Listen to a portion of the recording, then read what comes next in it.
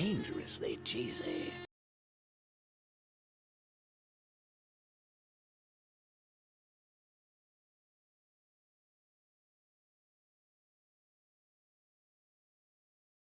Dangerously cheesy.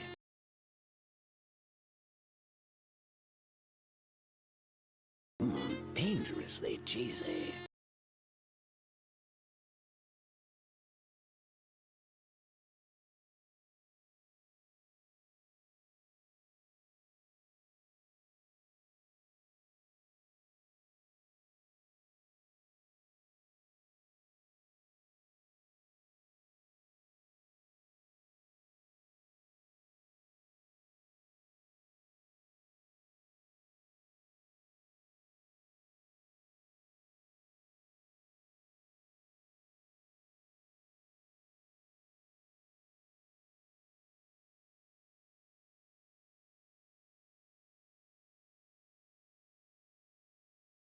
Dangerously cheesy.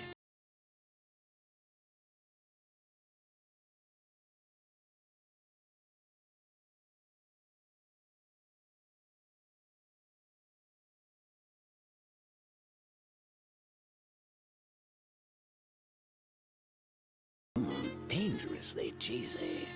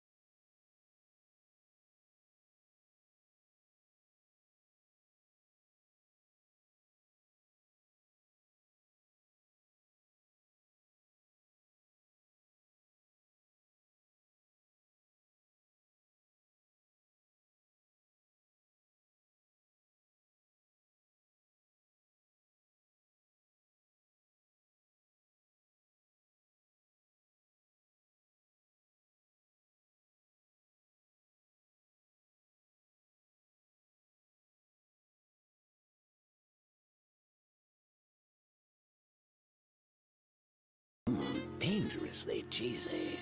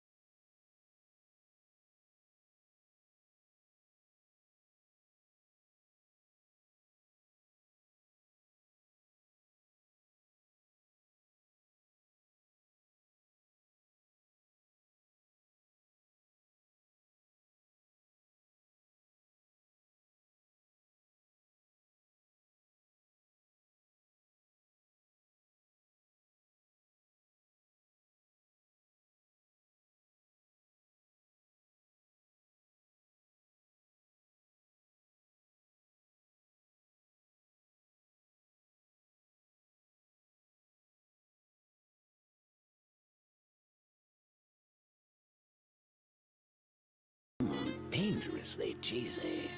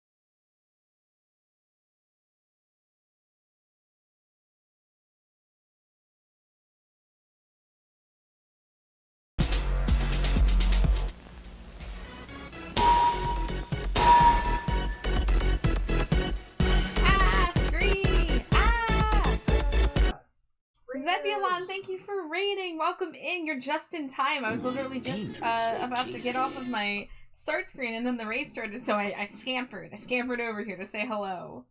Howdy, howdy, hello, everyone. Hi. Hi, dearest Divine. Hi, Zebulon. Thank you so much for raiding. What were you up to? Indiana Jones and the Great Circle. What's the Great Circle? I don't know anything about Indiana Jones. I'm gonna be honest. Are you guys gonna be mad at me if I admit to you that I've never seen Indiana Jones? It's too late. I already did it. Please don't be mad at me. Well, welcome in, Raiders. If it's your first time meeting me, my name is Trashbat Char. My pronouns are they, them. You can call me Char or Trashbat. I'm also going to be joined by my wife, SlimeyJade. Here she is. There I am. There she is. I'm primarily an art streamer, although sometimes I do other stuff. Tonight is, in fact, some other stuff. We're going to be talking about Monster High dolls. We've been doing a lot of streams together where we look at the dolls, and currently we're looking at the lore for the dolls. So we're going to be reading through some doll diaries. We're also going to watch a new webisode. Yes, I was just hanging around in Italy looking for collectibles. Were they all circles? Are you on an orb hunted adventure? Great Circle. What makes the circle so great? Yeah. I heard the circle is okay. I mean, it must be the pondering orb, right? Like, that's a pretty great circle. That is a pretty A lot of people can agree that's a great circle. That right there? Great circle. You know, if you don't have the nostalgic aspect, I'm not sure you'll like Indiana. It's interesting to not have it sold to me so heavily. Like, every other time in the past I've mentioned not seeing some big, beloved, old movie. I'm sorry for calling it old. It's really not that old. It's pretty old. How old is it? 80s? 80s? Oh, okay, it's older than me? Gotcha. Yeah. Okay, I can call it old then. I mean, it features a young Harrison Ford. Yeah. They were not all circles. There were a lot of crests and one cat. Well, it should have been called the Great Cat. Hold up. It should have been called the Great Cat. The cat is the thing that matters here. Yeah, come on. The Great Circle is a mystery I have yet to solve. I'm still very early game. Well, I want updates on this Great Circle. I want to know what's so great about it.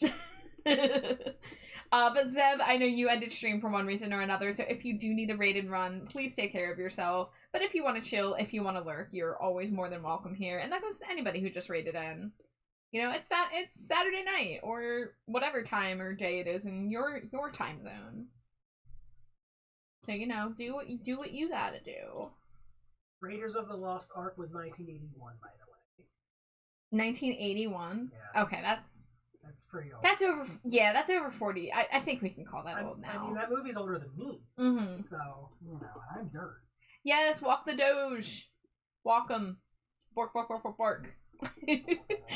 But yes, thank you again. I hope you have a lovely rest of your night if I don't see ya. Hang out a bit while you prune the lurks. Prune the lurks? Prune the lurks. Also, when you said Raiders of the Lost Ark, I was like, oh, you mean the Raiders that came in here? Did they come in here on the Lost Ark? Dangerously cheesy. I was wondering why you looked a little confused. I guess I should have said Indiana Jones. Oh, no, I knew what you were saying. I was just trying to make it funny, and then I didn't say it, and then I just said it now. Don't worry about it. I'm a little worried about it. Alright, let me go ahead and greet everybody since we started off with the raid. So SlimeyJade got first, but Jay was actually quicker to the draw on the first Cheeto, specifically. And Jay, I know you're lurking out there, but if you can hear me, hi, I love you. I hope you're having a lovely night. We've got Cheetos, of course, from SlimeyJade as well. Then we got Vendaris with the 100th Cheeto. Congrats on joining the ever-growing list. I promise someday I'll figure out what to do about it. I'll etch it onto your gravestone if I must. We got Cheetos from Kiri, Purple, Scorebunny, Amari, Zebulon, of course, and then Nico, who just came in. So hello, everybody. Hello. I hope you're all having a nice weekend, a nice night, a nice time zone. We had Wawa. Yeah, we had Wawa. So, like, my soul was healed today. It didn't really, like, need healing, but... well, okay, no, because 2 nights ago I wanted to get Wawa for dinner, and I was told no, and that was sad. And then yesterday, I was originally going to get Wawa for dinner, but then we had a coupon for Sonic, so we went to Sonic, which, you know, was good. I'm not complaining about that, but I actually did have to run into Wawa for Jade's mom last night, but since I already got my dinner, I didn't get anything at Wawa last night, and every time I go into a Wawa and don't walk out with a coffee, it feels wrong. It feels dirty. Yeah, it feels dirty. So today I did get my coffee, and I'm gonna say this is my second pumpkin spice since they added it to the menu this week. And today's was flavored better. Last time the flavor was a little weak, but they hit me with the full 4 pumps this time. Yeah, no one pump chumps over at the Wawa. Yeah. Yeah. Hi Nico. Hi. I hope you're doing well. It's good to see you. All right, let's shut the music off because we're about to do an activity that does not need music. Okay, so before we get into the diaries, there are some new people here, so I guess I should explain what Doll Yap Saturday is, and give a quick rundown for anybody who's not familiar. So I am a gigantic fan of Monster High. Monster High being the doll series that also has movies and webisodes and other forms of media about the children of famous monsters all going to a school for monsters that is like hidden away from humans. So I've been collecting the dolls on and off for over a decade. I'm back into collecting right now. I've been collecting the new series. So they are on Generation 3, which means they've rebooted the series twice. We don't talk about Generation 2. G2 was a mistake and terrible and a dark time. Except for Hot Dracula. Hot Dracula in an apron was okay. Yeah. And there was like 3.5 good G2 dolls. Yeah. Out of like dozens and dozens. And Frightmares, they kind of count. Yeah, Frightmares were on the cusp, but yeah. And Frankenstein grilling corn. Yeah, but G2 Frankie, I cannot stand looking at G2 Frankie. Yeah, but her grilling corn is great. Yeah. So. Yeah, but any Frankie can grill corn if we try hard enough. And yet, none of them have in G1 or G3. So. So, we started this series a few months ago, and me and Jade went through every single doll release in all 3 generations. Now, granted, there have been a couple new reveals in G3 that we have not yet addressed, so maybe we'll look at those today too, add it to the big tier list. Oh, yeah! Yeah, we can look at the self-scare dolls, we can look at the new core refresh dolls. I'm trying to think if there's any other leaked ones. We do have a Skeletor that we know is going to happen soon, but we don't have pictures of it yet. I don't think you know about this. Coraline. Oh. Yeah, they're going to be doing a Coraline Skeletor. But anyway, so after we finished our gigantic tier list and looking at hundreds and hundreds of doll pictures, we're going through and looking at other things to do with the series. So the last stream that we did of this was like almost a month ago, and we were reading character bios from the original G1, the first generation. And there's a lot of them. We didn't even finish all of them. But questions were arising about certain monsters' lore. And we have some mysteries we want to get to the bottom of. So we're going to look at the rest of the profiles, if I can figure out where we left off. And we're going to read some diaries. Oh, there I am. We're going to read some diary entries of the ones that we have the most curiosity, burning curiosity to know what is their deal. I'm looking at you, Jackson Jekyll and Holt Hyde. How are you? What are you? Whom are you? Where are you? Why are you? Why are you? So, before we get into the diaries, there is a new thing in Generation 3 that I have yet to look at myself. I saw a post about it on the subreddit. And so I have a couple comments that I know about it, but I have not watched it. Oh, it's actually right there. It's only 5 minutes long. Give me a little time to get. Yeah, I'm gonna pull it up and I'm gonna make sure it's centered and everything. Okay. Is it in your like watch later? Well, it should be now. It should be in my history now that I've pulled it up. It's called Draculaura's Birthday Surprise. Draculaura's Scary Sweet Birthday, Episode 1. Oh boy. So, Monster High, Generation 3, the current generation we're in, they had a Nickelodeon cartoon from 2022 to 2024. It was pretty good. It was fantastic. It was pretty freaking good. You know, some of like the writing was a little like, okay, yeah, this is a hammy kid show, but like the characters and the art style were really solid. Non-binary Frankie Stein, my beloved. And for SlimeyJade's obsessed with Cartoon Laguna. Cartoona. But they canceled it last year. Very sad. So now, for budget reasons, they had this animation company that has been making music videos for them for the past couple years, and they're not super good. I've listened to several of them, and there's only like one listenable song amongst all of them, and it was the first Draculaura song. And the animation style is different, which I kind of feel like maybe I should pull up the like something from the original G3 cartoon so we can kind of have a compare and contrast for people who aren't familiar. So let me see if I can do that. I saw some shorts, but I do not open shorts. I refuse shorts. Fuck shorts. Eat my shorts. Eat my shorts. Okay, Monster High Nick cartoon. Let's see what comes up with that. Cause I gotta wet your palate. I gotta make you see. Okay, we can look at a random clip. We're not gonna watch a full episode. I'm just pulling it up so you can kind of see a sneak peek.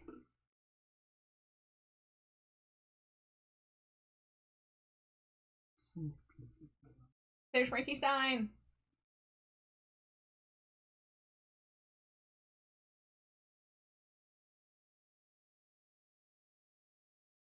Come on, let's get a classroom shot. I want to see more characters. Brain chart. The brain chart. Look at how cute this Draculaura is.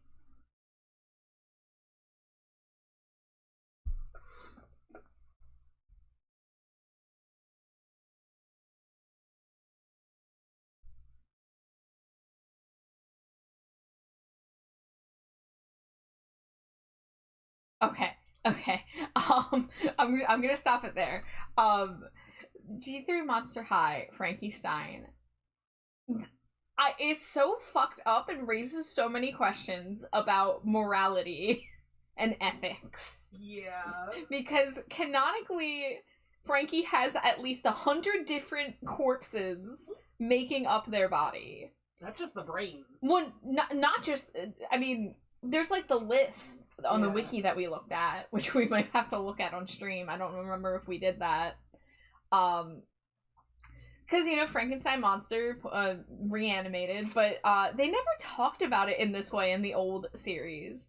In the new series, like, Frankie's always being like, oh yeah, I have this piece of a poet from the 1600s, so I know this random thing. But you just have to wonder, like, did they have permission to any of these corpses to use them in this way? Or are Frankie's parents fucked up gravediggers? Yeah, like, they have at least one king inside of them. Yeah. It's like, did that king give permission to donate his body to science? Like, come on.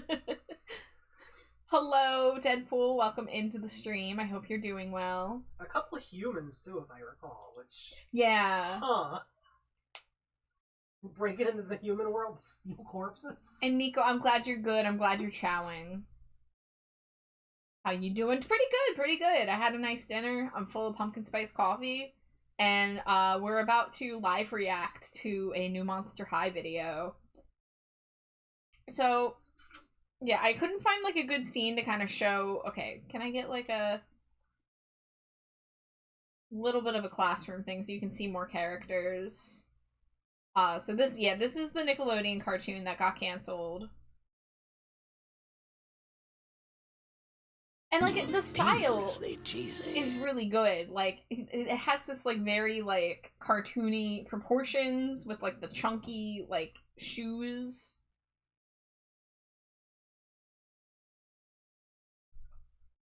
So, it was a pretty good art style. It was an improvement on the G1 3D style, in my opinion. Yeah. Hi, Raya. Thank you for the Cheeto. Hi. I hope you're having a nice night. Always good to see you. Raya. I love your character. Thank you. I designed it myself, but the model itself was drawn and rigged by my friend Glow, who is fantastic. Please support Glow. They do amazing art. Always will boost their stuff. But yeah, thank you. Alright, so SlimeyJade, you got it queued up on the TV? Yeah. Alright. So this is the brand new web series, and it's not in the exact same like canon, I don't think, and it has different voice actors. I'm scared. I'm going into this, I'm mostly expecting it to be terrible and for me to be sad. So Yeah, I'm also expecting that. let's get to it, why don't we? Let's see what's going on with Dracula's Suite 1600 in G3. Alright, 3, 2, 1, go.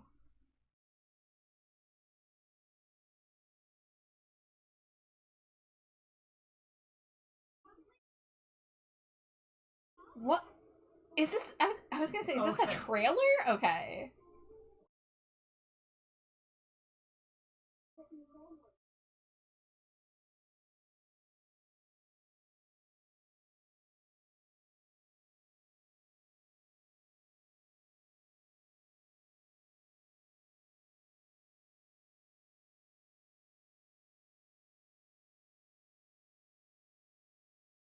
Oh, Frankie, my beloved. You can do no wrong. No,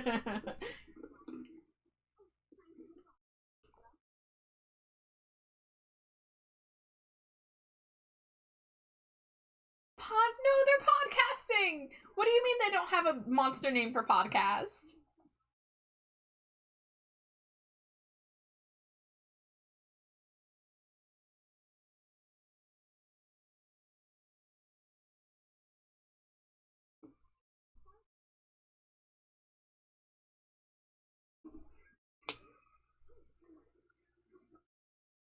Oh good, Laguna still has her chompy teeth. Yeah.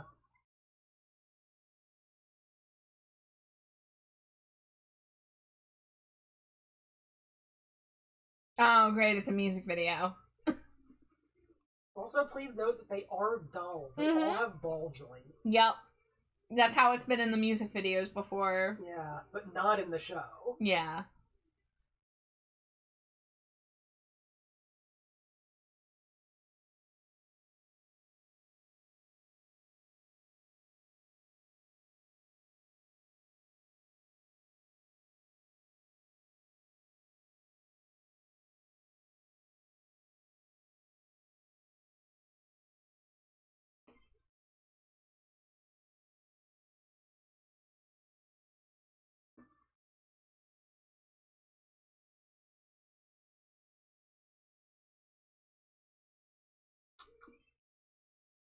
Did we need a music video?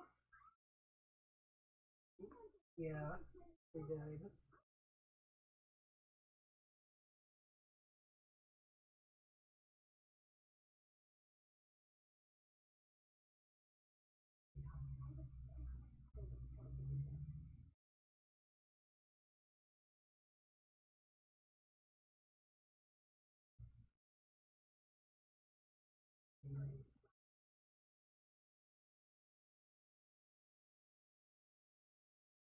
Why does the camera keep zooming in so much? Is this WWE? It is. It is WWE.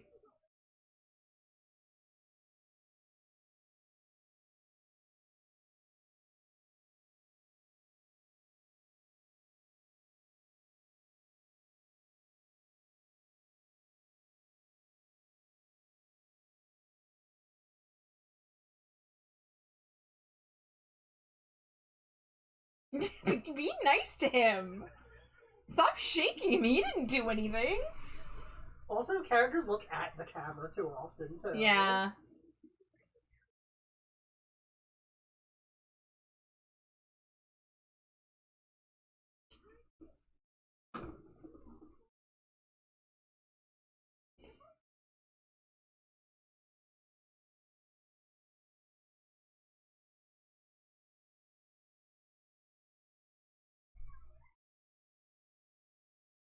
Hi, Hex. Trash bag and slime detected.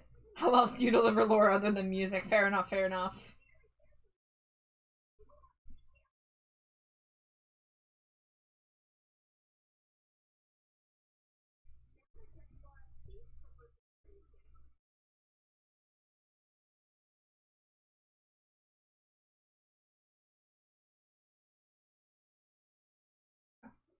There they go.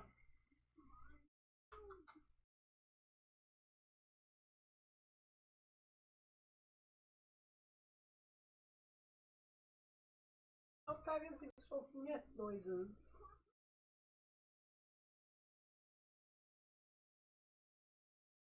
SPF 500 still can, and it sure is.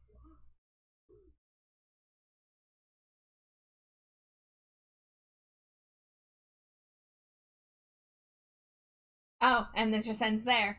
Okay. Wow, that was Alright, when do we get part 2? Possibly never. Does it say, like, if it's gonna be updating, like, weekly, or...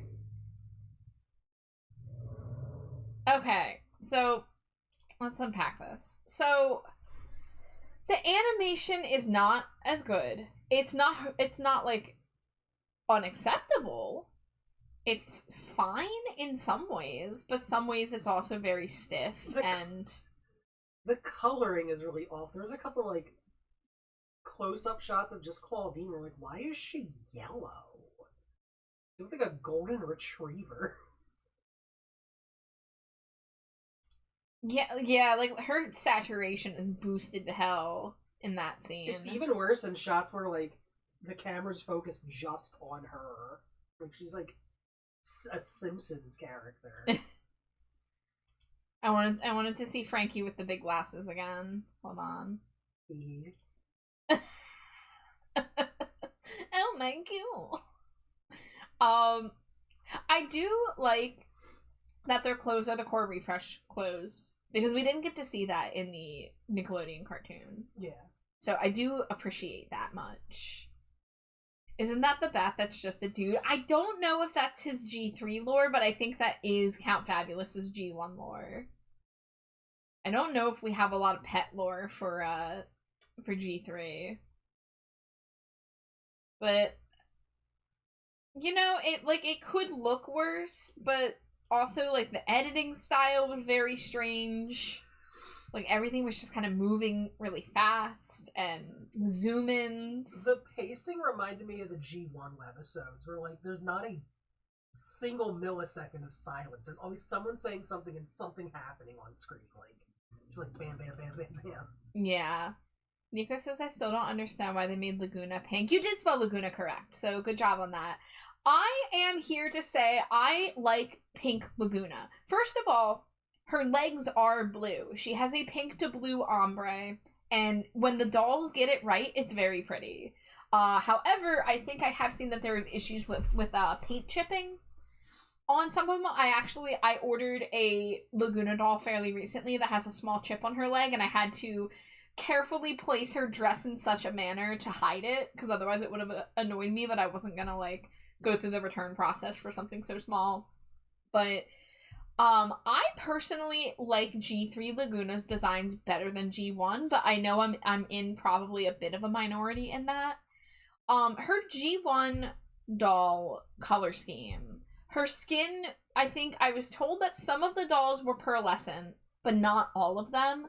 And the ones that aren't are very washed out. They're not really blue, they're almost gray. So I like the vibrancy of G3 Laguna. The other thing is, just because her last name is Blue, I mean, because it's the Blue Lagoon that it's referencing. It's not just that she's blue, you know? But she still has the blue, and she still wears blue. She has, like, pastel blue streaks in her hair very often. A lot of her outfits still have lots of shades of blue in them. So I think the pink helps counterbalance that, and it kind of gives, like, a more tropical color palette. Because you get the pink of her skin, you get the yellow of her hair, and then you get these, like, pastel blues and greens. And it all comes together really well, in my opinion. Also, G3 has just kind of got a lot of blue characters as is. Yeah, I mean, Frankie had to be turned blue from green. I was gonna say, well, yeah, I don't own every G3 character. Because Ghoulia's green now, actually. Yeah, Ghoulia went from gray to green, and Frankie went from green to blue. Although, like, it's so pale that, like, it's not that big of a difference. Hi, Iona. Hex says, I prefer Old Laguna. To be honest, I only really liked Frankie and Draculaura's design from G3.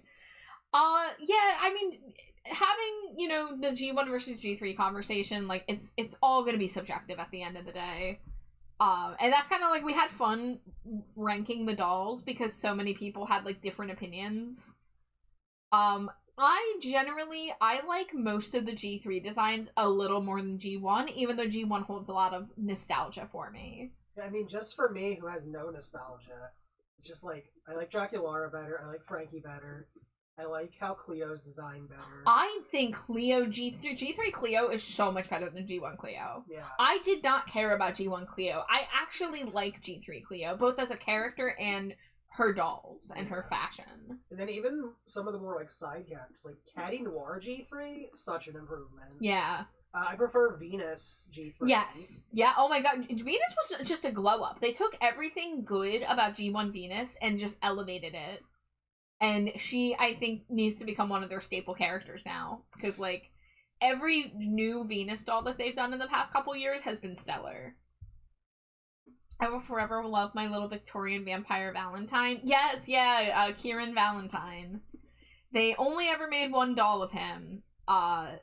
And he's probably not going to be in G3, but he is in the comic books. I'm not sure if you know about the comics. Dangerous. But they have a G1 comic series, and they've done a Pride issue with a couple different short stories, and one of them, Kieran Valentine, actually gets a boyfriend. You know about the comics. Excellent, excellent. Hi, Shy. Thank you for the Cheeto. Yeah, I like Valentine a hell of a lot more now that we have the comics. Not to say that he wasn't, like, he served a great role in G1, and he had a good design, especially for a boy character, but I really like the fact that they opened him up to be a queer character now, too, and how that ties into his, like, emotional vampire powers. Mwah. Chef's kiss. Love it. X says, that's my only complaint, is not every needs to be friends interpersonal conflict in the OG was appealing. Mean Girls in high school. Look, okay, me and Jade rewatched almost every G1 webisode just like a couple months ago. It's hard to watch at times. Cleo, I want to slap. Toralei, her Mean Girl shtick gets so old, and it's just like over and over and over again. Toralei's Mean Girl shtick doesn't even make any sense, because, like, she's actively working against Monster High itself most of the time. Yeah. At her own detriment. Yeah. And Like, Monster High came and took her out of frickin' orphan jail. Yeah. And gave her a chance, you know, to have a life, and now she's like, fuck Monster High, I don't want us to win, because fuck all these other girls. Oh no, now the school's falling apart. Wow. Also, like, and Cleo G1 wasn't even really, like, antagonist. I mean, she was just really self-absorbed. Mm-hmm. And it didn't really seem to get better, at least in the webisodes that we watched and the few movies we've seen. We still haven't rewatched all the movies. Well, Jade hasn't seen most of the movies. I have seen all except for the last one, which was Great Scarier Reef. Yeah. So we still are going through and picking at those. I don't know, Hex. I went to high school, and I don't You remember... I did? Oh I my went to god, Slime High really? School. And I don't remember anybody being like, I am going to actively cheer against the school at all times, to the extent where the magic items that keep everything from falling apart and getting taken over get stolen by enemies. Like, Jade, I don't know. I think your school just had really powerful magic items, you know? Your experience doesn't mean other people's schools' magic items weren't at risk that's fair. from dissenters. Like we had people who didn't like the school very much. We had mean students. Yeah. But, like, Axis had a different experience then. Yeah, I think G3 is nicer, and I like that. I mean, I get what they were going for with some of the G1 Mean Girl stuff, but it was like their only path to telling stories was, oh, some bully is here to cause problems, and so our main characters have to, like, rise above it. And there was a lot of, like interpersonal conflict, too, of just, like, misunderstanding each other or lying to each other, and, you know, it got old. All I remember from my old high school was the smell of blood and Sharpie. Oh, that's a combo. But, so that's all we have to watch for the webisode right now. I'll keep you guys posted on if more of those come out, but I'm not loving it. I'm going to watch it for as long as I can stand it, but I'm not loving it so far. But you know, I'm not hating it. Yeah. So like I'm I didn't like have such a miserable time that like I don't want to do it again. Yeah. But oh, okay, how did I do this? I was doing it by like in order of, let's see, Monster High. I can spell Monster High movies.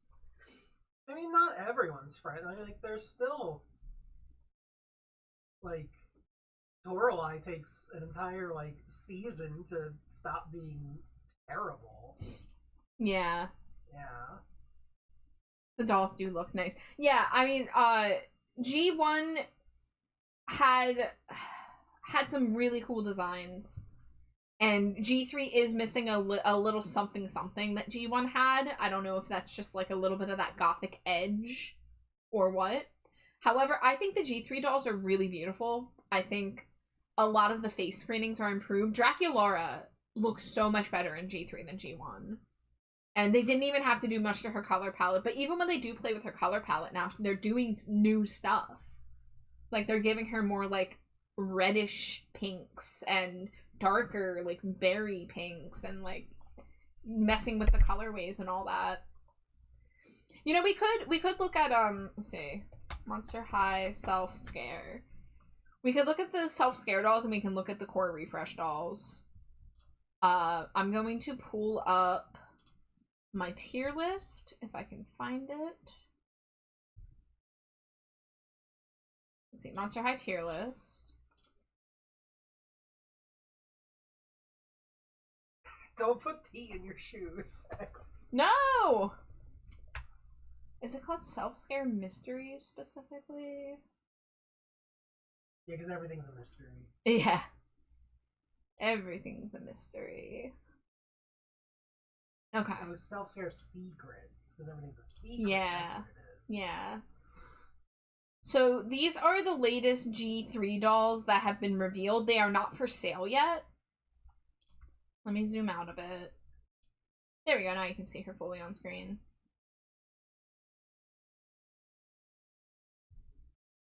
I'm happy it can be people's comfort show. Shy says, sitting here with a tiny manta ray plush on my laptop since my laptop likes it. Aw, that's cute.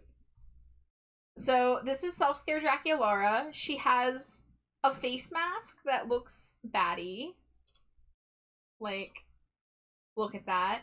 And her hair, this is a new, like, color thing that they've done. She's, like, 90% got pink hair and then has these black bangs. And she's got the black lipstick, which I love. She has, like, can I zoom in? She has, like, little black hearts at the tips of the, eyelashes. And, you know, like, the outfit is simple, but that's because they're supposed to be, like, they're hanging out at home taking a self-care day or a self-scare day.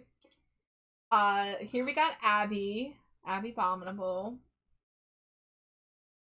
And they all have little, like, squishable plushes of their pets. So, Abby's really pretty here.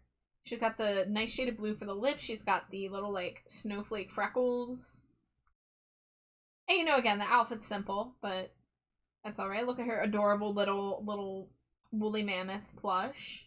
Got the henna tattoos. Got the sculpted fur. There's the box art. And then we got Venus. And Venus stays winning. I mean, that hair is not going to look like that out of the box, but that's why we have boil washing and styling. Oh, I just noticed she has, like, Converse sneakers. Yeah. I don't think I noticed that before. Man, this is a really good one. So she comes with a hair bonnet. Because she's not wearing tights or anything, you can fully see her sculpted vines, which is really cool. Look at her little plush succulent. He's so evil looking. Julian, what did they do to you? You're so cool. So, okay, and at the bottom, oh yeah, this is the page that we were just looking at yesterday. So you can see, all of the Venus dolls that we've gotten. Well, yeah, all the Venus dolls, and then almost all of the oh no, okay, her Ultimate Secrets is there. That is all the Abbies. Okay, I understand. I don't. Black or dark purple makeup always looks best on Draculaura. Yeah. Afro, interesting choice for Venus. Well, it's not the first time they've done that for her, because we have her gardening Fearbook doll, which is right next to her in this image, and me and Jade really want that doll. Venus was a bit evil. She mind controlled people for the earth. I think she doesn't do that anymore. I think she can pollinate plants and have them do her bidding, but I don't think she can mind control people anymore. Because that was a little bit of a weird thing. I mean, it's like a little funny that you give a character mind control powers and she uses it to force kids to use the recycling bin. But it was a little bit of, it was her freaky flaw. It was her cancelable trait, as it were. Can we start calling cancelable traits freaky flaws now? Yeah.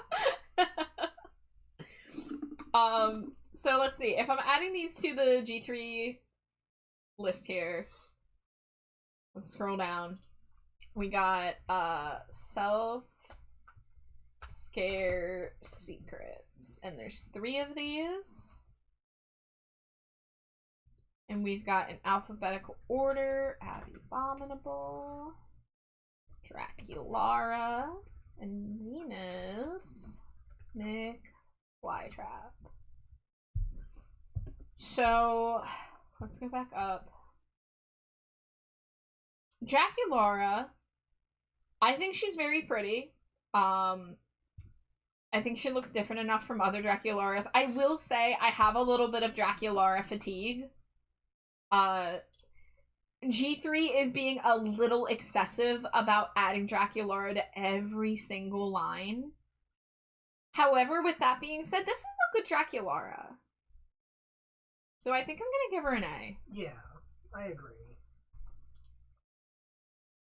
And that's the thing, is like there's so many Draculauras, but the majority of them are hits. At least in G3. Then we got Abby. Which, like, in terms of, like, the skirt and knitted top combo, I thought it worked well on Draculaura's. I like her big ribbons. I like her shoes.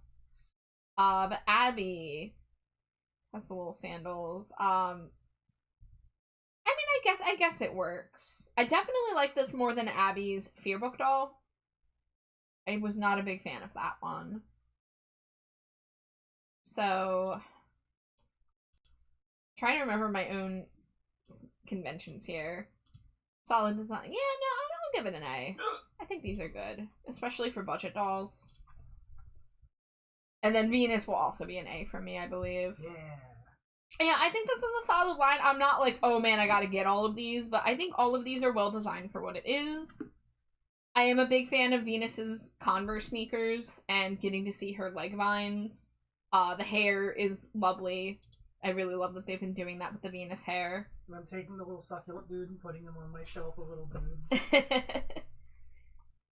Shy says, sipping some Code Red Mountain Dew because my brain needed some sugar. She made me recycle, and that makes me mad. Cancel a plethora of Draculaura. Yes. A swarm of Draculauras is known as a... I don't have a funny way to finish that sentence. Shit. SlimeyJade, help me out. Scare swarm. A scare swarm. Yeah, okay. Yeah, scare swarm. Oh, we got Smooch the Wife 10 pack. Thank you, Shy. Do we have the real drama ones on the tier list? I don't know. That's a G1 doll. Let me see. Oh, that's... They are G1, yeah. Yes, I did. Except for Cleo Denial, because she's new. She's so beguiled. Yeah, she was not part of the real drama drop 3 years ago. Oh, not 2021, 2025. I think she gets an A. Yeah. Yeah. Yeah. And then the other G3 dolls we can look at. Monster. I'm gonna have to make sure I can look this up. Core Refresh 2?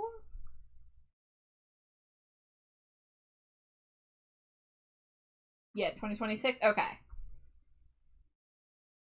So, let me make sure this is big enough for everybody to see.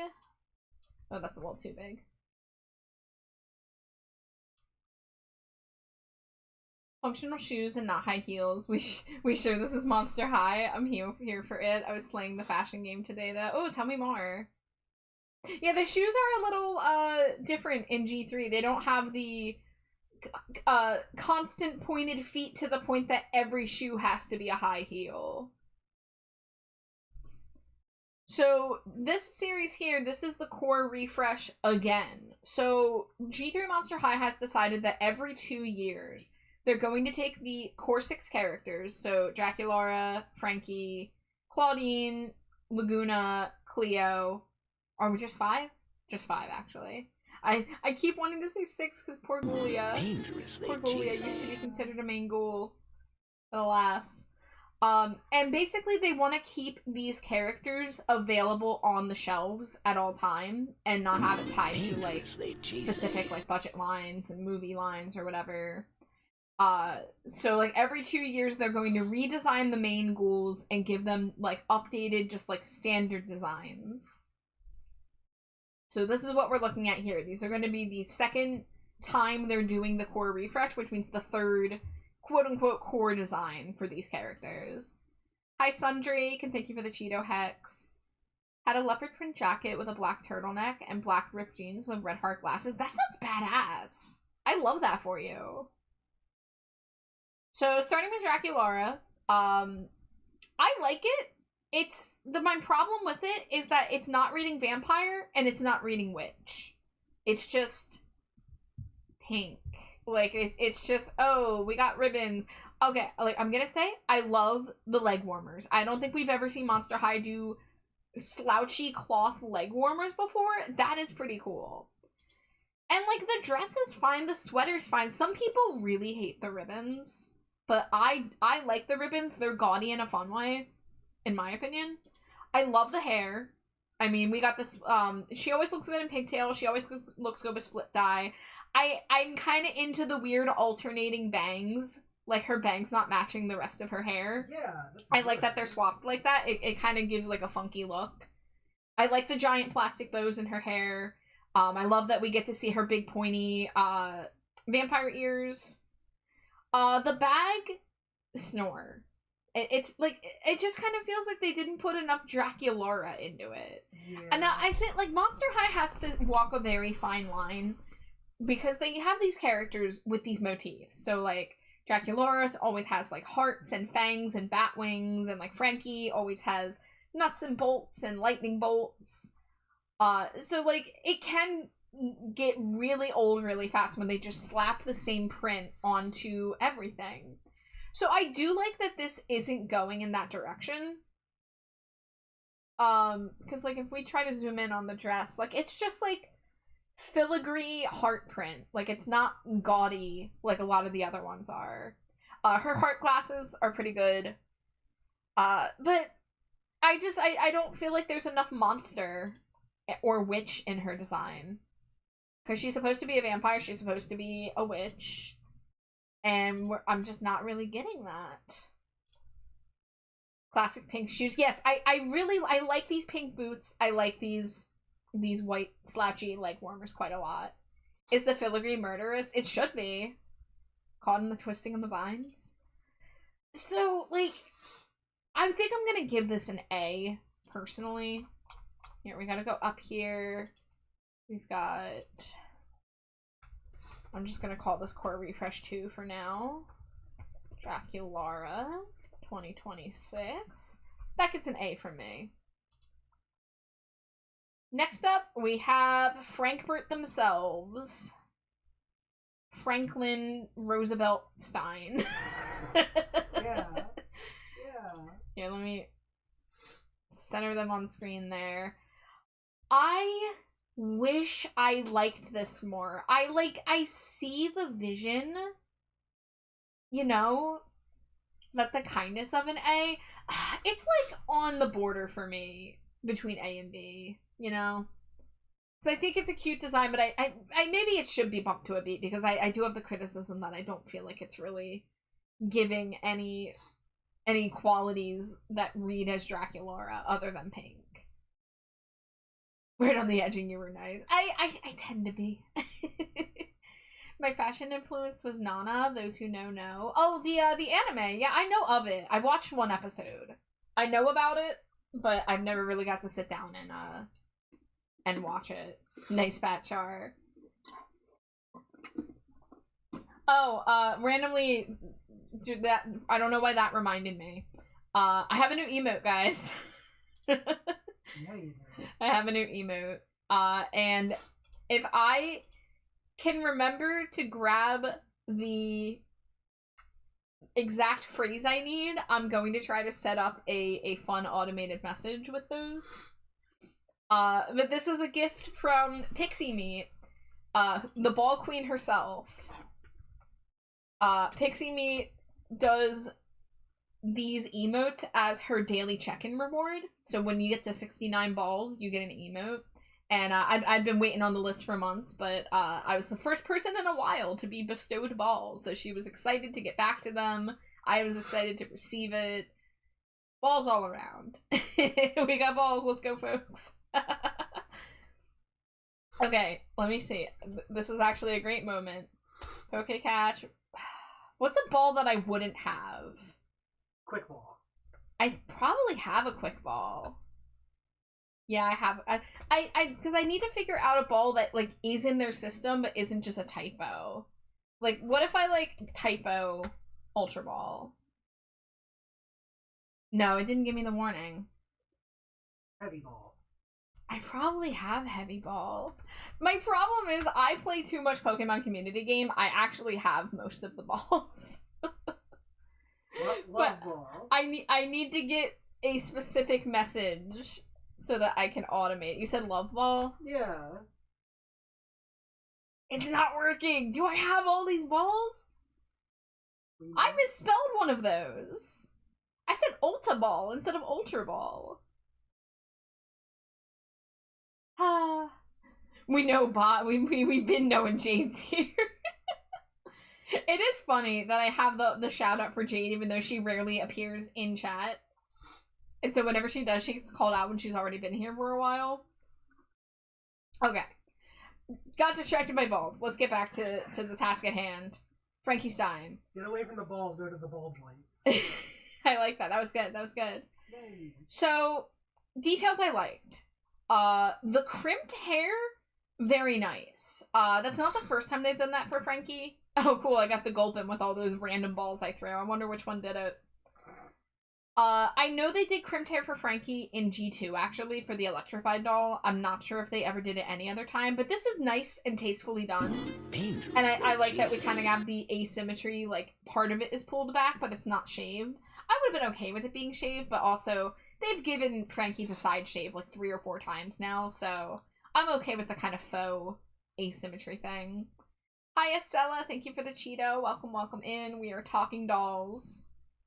Let's see. Other details I like here. I didn't like it at first, but it's grown on me. The Mountain Dew leg, as Jade has called it. I was calling it the piss leg, but then she called it the Mountain Dew leg. Or we found a post that was like, Frankie knows what's up, using a clear leg to store Mountain Dew. Yeah, it was a post you sent me. Yeah. Yeah. But you agreed with it very heavily. Yeah, you did call it piss leg. I did call it piss leg at first. My problem with Mountain Dew leg is that there is no other of that color in their design. Not in their earrings, not in their belt, not in their outfit, just nowhere. So that's my problem I take with it. If they had just balanced it somewhere else, I would be a little more okay with it. But as it stands, it's just a very, very bright accent.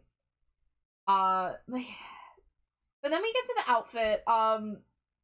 My god, they have this crossbody bag. I don't like the pattern on the sweater vest. I'm into the idea of a crop sweater vest on Frankie, but combined with the skirt, something about it's just not sitting right with me. Like, as individual pieces, I like the shirt, I like the skirt. Not really big on the belt, I'm gonna be honest, especially since it's only one color. And the shoes are really plain. Like, I mean, I guess, like, my core refresh Frankie's boots aren't super fancy either, but, like, they're kind of plain for what they are. I kind of like the crossbody bag. It does cover up the vest a lot. But the doll's kind of lacking color, and it feels like they went with this very muted approach and then just splashed Mountain Dew leg on there. To be like, ah, yes, there's still color. And I don't know. I don't know if it's working for me. Disagree with Chartreuse as a color choice generally. The crossbody bag, I'd buy that. So, like, I love Frankie style. I love G3 Frankie. I've kind of decided to become a G3 Frankie collector. I have several of them. But this one, as of right now, is going to be a skip from me. So, I do think I'm going to come back and give Draculaura a B. Again, it's not a bad doll, it's just, I think that they could have done more with it. And then, like, same thing with Frankie. I think it's a lower B than Draculaura for me, but like again, I recognize the design elements and they fit and they're fashionable, but I'm just not liking the fit altogether. If I see some restyles, I'll probably become pretty into this, but as of right now, this is one of my lesser G3 Frankies in my eyes. Up next we have Claudine. And this is an improvement from her last core refresh. Non-doll question. Your AFI-based character, what is their class? I have to remember, because I literally haven't played them. I have a character sheet. I think it's Rogue. I think it's not Arcane Trickster Rogue. It's some type of Rogue. I'm trying to remember. I forgot. Yeah. I can't remember. It's I have to look. I'll have to look at some point. But they are a Rogue. Despair Sorrow song. Someday I will draw them. Someday I will maybe play them. Yeah, Hi, Cena. I feel bad about that game. They're playing tomorrow, did you know? I know. I was really hoping Necromancer or similar. I had some great references working. Well, I do think I chose a type of rogue that I have access to magic. However, I think I had a lot of, like, fire and ice magic primarily. We're about to go on ad break here, so maybe I'll open up my character sheet so I can have a more solid answer for you when we get back here. But we will continue looking at the new core refresh dolls after ad break. What folder would my D&D character be in? TTRPG, Dungeons and Dragons. There they are. Despair. Oh, it's just gonna open so you guys can see it. Phantom Rogue. That's the type. Whispers of the Dead. Whenever you finish a sword. Oh, yeah. Okay, so I got, like, ghost magic. I got, like, here, you guys can't see it, actually, because my screen is cropped. But, hold on, let me pull up my other Firefox. Do I have? Wait, do I not have it? I don't. Some sort of Dark Cleric would have also worked. There's Soul Knives. Yeah, so based on what I'm seeing here, I can convene with the dead to gain powers. And I actually don't have a lot of magic. I just have Mage Hand and Burning Hands as a... Do we start at level 3? Yeah, as a level 3 character. So I don't know if I'm gonna get access to much more, but not necessarily necromancy, but I do have ghostly powers. Because I cannot resist I am predictable.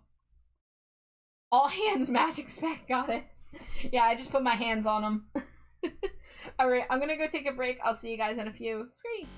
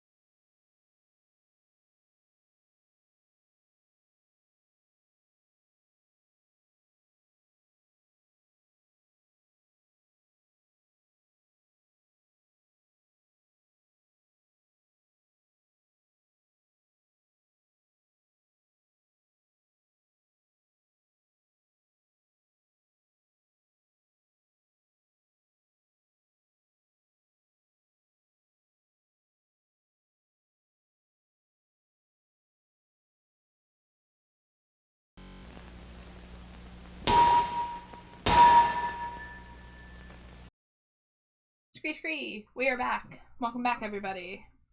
I hope you didn't get terrible ads. Alright, so, Core Refresh 2 Claudine. I like it more than Core Refresh 1 Claudine. I like the jacket a lot. Some people pointed out that it kind of gives the silhouette of her G1 design. Yeah. I see that. Here, let me get this. Alright, it's hard to fit everything on screen. Oh, I don't know what I just did. Oh no. Oh no. I hit a button and I lost my spot. Okay, here we go. Back at it. Back at it again. Got the creepy cream. Yeah. Despair Sorrow song, gleefully defiling a graveyard, digging up a grave, or deconsecrating a church, singing, "Desecrate! Here with me!" Well, desecrate sanctuaries too. I mean, come on. I mean, I said it was gonna be all AFI references, but we can throw some Black Audio. We can sprinkle a little Dream Car. I think I should get some Son of Sam in there. I think my life needs more Son of Sam references. Songs from the Earth, you know. So, I'm not loving the boots. The boots are sad. Yeah, the boots are not great. It's just, it's a weird loss of contrast in the lower half. Especially with it being paired with that gold color. Not 100% sure how I feel about the skirt. I do think I like the hair. I like that I like her half ponytail. And I like that it's a little less, like, chunky. as it previously has been.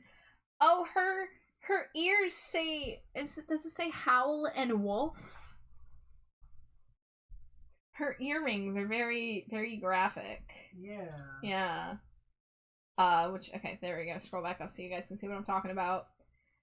But it kind of doesn't do it for me again, so I think I gotta give it a B. I think these are all just getting B's so far. I'm trying. I mean, this is me being nice. Like, I'm trying here. What did I give her? Okay, I gave it the same as her last core refresh, but again, like, certain elements I really love, but then other elements drag it down. Now, Cleo has stayed winning in the core refresh series because Yes. I fucking love this.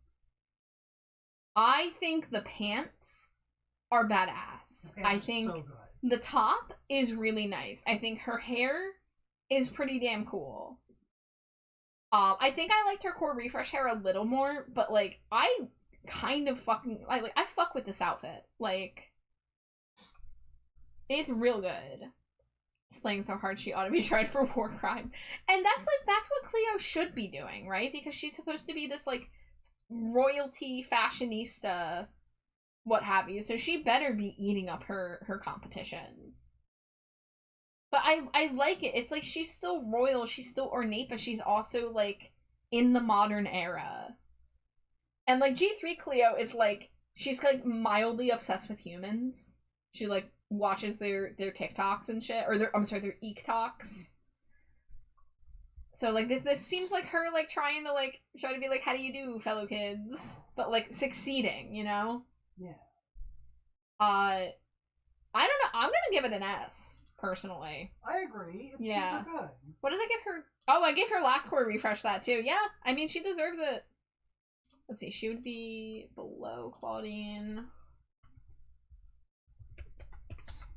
I honestly, like, these are the Cleo dolls I want most, is her first core refresh and her second core refresh. It's the worst when the character is supposed to be that tier of fashion and they are dressed badly.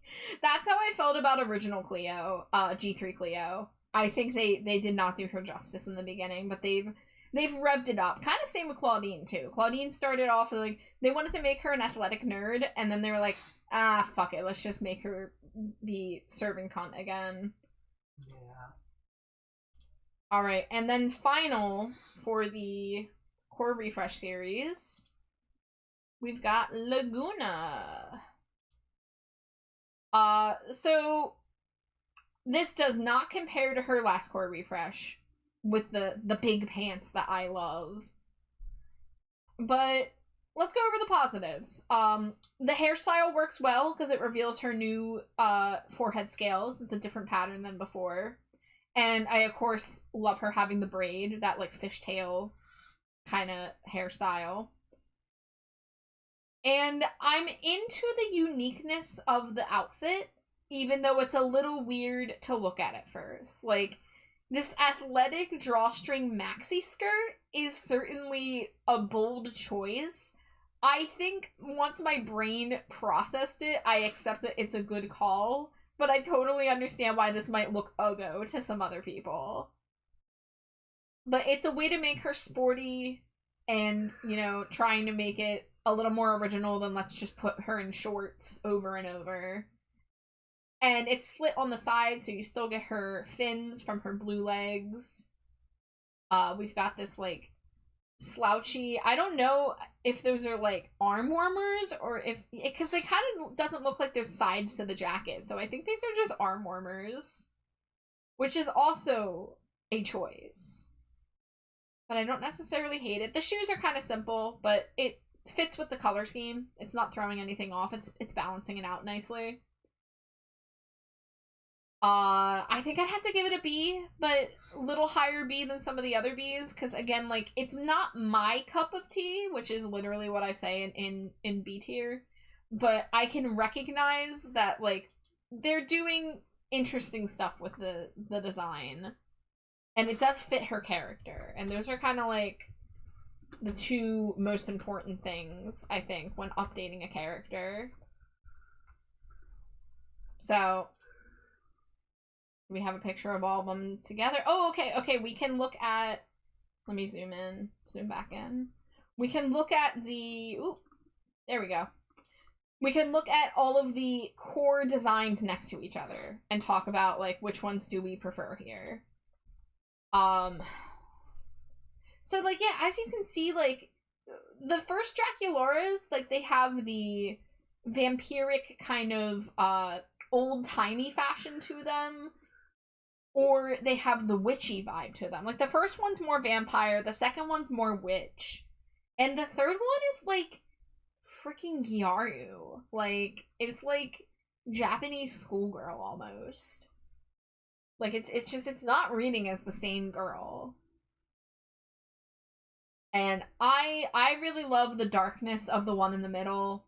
Draculara with hat was always going to be a good decision. Dark lipstick always wins me over. I love the black mesh. You know, we got the darker pinks in that one. What sport could she do in that skirt? That's a great question. Yeah, that's my one issue with it, is it really kind of gets rid of the functionality of the athletic outfit. Well, maybe we need video proof of somebody being able to sport in a skirt like that. Yeah. My thought was swimming, like mermaid tail, and like you wouldn't wear sweatpants in the pool. My thought is that it's athleisure wear, and it's not meant to be her gym clothes. It's meant to be her hanging out in school, but she still wants to come off sporty, but with a fashionable twist, you know? So I think that's very, like, she wants to be comfy and still, like, looking cool, you know, in school. So, okay, there's the Dracularas. I think they did really good the first time around. They did really good the second time around. There's, like, bits of each of those I wish I could fuse together. But the third one kind of just, like, doesn't feel like a core doll. It feels like it should be part of, like, a, I don't know, like a school club or, like, an arts and crafts, and then she put all those ribbons on herself. I don't know. The Claudines, give a little bit of a different vibe. I feel like I want to take the pants and shoes from the middle one and put them on the third one. Yeah. Because I think it's really the lower half on the new one that's losing it for me. And the first one is, like, just, you know, they tried doing something different and they decided to backpedal. They decided to not really keep with that aesthetic for Claudine. And I was into the more blondish color at first, but I think I'm happy that they're back to the darker browns for Claudine. And I like the purple in her hair. It's like a very dusty, like, cool purple. I'm going to apologize to the webisode. Yeah. Because Claudine on the left is fucking yellow. Yeah, but Claudine in the middle was the one that the webisode was based on. Oh, true. Yeah. I mean, that's just... all three of these skin tones are vastly different from one another, and that's just, you know, production and flash and whatever. And, better than what they were doing previously with Claudine colorization. The belt on the new Claudine takes me out. It's not good. I feel like I want to take off the jacket from the second one and replace it with the third jacket and maybe, like, balance the color of the pants a little bit to match it. Something like that. Because I love this new jacket, but I don't even know which one I would say out of the three of these is best. I think all three of these have been B tier for me. You know? I'm gonna say the middle one's best. Yeah. Yeah. Like, all around. I want to like the sleeves on the middle one, but they do kind of take me out being paired with the Letterman jacket. Yeah. It's weird. That's why I like the jacket on the new one so much more. But yeah, I'm inconclusive, but I'm not really as big. I've never really been a big Claudine, like, collector. Franklin, my beloved. Frankfurt. None of these are bad. I know I gave the new Frankie a B, but that's just because I hold all the other Frankies to such high standards, and most of them are S tier to me. I personally love the middle one, but I know that people have criticisms with stuff like the giant pink streak in their hair, or what have you. But well, those people are wrong. Simple as that. But I mean, the dark lipstick got me, the dark jacket got me, the asymmetric shorts got me. Even the boots, just like simple little combat boots, I thought were nice. And I love the one fishnet leg. Yes. And the belt. Like, every part of the middle one, I really adore. And, like, the colors are balanced, you know? Like, we have the pink in the hair, but we have the pink shirt. We have the blue and yellow. They are well balanced throughout the accessories and clothes. And then we got that black to help make them feel, like, spookier and more edgy. The one on the left was a really cool way to introduce the new Frankie, because it did still stay true to a lot of what G1 Frankie's vibe was, with just like a new color palette. Frankie's asymmetry always makes me happy. All three of these are damn good. I think the first one's my favorite. You know, it took me a bit to warm up to the first one. I think I've said this before. The photos of early G3 Frankie had weird head positioning on the neck peg, and it made them look weird to me. But that's improved over time, and I've gotten used to it. I've gotten used to those old photos. Hey, Char. Hey, what? Since all three are currently on screen, yeah, which WotC is best? Oh, yeah, they have been changing WotC every time, huh? Every time. I think the first one. Yeah. Yeah. I can't really tell very much what's going on with the third one. The color palette's just a little, like, they took all the black out. He's a little too pastel. Yeah, like the whitish color of the fur with the greeny, like the minty green, which is a little more minty than the original green that we use. Yeah. And the middle WotC is just too metallic. Yeah, in my opinion. Why is he a robot? Yeah, so I think original WotC was still the best. Yeah. But yeah, all three of these are good. I think I Dangerously personally like cheesy. the middle one, but I also think the one on the left was like pretty perfect. I want to like the one on the right more, but like maybe it will grow on me, you know? But I do appreciate what it's going for. Hi, Melly. Hi. Thank you for the Cheeto. Welcome in. How are you? Melly, I don't think I mentioned on stream, I got your Stinko Pop commission. Thank you for getting a Stinko Pop. I'm looking forward to it. Just wanted to let you know. Alright, moving on. Cleo. So, like, please, like, look at the first Cleo, right?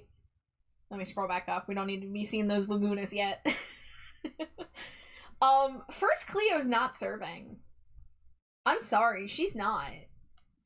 In almost any way. No, you're right. It's not, like, I don't think she's a bad doll. I just don't think she's giving the power, the aura coming off of these other ones. I really love the middle one. I love her hair and makeup so much in the middle. Yes. I love the hair, like the high ponytail. I love the darker lip with helping to make that gold stripe pop. And the outfit is like immaculate. We got the snake on the one leg. But I also I fuck with this outfit on the right so heavily. I love these poofy pants that go into the boots. I like that Cleo. She just looks like mean girl / Karen / corporate girl pop. I guess that's why I don't like her as much. The other two are much more fashion. Yeah. Like, I like the jacket on the first one. Like, the jacket and dress is good. I don't like the headpiece, and I really don't like the boots.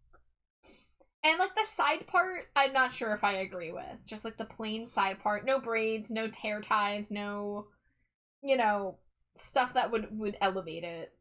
So that's why I think the other two are a lot more successful. Dangerously cheesy. I'm like, really, if I have to choose between the middle and the right, it's really hard. Currently, I'm gonna say middle, but maybe when we see more pictures of the right and I have more time for it to marinate in my brain, like, I think I would put the outfit on the right onto the head of the middle. It's like that's what I think would be my perfect Cleo. Yeah. But I do really love the outfit in the middle too, and I do like the hair on the right. So it's like, it's hard. They're like basically equal to me. Hi, Metal. Thank you for the Cheeto. Oh, you're almost on the 100 list, too. Metal. Welcome, welcome. Alright, and then finally, Lagooner. Gooners rise up. Gooners rise up. I think that the new one is the worst of the three, but I'm not saying it's a bad doll. I just think the original one, I adore her hair. I love all of the colors in her hair. I love that the yellow is super pale. Like, she's a pale blonde. I like the shorts. I like the hoodie. I like her fanny pack. We get a good look at her ombre legs. I love the pearl hair clips. I think first Laguna was the best way to introduce her. Middle is my personal favorite because I love the double buns. I think that the yellow hair here does work with the rest of the color palette as much as I do love the pastel rainbow hair on most of the other G3 Lagunas. And I'm obsessed with this outfit.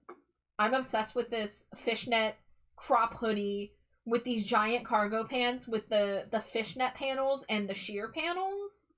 Obsessed. I love it. And then the jellyfish backpack on top of that. So I own that doll in the middle. I adore that one. But I think the first Laguna was really good, and I understand why people, like, didn't warm up to her immediately. Because she did look so different. But honest to God, I think that the G3 Laguna is better than the G1 Laguna in terms of core design. You can cancel me. You can put shame images, shame posters up on your wall. Be like, how dare the bat say that G3 Laguna is better than G1? If you're getting canceled, cancel me too. Yeah. That's how we are, Metal. We're both canceled. Yeah, Jade is one of G3 Laguna's biggest fans. Mostly because of the cartoon and her personality, but also her design too. I really like that I got Jade more into Monster High, and like she has her favorite characters. So I know that like she loves like Laguna and Toralei and Venus and the new Caddy. And also you're a Frankie stan. Oh, I'm a huge Frankie fan. Yeah. I love Frankie. Yeah. Frankie. Frankie with hot dog. There they are. Perfect. Perfect. Is that Jade or is that Amari? That is wife. That is Jade of the slime wife variety. I'm assuming that the absence of commas means you have a quart of milk turkey bites. Ew, milk turkey bite. Ooh, honey barbecue. Very good choice. Very good. You never just have a bowl of Dangerously cheesy. Hi, Mommy. It's good to see you. Oh my god, you're also getting close to the 100 Cheeto limit. I'm freaking out. I gotta get caught up. Doll Yap, yeah. We actually haven't even gotten to the diaries yet. We've been very slow. We've been yapping, but that's good. That's the point of Doll Yap. Let's look at these G3 dolls real quick. Yeah. We just went through and compared all the new core refresh dolls. These are not out yet. The ones on the right column, they're not out. We just got production images because we get the images months before they hit shelves. So we were just going through and looking at the comparison images of all of the quote-unquote core dolls of the main characters. And I was trying to pick my favorite of each, but it's hard to pick sometimes. Did you hear what KFC is doing next year? Please tell me more. What? SlimeyJade, are they getting rid of chicken? Yeah, give me the deets. I need to know. Keep me in the loop. Kentucky Fried Corn. Oh, I just remembered. Jelly beans? Wait a minute. I need more information, Metal. You can't just say KFC's making jelly beans and then, like, leave. I need to know, like, did they announce what flavors? Are they, like, KFC sauce? Is it fried chicken jelly beans? Oh shit, it says they are flavored like KFC. No! No. I'm going on Twitter to look. I'm so sorry. Oh. Wow. Oh god, okay, yeah, there's 3 flavors. Okay. We got fried chicken. Yeah. Is mashed potatoes one? No. Okay. We got sweet corn. Sweet corn. All right. That's not horrible. And we got gravy. Dangerously cheesy. Oh, wait, okay. We have to get that. You have to try gravy beans on stream, right? Yeah. Oh, Yeah. I still have that Bean Boozled in the closet. You I gotta do. do a stream with it. Yeah. Hi, Yes. Whiskey. But yes, 2026, we will be getting the KFC belly jeans. Belly jelly. beans, and I will be eating them on stream. Okay, you heard it here, folks. SlimeyJade promised to get the KFC jelly beans. You sent the pic, too. Oh, I'm scared. Hi, Whiskey. How are you? It's good to see you. We're yapping about dolls. Whiskey! Okay, I'm opening the... Oh, there they are. Oh, I hate how they look in the bag. I hate the colors. It's very beige. Yeah. Very beige. Something about that is just, like, upsetting to me. The yes, this is real in parentheses took me out. I'm gonna eat gravy beans. On one way to know if this is the real Jade, how do you feel about ketchup? Love it. Delicious. Drink it straight from the bottle. No! Who replaced my wife? I don't know why we're doubting my realness right now. Also, Amari knows Jade well enough to know how to imitate Jade hating ketchup, if asked. Yeah, no, ketchup sucks. You know what? Next time Amari's here, I want to ask if Amari knows my thoughts on ketchup. Oh, I know they do. I know for sure that they do. Okay. Alright, it's been like an hour and a half and we haven't done any of these character profiles, so I think I was going to start with the haunted characters. So we need... Can I just go to... Oh, these are the diary. I want like the profile too, so I gotta do it by character. Let's start with River Styx since she's on my shelf. Yay, River Styx. Okay. Give me one moment.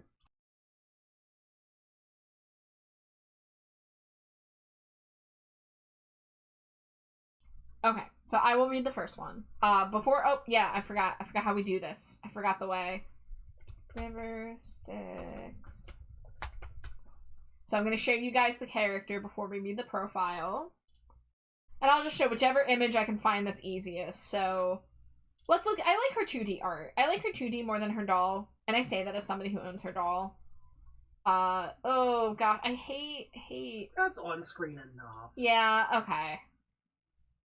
Yeah, she's cut off a little. But she's a ghost, but she also has the skeleton visible in her arms, legs, and it's supposed to be in her face, but it's just painted on the doll because Mattel was too cowardly to let Garrett Sanders see through his vision of the translucent head with the skull in it, and then they stole that idea for a crappy collector doll years later, and now I'm sitting here like, give us the creepy translucent face skull River Styx, please. Skeleton lady. Yeah, so she's the daughter of the Grim Reaper. So she's a ghost skeleton. I'm still sad that her stick doesn't have a sight on it. I know. I mean, like, it does give very magical girl. And, like, she's got the pastel goth vibe, which, like, this doll came out in 2014. And that was, like, the height of pastel goth on Tumblr. So, like, it's perfect for what it is and of its time. But Grim Reaper needs a scythe. It does. Alright, hold on again real quick. Go ahead. Adding a curved blade to a stick would not take away from the pastel magical girl vibe at all. Yeah, but they don't want to give these dolls weapons, I don't think. Well, maybe she has a farm. I would love G3 River Styx to have a scythe and they say that it's because she's a farmer as a hobby. Yeah, please. Exactly. Alright. Parents, the Grim Reaper. Age, 14. Killer style. So sweet, it'll make your bones hurt. Winky face, tongue out emoji. Ah, she's so real for that. I love candy colors swirled together. Freaky flaw. I have a lot of energy, which makes it hard for me to float still, and I pop in and out of sight, which tends to make monsters jump. A lot. Especially when I pop in right behind them.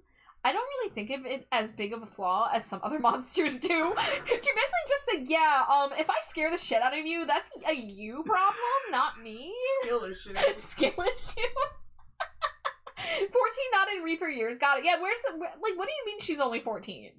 What do you mean? Like, she's born of a fucking immortal being. Like, come on. Give us monster years. Give us Reaper years. Like, No, give us bone years. Come on. Bone ears. Okay. Pet. A raven skeleton named Caution.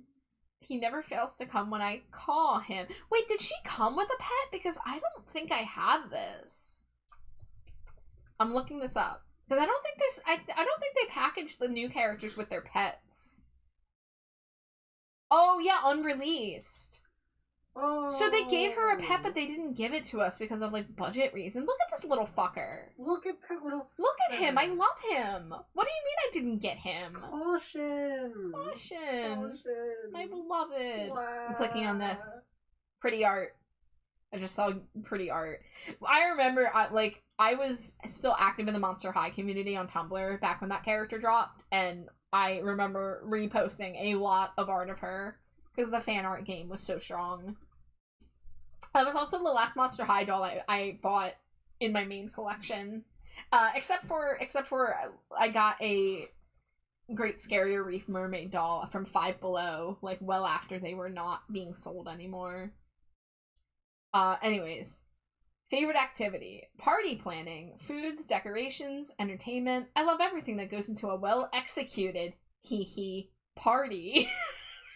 Wow. That was good. River Styx, you're good. Biggest pet peeve? Party poopers. I mean, come on. If you can't rise up for a party, you're just dead inside. Holy shit, she's judgmental. Favorite subject? Dead languages. OM ghoul. It's so freaky fun to be able to talk to ghosts from all around the world. I mean, I guess she really would want to know every language to be able to converse with her boat passengers, huh? Yeah. Least favorite subject. Ghost science. I'm sure it's important, but listening for hours to the boological breakdown of ectoplasm can even put me to sleep. Favorite color? Plasma purple. I just love the way it glows. It's bright and dark, all at once. She's real for that, I relate. Favorite food? Candy! I have such a sweet bone. Sugar skulls, no. Rot chocolate, no. Licorice chains, oh, I can't pick a favorite! BFFs, Vandella doubloons, and Porter Paintergeist, guys. You know what? It'll be a grim day if you read my diary. Sorry. You mentioning the passengers on her boat, it made something click for me. She doesn't need a sight. Yeah. Put an oar on the other side. Yeah, she needs a super fancy Yeah, oar. like a paddle. Yeah. And then I'm looking forward to watching Haunted with you. Haunted wasn't a great film plot-wise, but most of them aren't. But, like, the color aesthetic and the new characters were really good. Yeah. Also, she loves bright colors, she loves candy and sweets, and she's a party planner. This is Monster High Pinkie Pie. Hey! River Styx is just Pinkie Pie. Well, that you just unlocked a new layer of love for River Styx now, didn't you? It's true. Are you glad I didn't get rid of her? Yeah, I'm the one who told you that. I know. Yeah. Yeah. Yeah, guys, when I unpacked my River Styx from storage, I was looking at her and be like, ooh, like, she's still going for a good price. Maybe I could sell her. But now my brain got over its cobwebs, and I fell back in love with the River Styx doll. So Yeah, as soon as you said you were gonna, like, sell her and not keep her, I'm like, you're not gonna keep River Styx? Are you serious? You're keeping River Styx. As soon as you see her, you're gonna keep River Styx. She's the fucking daughter of the Grim Reaper. She's so cool. yeah, I stole her cape for a while for one of my other dolls. She was a movie girl, yeah. She was part of the Haunted movie. And Haunted was, like, kind of later G1, so this is, like, 2014. Like, late 2014. Alright, next up, let's do Kiyomi. Also, hello, Dante. Hi, Dante. It's good to see you. Welcome in. SlimeyJade, do you want to read Kiyomi's? Sure. Okay. I kinda misses you. Don't get cocky, though. I won't let it get to my head. I miss you too, Dante. It's good to see you. I hope you're having a nice weekend. And thank you for the Cheeto, of course, of course. Yay, Cheeto. Yay, Cheeto. I can't read yet. Why not? Because you're gonna show Kiyomi Andrew. Oh, thank you! You're welcome. You're so cool and smart and also hot. Wow! You can't just say that. Too late. On stream. Too Who's this? late. In the little canceled pets, who's this raccoon with blood dripping off their tail? I have no idea what you're talking about. It's gone now. It was on the caution picture. I'm looking at it. Okay, I'm guessing Vandella Doubloon. I'm guessing that's not blood. That's paint. That's Portergeists. Okay. Yeah, because he does. So from left to right, it's Vandella, who is the pirate ghost. Yeah. It's obviously River Styx. Then it's Portergeist, the graffiti ghost, and then the last one is Kiyomi, who is like a Japanese faceless ghost. So that looks like some kind of like, Japanese mythological creature. Raz! Oh my god, Raz is here! Real Yap Hours. Jade is so cool, you're so right. Raz is so cool too, though. Raz is so cool. Yeah, we're about to show Kiyomi. I just need to get a better image up. Okay, not the wiki. Does that show up? Okay. Yeah, I'm sorry the top and bottom gets a little cropped with my awkward view. So there's the 2D art, and here is what her doll looked like. So, specifically, she has the face where it's only painted in white lines to make it look nearly invisible. And animated, I think her face can change colors. Like in the movie. Not in love with this design. I think she's a very pretty doll. I kind of wish I had gotten this one myself when it was released, but I had to actually dig through old posts of mine, and I found out that I got River Styx on sale, and that was the only haunted doll I ever picked up. But let's read her diary profile and find out a little bit more about her. Yeah. Raz, well, if you like the chains, every single one of these characters has chains somewhere in their design, and basically any ghost character in Monster High is gonna get the chain motif. Alright, Kiyomi Haunterly, parents no better both, which is the Japanese faceless ghost, and I definitely butchered that pronunciation. Did better than I could, I think. Age 16, regular old 16 Yeah, years old. they're just like, fuck it, we don't even know what a monster year is, we're just gonna use regular ages now. Killer styles. I like fashions that are comfortable and floaty.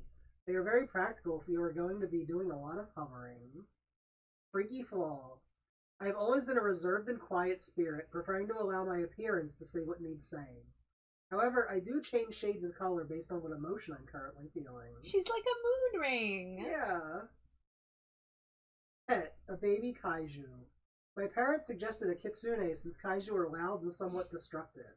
I think he's kawaii, though, even though he thinks roaring is more frightening than silently appearing. Okay, interesting. Favorite activity. I love to observe other creatures going about their daily unlives.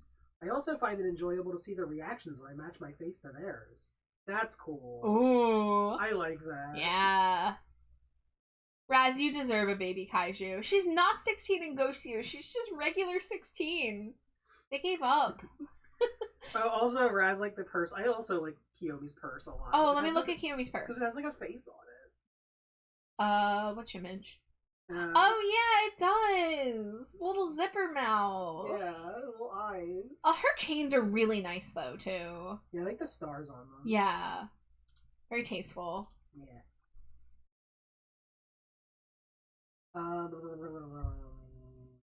Biggest pet peeve?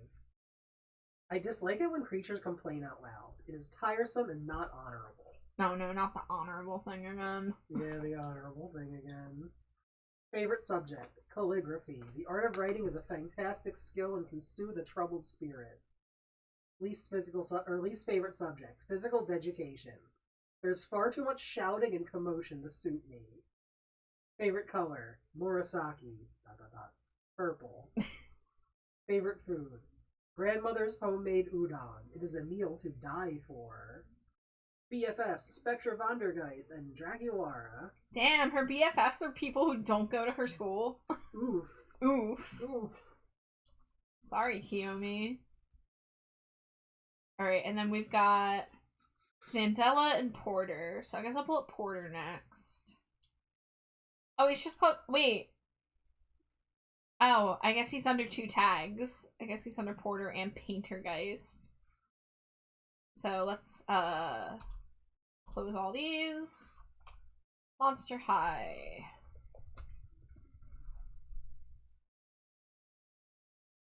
So Porter is the obligatory single boy doll of this movie line, and he's pretty good for a boy doll. I mean, we talked about him back when we ranked him. I mean, like, his shorts are a bit tacky, being a graffiti wall, but I really dig the shirt. And I like his little harness with his freaking paint cans.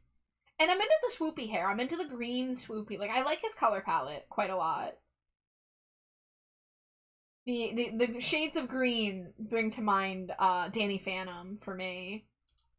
So I like seeing the green come into a ghost design. The belt is cool. Yeah. Okay. Porter, Paintergeist, Geist. Parents, a poltergeist. Age, 16. Killer style. I like to wear my art. It creates a fashion statement that is uniquely made. I strive to be an original monster piece. Freaky flaw. I tend to express myself through my art, which some critics don't always appreciate. I guess you could say, I don't say it, I spray it. Oh, I'm sorry, I needed a 90s anime evil laugh after it. Favorite activity? Wow, painting? You don't say? You don't say he loves art? I'll make anything a canvas. A wall, a floor, my shoes. If it's blank, I'll paint on it. But only with ghost paint, of course. Boo, cowards. Boo. You don't stand for anything, Porter, guys. Biggest pet peeve. When monsters call me a vandal. I'm not a vandal. When I paint on something I don't own, I use ghost paint so it evaporates, because I'm a fucking coward. But I hope my message will haunt the viewers long after it vanishes. Favorite subject? Art. Wow, really? I had no idea.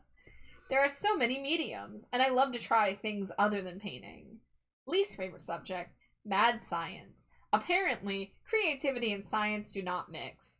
At least, that's what I was told after I redesigned the Pheurodonic table of elements to make it 100% less boring. Favorite color? White. It is the base of all colors.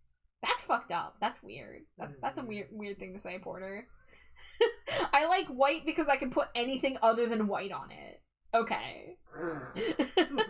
Favorite food? Pickles. Blech. Sweet, sour, spicy, I relish them in every form. Okay, that was good. They made a pickle pun. That was good, even though I hate pickles. BFFs. River Styx, Kiyomi Haunterly, Vandella de Blooms, and Spectre Vonder, guys. Damn, Porter gets around. He's got a lot of friends. Also, he thinks Kiyomi's a BFF, but Kiyomi doesn't think he's a BFF. Sad. Or River, for that matter, I think. Sorry, Porter. No, Yeah. I think Porter... Did River say I think so. Porter? Okay, I can't remember.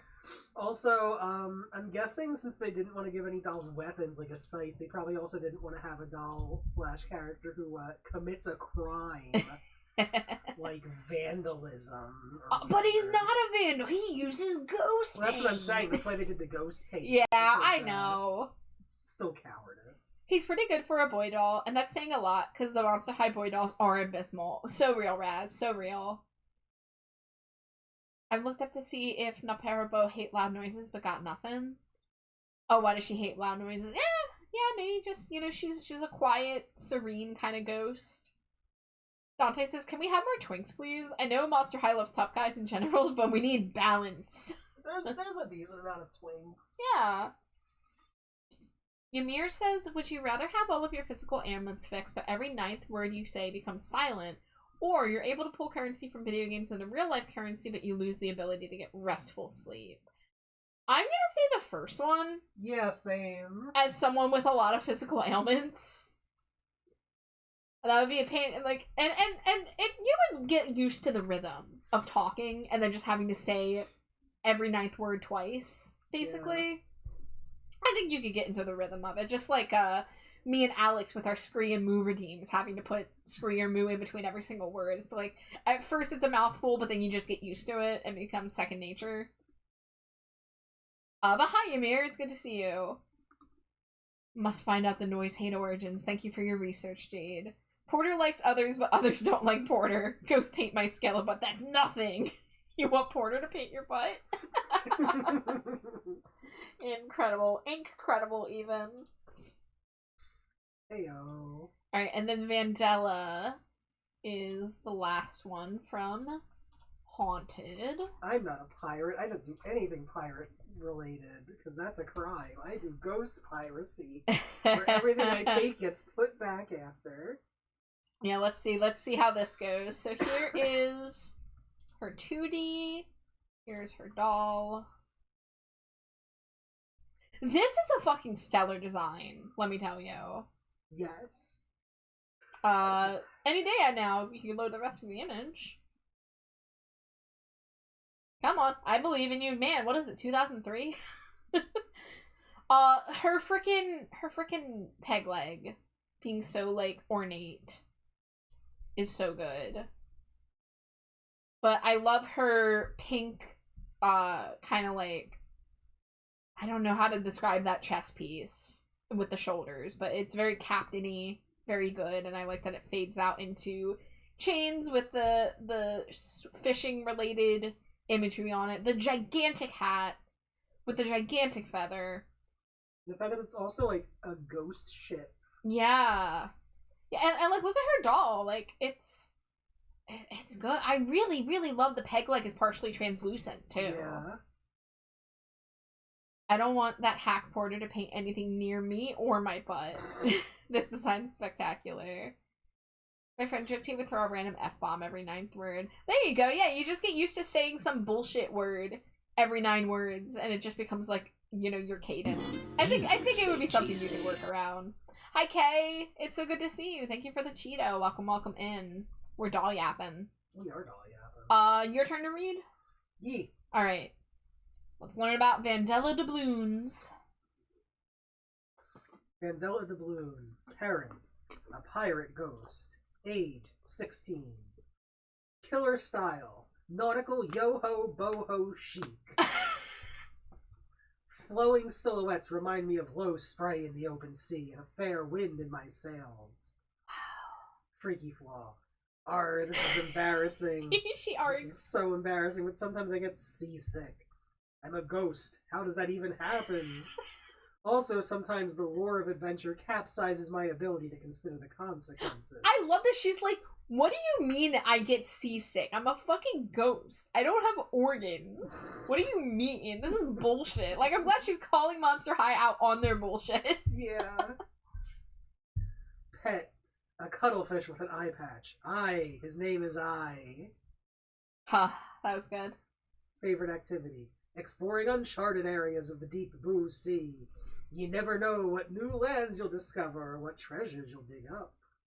Raz, to answer your question, none of these ghosts died. Haunted is the movie that reveals that ghosts in the Monster High universe are not the spirits of dead humans, but they are in fact a monster species that is just there.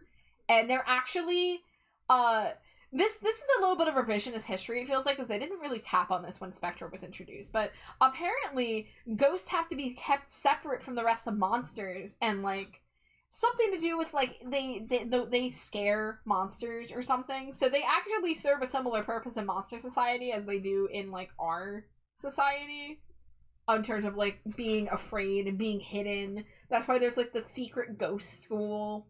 That's why you don't see many ghosts at Monster High other than Spectra.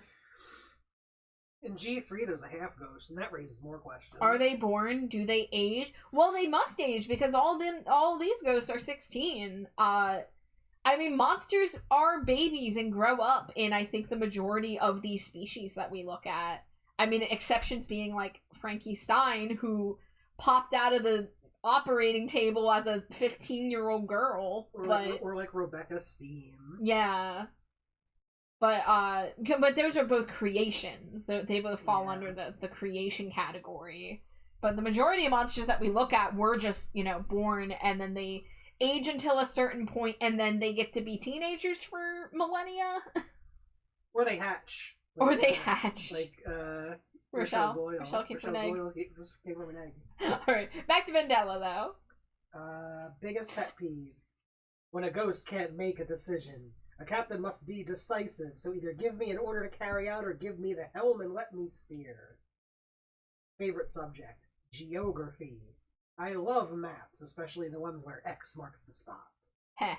Least favorite subject. Drama. There's no room for it on the high seas. Favorite color. Seafoam green. Favorite food. Fish and crypts. Nice. BFFs. River Styx and Kiyomi Haunterling. Again, nobody wants to say Porter's their BFF. Tragic. I can see why they needed to change the ghost or dead kids bit. It's a bit grim. Not for Pokemon, it ain't. Pokemon's like, yeah, Phantoms are dead children. Phantoms are just the ghosts of dead children who got lost in the woods. And Drifloon steal children, and then presumably either eat them or let them die. So Pokemon, one of the most, like, family-friendly, most profitable brands in the world, is totally fine with dead children in their lore. But Monster High, the property about monsters, is like, oh no, we have to water this down. No real graffiti. No real dead children. Raz says, I find it less grim. It means if a kid dies, they just get to live his cool ghost life in hit franchise Monster High. Yeah, right? Like, I don't know. I mean, the fact that, like, River Styx doesn't deal with humans. She is a ferryman of the monster world. So you have to wonder, like, does that mean the humans have their own Grim Reaper and stuff that deals with human spirits? Like, how does that work? Are there Monster Highs all over the world? From what we know, Monster High is a one-of-a-kind school where multiple species can go. It's supposed to be the only place that is for everybody, and every other school that has ever been mentioned has been segregated. The werewolf school, the vampire academy, the ghost school, on the list goes on. So that's like, Monster High's treated as this, like, very special place because of that. But apparently a lot of monster, species have their differences. Okay, so that's Haunted. Those are the new characters from Haunted. So next would be Boo York, Boo York. Did we do Amanita Nightshade? I think we did. Let's see. Astronova.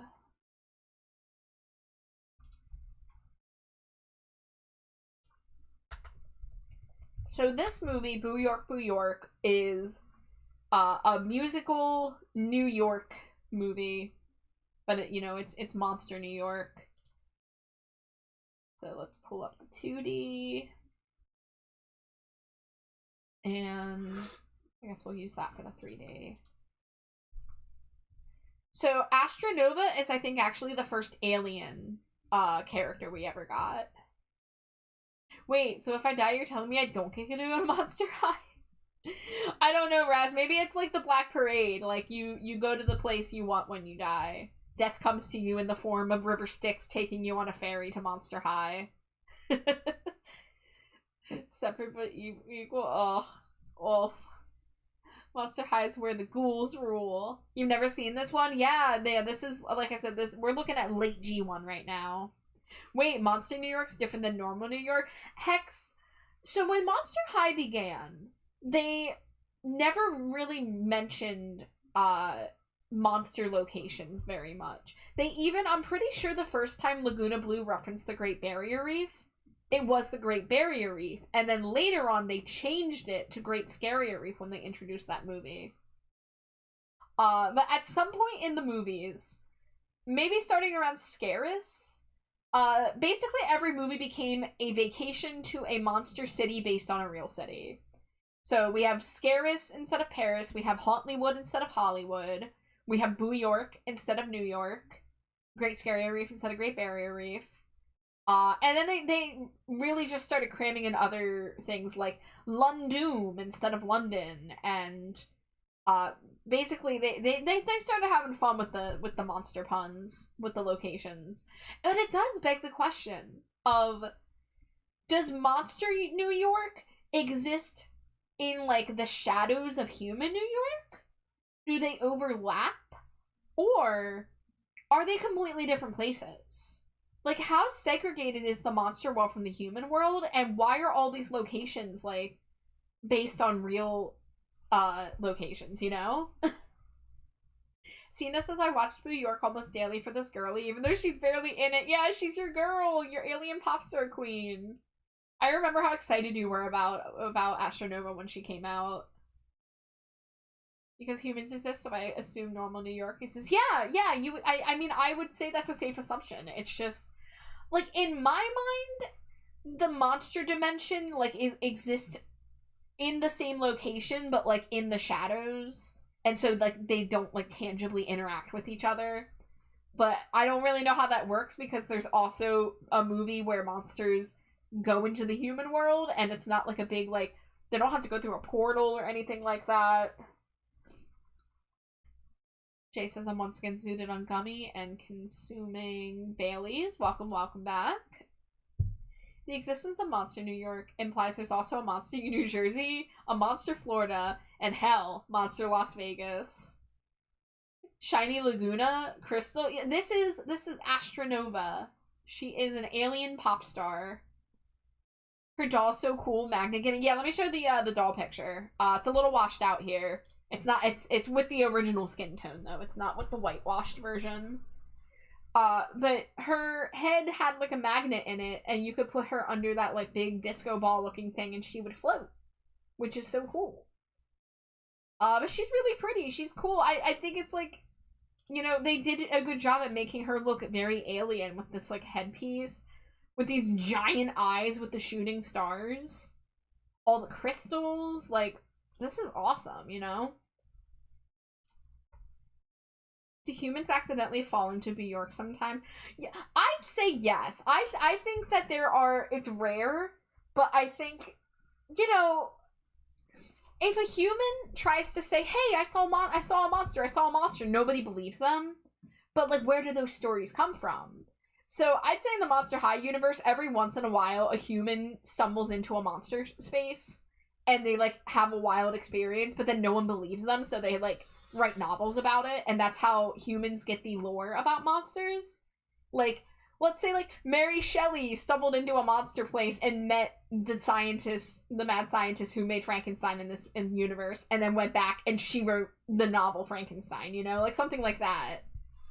I mean, we even see, especially in, like, G3, that, you know, there's Monster High is, like, right in the human world, just protected by an invisible barrier, and you can go in and out. Mm-hmm.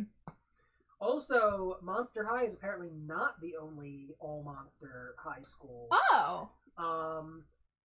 The Academy dei Monstre in whatever the equivalent of Italy is. Oh. Where Wedona Spider is from. I didn't know this! Oh my god! I didn't know this about Wedona. Yeah, she's maybe I want to read some Wedona diary entries. Wedona's actually villainous. Yeah, she was like the assistant to the villain in whatever story Wedona's from. She never got to be in any of the animated stuff, really, I think. Then where is this information coming? I'm so curious. Is this from the book series? Because I don't know anything about the canon in the novels. That's like its own universe. Yeah. She reminds me of an old 50s sci-fi alien with the chrome clothes and the helmet. Yeah, they're definitely going for that retro future 50s kind of thing. Because that's when aliens were really big, right? I feel like we got a lot of alien media in the 1950s. Her limbs are faceted like gems, even though they're sparkle-treated opaque plastic. Looks like Lego hair. It was like I fell into a vampire club. Sure, bro. Sure you did. Alright, guys, there's an ad break coming, so we will read Astronova's profile when we get back from ad break. I need to go get some more water, so I'll see you guys in a few minutes. It's great.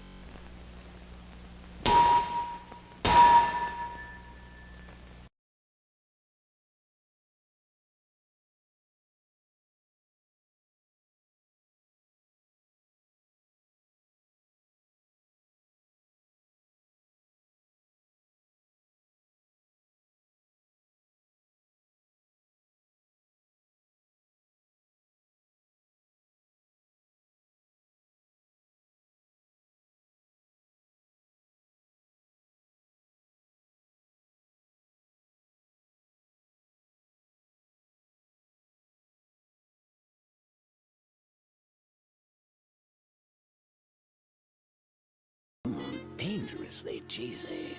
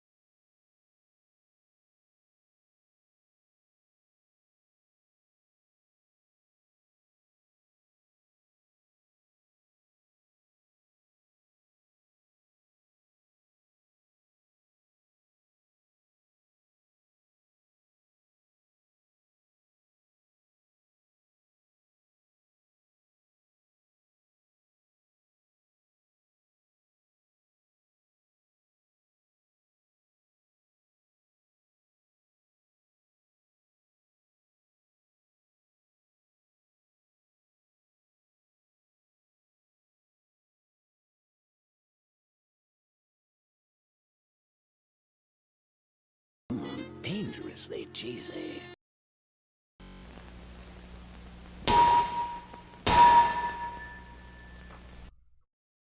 Scree! Welcome back. Hi, Skelly. It's good to see you. Thank you for throwing your daily Cheeto. Welcome in. Yeah, Scree, the bat is back. I've got new water. SlimeyJade has her chips, her late night taco, Doritos.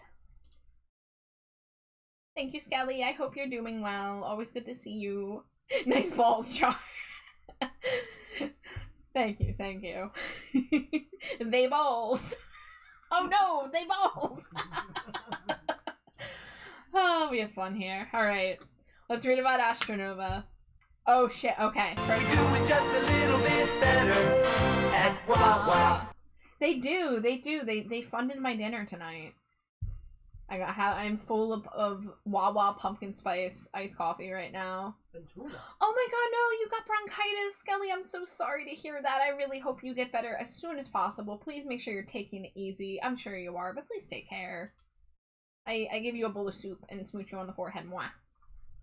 The balls versus theys have begun. Oh no, we're witnessing the beginning of the great wars.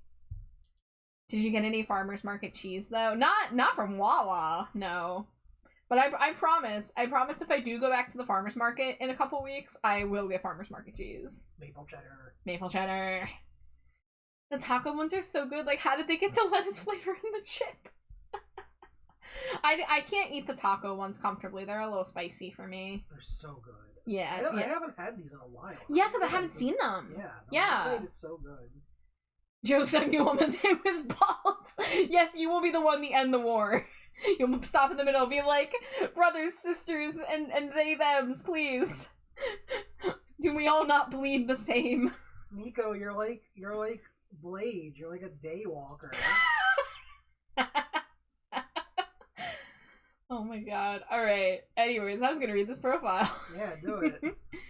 Astronova. Parents, the comet aliens. Age, 15, parentheses, space years. So they brought back the years. They gave up on it for the ghosts, but they went back to it. What? Space years make sense. Why? Because time passes differently depending on where you are.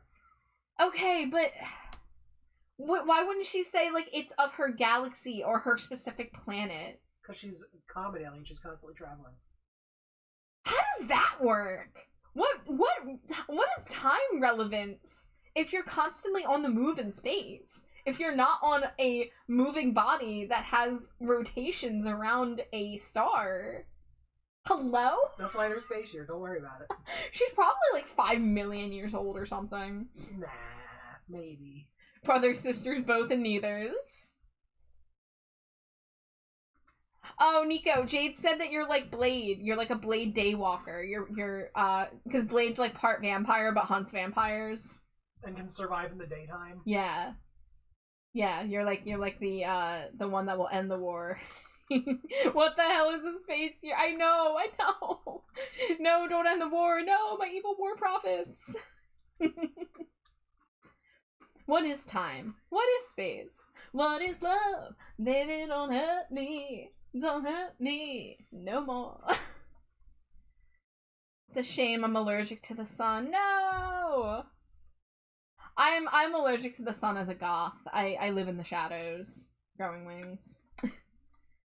Guessing she is as old as space itself. Yeah, she's gotta be as old as, like, meteorites, right? Or, like, comets. Whatever. As a ginger, real. Alright. Let's see more about Astronova here while we ponder space years and existential crises. Killer style. I love glam rock. The more sparkle and out of this world shine, the better. My quest is to be the most dazzling object in a universe full of stars. That's so nice for her being like a space pop star. I love that. Freaky flaw. After traveling for light years, sometimes I have difficulty navigating Monster High. What I'm trying to say gets lost in translation, or I don't get my new girlfriend's fangisms. And then I feel like our conversations just orbit round and round. So she's traveling for light years. First of all, light years isn't a measure of time, right? Distance. And that's why it's embarrassing, because she's traveled light years across space, but she still gets lost in the freaking high school. Oh, she also spends time in suspended animation? Okay. I don't remember this stuff about her. I watched Boo York. I do not remember Boo York. I do need to rewatch it. Light years is deceptively distance. It's the distance light travels in 1 Earth year. You'll need to get some sun, me with my bleached ass bones. My quest is to be the most dazzling object in a universe full of stars, experiences Lord Havoc. My quest is to be the second most dazzling object. Red fangisms and fangasms, no! Yeah, I don't like fangism. I don't like that as a word. Yeah, we don't need to talk about what fangisms are. No. Okay. Pet. No creature hibernates for as long as I've been in stasis, so it would not be fair to have a pet. So they went back to giving up on pets. Got it. Favorite activity. Singing. Music is common ground. And space. It's the language understood by all monsters. She's real for that. Yeah. Biggest pet peeve. When monsters ask me what planet I'm from, I'm a comet ghoul. The entire galaxy is my home. Damn, I feel bad for asking about her home planet now. I was alien racist there. Told you she was a common alien. Shit. Favorite school subject, astronomy. I love to look at the stars. It helps me feel like I haven't strayed too far outside my own atmosphere. Least favorite school subject, driver's dead. When you have been flying for eons like I have, vehicles that stay on the ground are kind of boring. Don't say boring instead of boring. Favorite color, shiny. That's a color, right? I know some people who that should be their response when they're asked their favorite color. Some goblins. Favorite food, spaghetti and moon balls. Grand secret recipe. I want some moon balls. Oh wait, hold on. What? What's up? What's up, SlimeyJade? Balls mentioned. Thank you. Fangasm's like jargon in joke. There's a real language term it's ripping off. Yeah, I also know what it's. I'm in the same situation, Cena. I recognize that it's ripping off a specific word, but I can't remember it right now. Great minds. Holographic bestie. Yeah, we've got the besties are LED, Luna Matthews, and Mouse Sadie's King, who we are all about to look at and read about. So let's start with LED.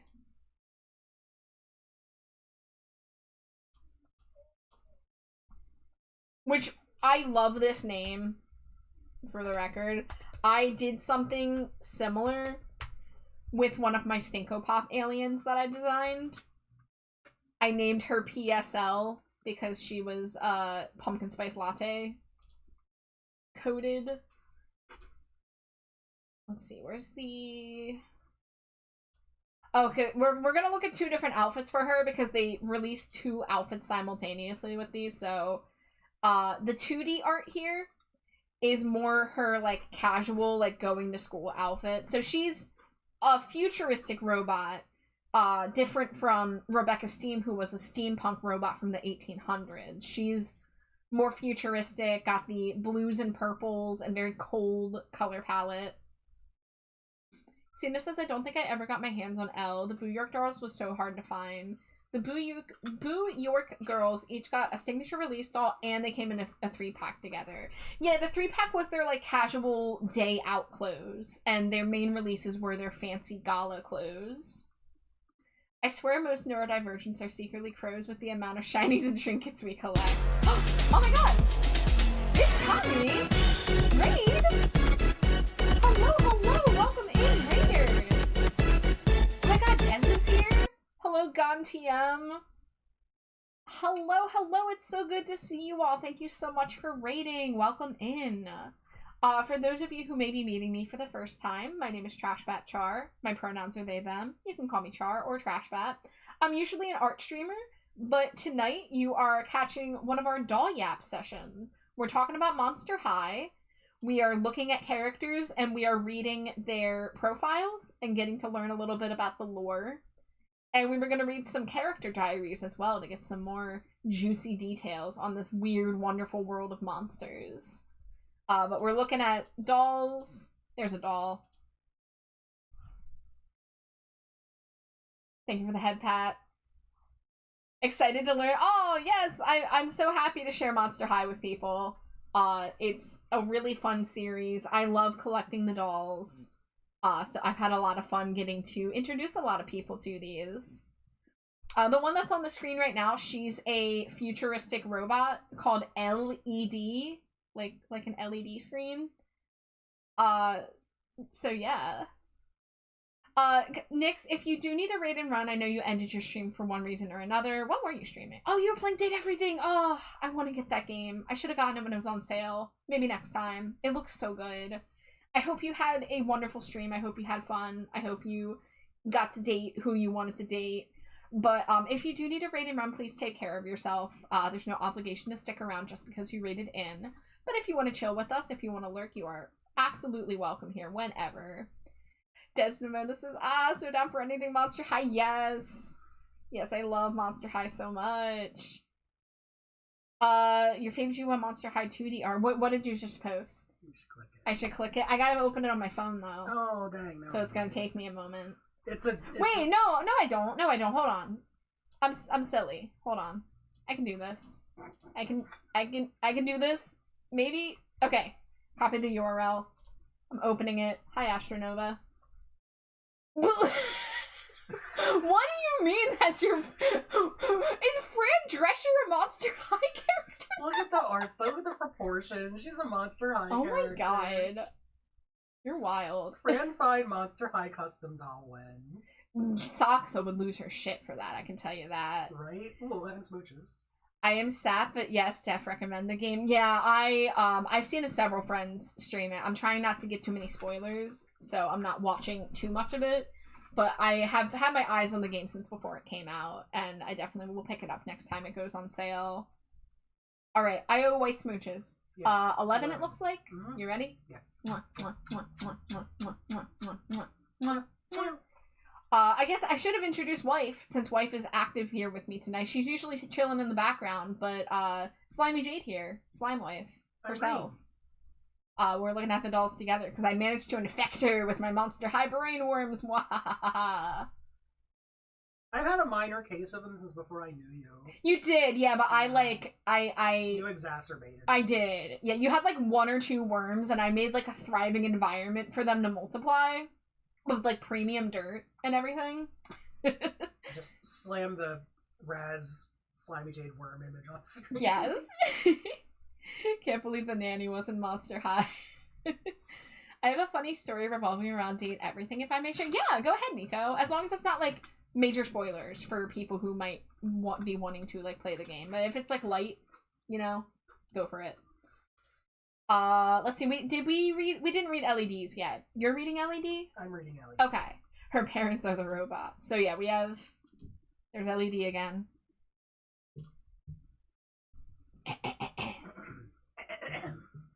Alright. LED. Parents, the robots. Age 16. Really?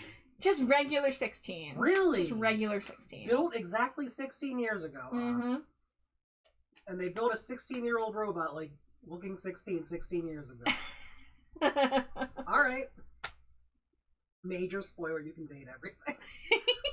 God damn it, Raz. Now I'm not gonna get the game. Killer style. The future is now. I love clean lines and shiny metallic fashions. Ooh, you getting a little robot voice? Let's go. Freaky flaw. I can drop a monstrous beat, but when I dance, I get too amped up and can sometimes blow a fuse. As much as I love the dance floor, I usually stay behind the turntables where I will not need to ask Frankie for a plug-in to reboot. Pet.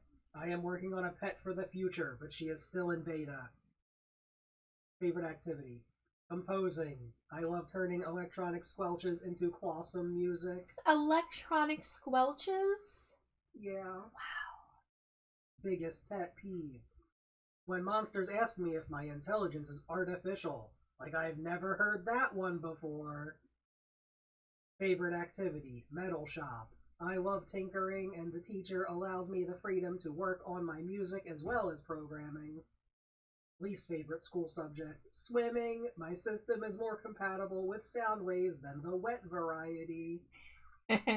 Favorite color. Silver. It makes everything look state-of-the-art. Everything is chrome in the future. Favorite food. Anything with olive oil. Control Alt Delish. What? Why olive oil? Why olive oil? Is it like my first thought was like it's supposed to be like motor oil, like for her joints, but why olive oil? Then she's eating it because it's delish. Huh? That has raised more questions. BFFs Luna Matthews and Mouseies. All right, so she's a little musician. Electronic squelch. Electronic squelch, and she gets excitable. Okay, so we have Mercedes and Luna. Let's do Luna.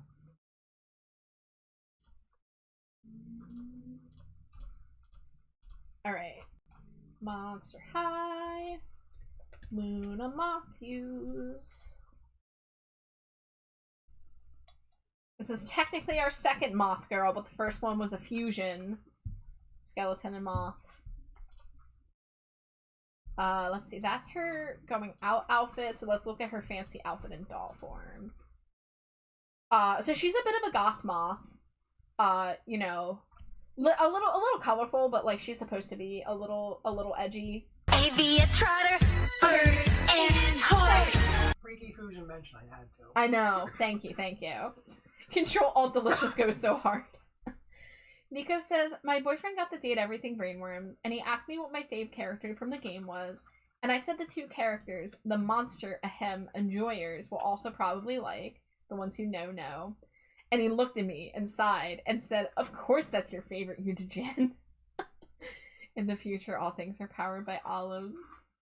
My boobs are a little off. Oh no, looks like I'm biting your finger. Hold on, let me adjust. There we go. I'm sorry for accidentally biting your finger, Shy. So here's 2D Luna Matthews, and then here is a picture of her doll with the fancier gala outfit. This photo is not the most flattering because this is just like a collection photo. Maybe I can find a production. Yeah, here we. Oh yeah. Hold on, let's take a look at this one because you get the headpiece. Like, that is so nice. My one issue is that the inside of the, like, cape skirt thingy shouldn't have been one-sided. It should have been two-sided. It should have been just as vibrant from the front instead of it being so, like, washed out because it's, like, the underside that we're seeing. Yeah. She's a moth? I thought she was a butterfly. Yeah, she's a moth with, like, a little bit of a... You know, I can see her wings do look kind of butterfly-ish, but she is supposed to be a moth. You luckily have a bunch of spare fingers. She reminds me of Thumbelina when she's at the Beetle Ball. I've never seen Thumbelina. So I'd have to look that up. Is it my turn to read diary? Yeah. Okay. Give me 1 second. I'll give you 3 seconds. Wow. Okay, let's do it. Parent, the Mothman. Age 16. Killer style, total goth moth. I love dark colors with bright pops of color, just like the city at night. Like, I guess she wears a decent amount of black. Like, me personally, like, this doesn't come out off as super goth to me, but, like, I think that's just because her bright yellow with the red accents just, like, and there's a decent amount of white, too. And silver, for that matter. And gold. She kind of has a lot going on. She's a poser. Freaky flaw. I'm attracted to stardom. For me, that is the light that shines the brightest, and I'm determined to reach it. But I'm also dazzled by my beasties, and I don't mind getting a little off course if it means lending a helping wing to one of my ghoul friends. Pet. I don't think there's a pet undead that can keep up with my hectic schedule. Favorite activity. Singing, dancing, acting. I couldn't possibly choose just one. Oh, she's a little bit of a all-arounder. Okay. Biggest pet peeve. When ghoul friends won't lend me their clothes because they think I'll return them all moth-eaten. To be fair, Luna, the other moth character we were introduced to did have a nervous habit of chewing on clothes. So... Why do you have spare fingers? When and how did you get them? We gotta try to watch Thumbelina. Do we? Do we? I mean, if enough people say so. Discord watch parties are a thing. She does look more like a monarch butterfly than a moth. I agree. I agree with you there. Let's see. Favorite class. Singing. It's the high note of my day. Least favorite class. Whatever class is on first period. I'm nocturnal, so I'm definitely not a morning ghoul. Favorite color, fluorescent yellow. It just fascinates me, you know? Favorite food, red velvet with cream cheese frosting. BFFs, LED, and Mercedes King. So that's Luna. And now the final new New York ghoul. She looks a little gothier in that image here. She looks a little darker. Alright, let's pull up Mercedes King.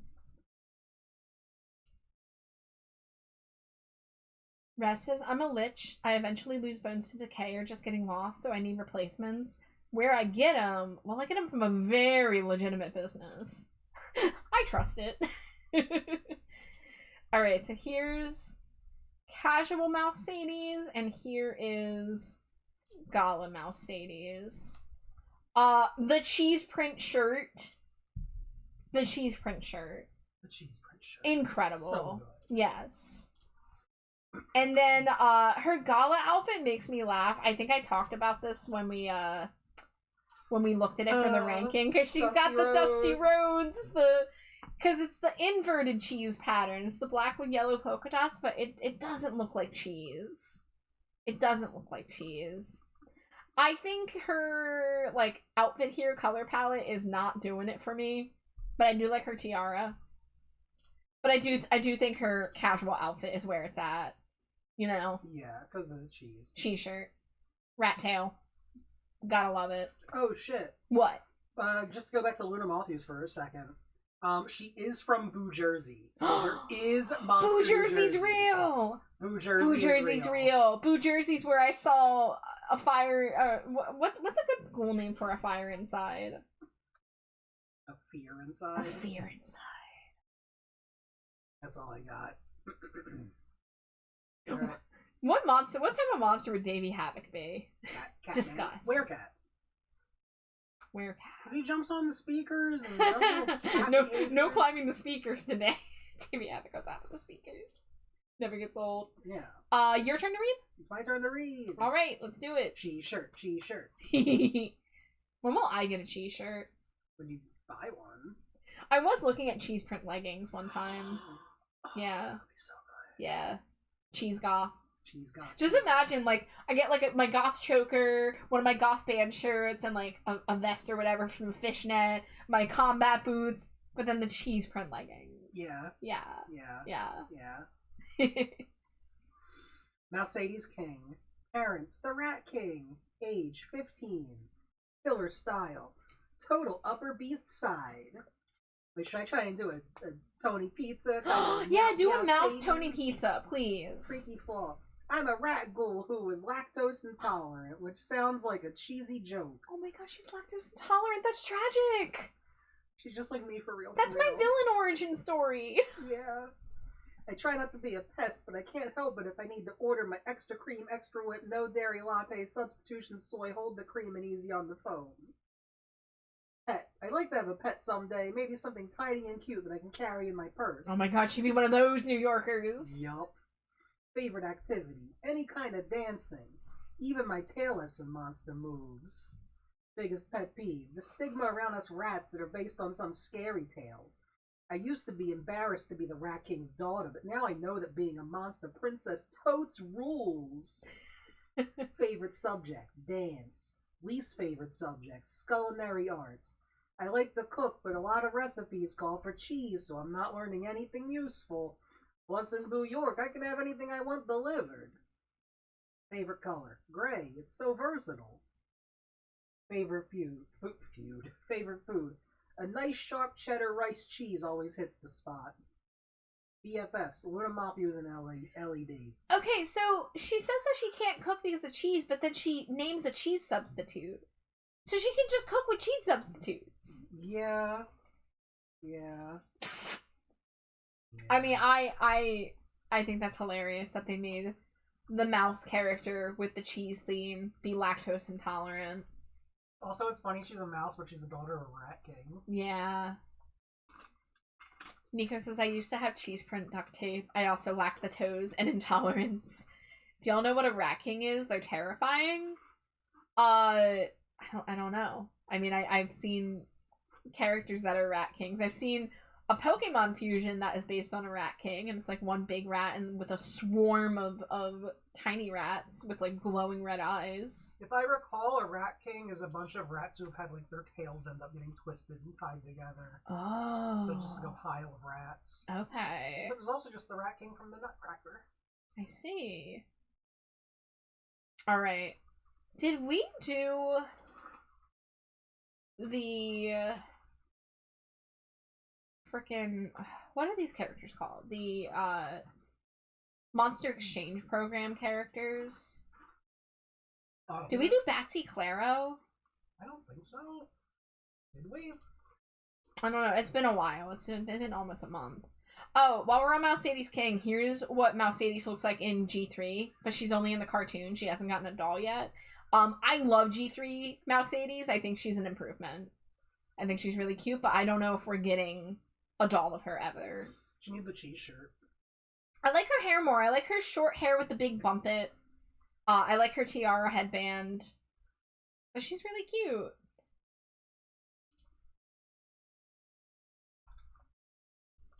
Okay, I'm gonna assume that we didn't do Batsy or Kirsty or Marisol. I want to read the gamer troll. You want to read Gamer Troll? You got it. Thank you. Whoa. I need to stop clicking buttons that I don't mean to click. Come on, can we zoom out a little bit? There we go. Pretty unexpected vibe for a bat character here. But she's a, what is she called specifically? A white vampire bat. I saw a tree rat king crawl out of a tree, and I thought tree rats with rabies were spookies. Oh my god. That's terrifying. I didn't get the 2D art for her. Let me get the 2D. Showing off the bat wings. No one remembers Batsy Claro. She was very short-lived. Alright. Monster Parents, the White Vampire Bat. Age 17. Killer style. I take my fashion inspiration from the jungle around me, like the green of woven palm fronds and the fright colors of orchids. They help me blend in and stand out at the same time. Freaky flaw. I have a real hang-up with monsters who choose to stay in the dark when it comes to protecting the world here we unlive. This is the only world we have, and we shouldn't be turning a blind eye when it comes to taking care of it. I do remember she is, oh yeah, BFF with Venus McFly. I was gonna say, she's definitely tight with Venus. Pet? Perish the thought. Favorite activity. Introducing monsters to the jungle for the first time. Seeing their faces fright up at the unnatural wonder of it all never gets old. Biggest pet peeve. When monsters want to take flora or fauna from the jungle back home with them, I understand why they would want to do so, but the best place for any plant or creature is in its home. Favorite school subject? Geography. I love learning more about the world around me. Least favorite school subject? Drama. I'm not good at it, and I do not like it. She's real for that. Favorite color? Leaf green and white. Favorite food? Blood. ... Oranges. BFFs, Venus and Jane. Yep, she likes the plant girl and she likes the jungle girl. She is predictable. Are the wings bone? I don't think so. But I see where you can see that. They just gave them a very stylized approach to help them stand out. I gotta say, like, she's very unique with her color palette and her... I like her lips. I like her two-tone lips with the top lip being a lot darker than the bottom lip. I do think her face paint got really lost in her pale skin tone, so I wish they would have balanced that out more. Like, maybe the face paint could have been yellow or green to match her makeup. Or maybe even pink to match the purse to pink. Like, that one little thing on the head is pink. I think they could have used a little more pink to help it pop. But, you know, she's cute, but for a bat character, she doesn't fit my vibe, personally. Let's see. So, Kirsty is next.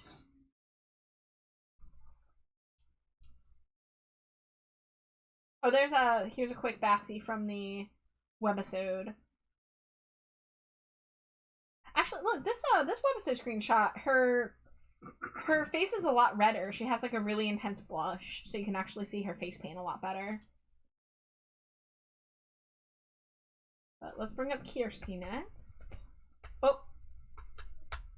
There we go.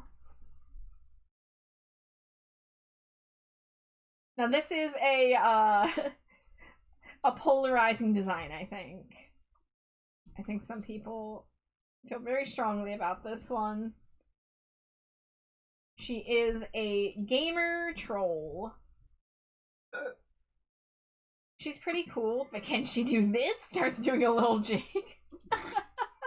No, probably not, and you're cooler than her for that, Raz. Here she looks a lot better in the 2D art than the 3D, in my personal opinion. Yeah. But she's got these big chunky pixel glasses, and pixelation in most of her design. What did you say? The knit Viking hat. The knit Viking hat was a choice. I like her color scheme for the most part. But, and she has a little game controller purse, that's cute. But her like, color palette looks quite different between these two images. But, go ahead at it, SlimeyJade. Oh, I will. Oh no, do you have a voice in mind? Probably gonna try and do a nerd voice. Oh boy, okay. Kirsty Trollson. Monster parents. A troll. Age 14 in troll years. Now we have troll years. Now we have troll years. Killer style. I'm a gamer and I like giving my wardrobe a turbo boost of cute with scary sweet game themed skirts, t-shirts, and shoes. I enjoy the feeling of being fashionable, especially when I'm kicking another gamer's character all over the screen. Freaky flaw. I am a control freak and more than a bit of a nerd. I think that's why I like gaming, because I can make the characters I'm playing do whatever I tell them to do, and if they don't, I can always reset the game. Alas, there are no reset buttons in real life. She's a save scummer. Yeah. Pet. Would it be odd if I said my video game console? Wow. Yeah, sweetie, that would be real odd. Yeah. Yeah. Favorite activity. I love playing video games with monsters from all over the world. Even though we've never met face to face, I feel as if they're my friends. Raz says Jade is inflicting psychic damage. Good. Yay. She's so good at it. Biggest pet peeve. Server lag. 1 minute your character is sneaking up behind another monster's character. Then the screen freezes, and you're the one respawning. Favorite school subject. Physics. I love the math behind the magic. Least favorite school subject. Dead languages. I mostly like to let the characters in my games do the talking. Favorite color. Pixelated purple and blue. Favorite food. Screechsa. It's the perfect gamer food. I'm surprised they didn't say like burritos. Yeah, burritos and I don't know a good way to say Monster Dew, I guess. Mountain Doom. I'll say Monster Doom. Yeah. Yeah. BFFs. Golia yelps and Heath burns. Poor Nico, my jaw's so clenched from cringe. Her design's really cute. Cousin Nenko really wanted this doll. I think my friend Sina, if she's out there in chat, still has this doll. Why am I inflicting psychic damage? Is this cringe? Is this a cringe voice? Chat, am I cringe? Chat, am I cringe? I'm just talking about being a gamer. Oh my god. Do you want some Screechsa? Alright, who was the third character that came out with them? It wasn't Marisol. Marisol came out with the other ones. Oh, Izzy Dawn Dancer. Oh. Nico, what's wrong? Can you not handle a real gamer? I'm gonna make people leave your stream. I'm so stuck. That's fine. Especially because I'm about to pull up the not well handled Native American Monster High character. Like, they thought they were doing something here. They thought they were cooking, and then it came out and everyone's like, guys, did you even fucking consult anybody? Like, and I hate to say it because, like, she is, like, just looking at her, like, she's cute. You know, like, she has a nice color palette. I like her antlers, but, they really wanted to do something here. I might, but I don't remember. I did like her a lot, but her doll was not all that impressive, plus the controversial stuff of the other characters from that release. Sina, I feel like, you dug up a Tumblr post when we reviewed these dolls a few months ago, and you actually had all three of these dolls, I think. I think you managed to get these, like, I don't know if these were called Monster Exchange, or I think they were called Brand Boo Students. I think you probably got them all, like, on sale when they came out. Des says Munster cheese. Haha, just a little joke there. The concept was there, but they failed on execution. Yeah, exactly. So let's just go through it. Oh, I can barely read this. We are in the problematic doll era. This is not their first problematic doll.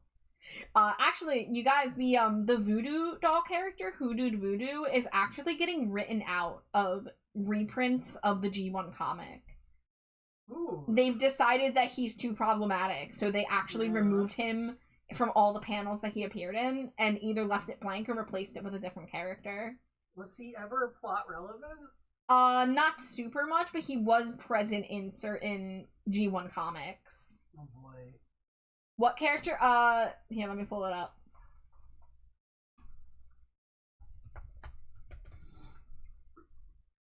He was a voodoo doll character that Frankie Stein brought to life in the canon. Why is this not working? Well, you can see him from here. I didn't ever see any conversations about this guy being problematic, but then, like, this past year, they have been writing him out of reprints of stuff.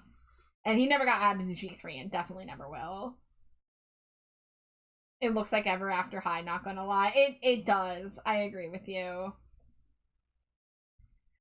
So the problematic element isn't how it looks, it's more using using voodoo dolls because it's associated with a closed practice, and it is seen as not polite to take that from that closed practice and use it in ooh, look at the spooky doll. I'm not really the person to speak on it, so if it's something you want to become educated on, there's definitely information out there, but needless to say, it came from a place of not they weren't making fun of it, they weren't doing anything hateful, but it is just something that, looking back on it, it's oh, this maybe wasn't our best call. And Monster High's been trying to get better about improving previous they kept trying to include different ethnicities and making it a little too stereotypical. And this was one case of that. Superstitious as fuck, so I don't like looking at her. She's my least favorite. Yeah, let's get through this character profile. Daughter of a Deer Spirit, 16, just normal 16. Killer style, I love to mix tribal patterns with fringe and eye-popping colors to create a modern look that stays true to my monster heritage. I also like fashion to be flexible and comfy because I'm prone to breaking out into spontaneous dance. Okay. Freaky flaw. It's kind of embarrassing, but I have this effect on monsters that make them fall hoof over antlers for me. Unfortunately, they usually end up falling on their hearts. Pets, the birds of the air and the beasts of the field are all my friends. I would not want to cause jealousy by choosing one over the other. Favorite activity. I love to dance above all other things, and any excuse to dance is a good one. Biggest pet peeve. I hate having bright lights shine in my face. They make me want to stand still and run at the same time, like a deer in headlights. Amazing.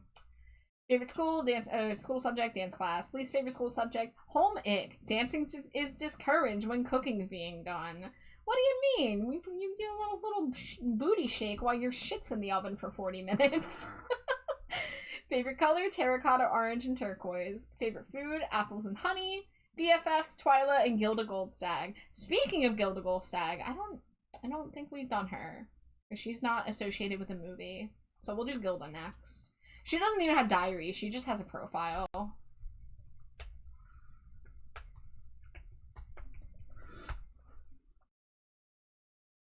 So Gilda started off as a backgrounder character for many years, and then pretty late into G1 was put in a 5-pack. Oh, that one didn't open. What about this one? There we go. What kind of monster is she? The Golden Hind. So she's got horns. She's got this very cute pixie cut. It's kind of like a fashionable troll hairstyle. And her skin is this shiny gold. And her outfit's a little... It looks better in 2D and 3D. I'll just say that. It looks better in the art than it does on the doll. Let me catch up on chat here. Hi, Nisa! Come into the cutest little guy. I'm ignoring the name. Yeah. It's a religion that's been demonized and is only really ever used as something evil and scary. If you don't dance in front of the microwave, your food won't heat up correctly. Exactly. Honestly, happy G3. I like how they didn't go down a stereotypical harmful autism trope for Twyla.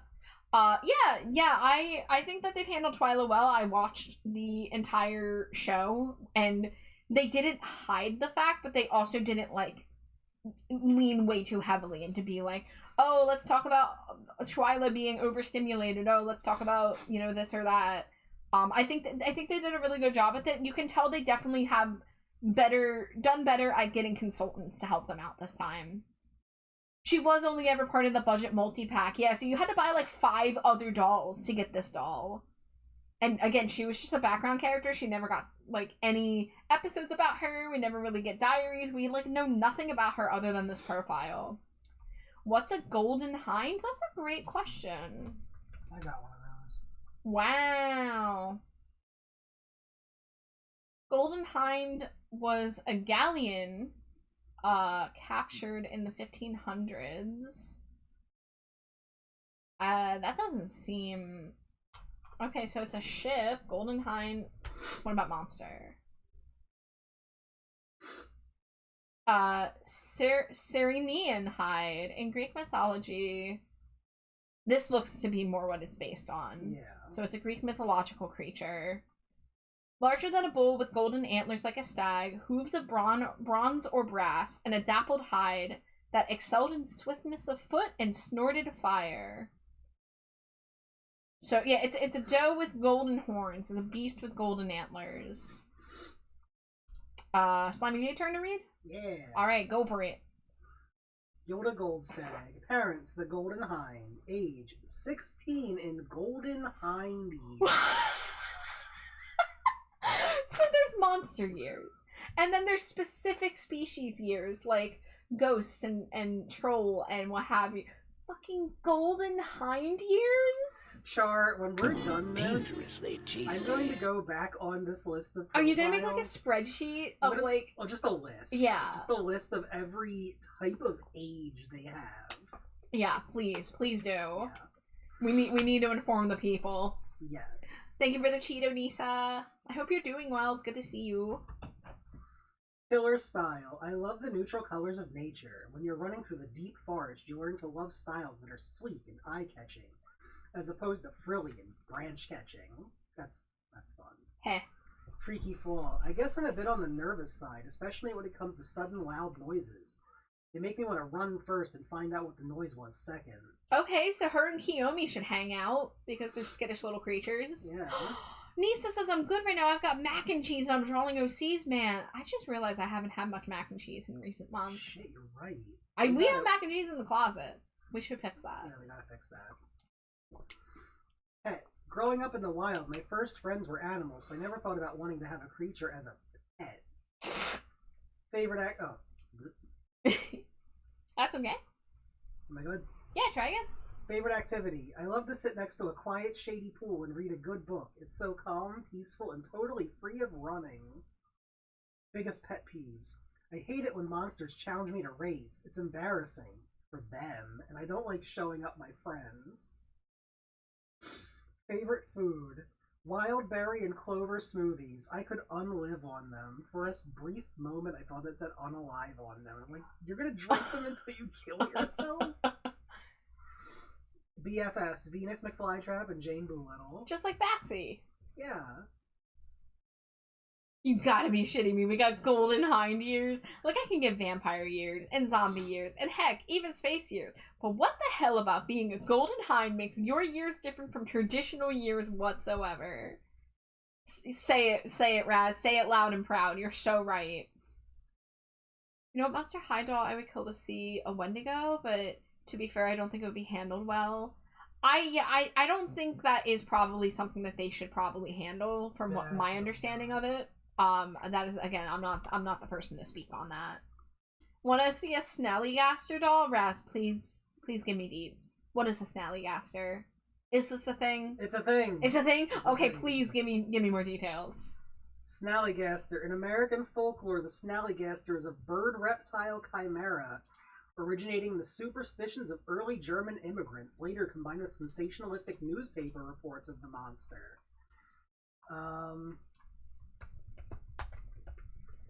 For one, it used to be called a Schnellergeist, meaning quick ghost in German. But the word just kind of changed to be Snallygaster. Snallygaster. It's described as half reptile, half bird, with a metallic beak lined with razor-sharp teeth, and sometimes octopus-like tentacles.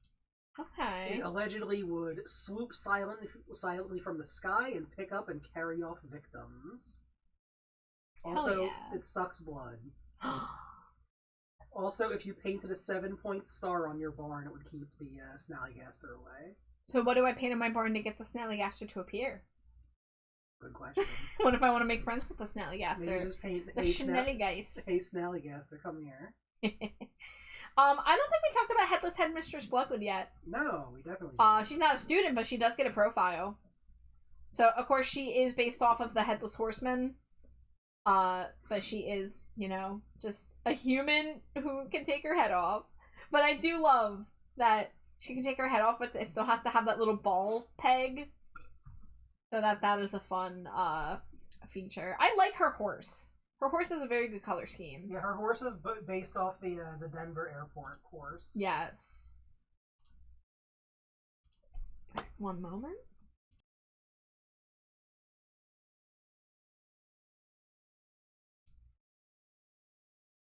We're doing the diva herself. The Snallygaster is so cool. Thank you for introducing me to the Snallygaster, Raz. I love learning new things about freaky little dudes. My turn to read? Yeah. I just did the Golden Eye, right? Yes. Yeah. Okay. Parent, the Headless Horseman. Age, wise enough to be your grandmother, young enough to be your sister. I think you're lying a little bit, Headmistress Bloodgood. Killer style, sable cape, high collared blouse, riding boots, yardstick, and a book on grammar. I don't like the yardstick. She just wants to measure things. Don't worry about it. Freaky flaw, a lady does not disclose such things in public. It is unseemly.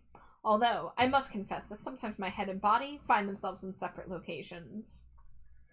That's the way it is with these headless characters, right? Like, poor what's-his-face from the UK Ghost TV show. Yeah. Every single episode he appeared in was about his head being lost in a location, no one giving a shit. Poor guy. So rude. So yeah, so sad. Pet, Nightmare is my horse and constant companion. Although her nervous demeanor bellies her, rather an intimidating name, she's almost always ready to charge into any situation at a moment's notice. Almost. Favorite activity. I love bringing monsters together from different cultures and backgrounds, and watching them discover their commonalities far outweigh their differences. Biggest pet peeve. Young monsters that presume they have nothing left to learn. It is distasteful to see such narrow-mindedness in the young. Wait, what if Headless Headmistress Bloodgood is the reason why everyone's still in school even though they're like thousands of years old?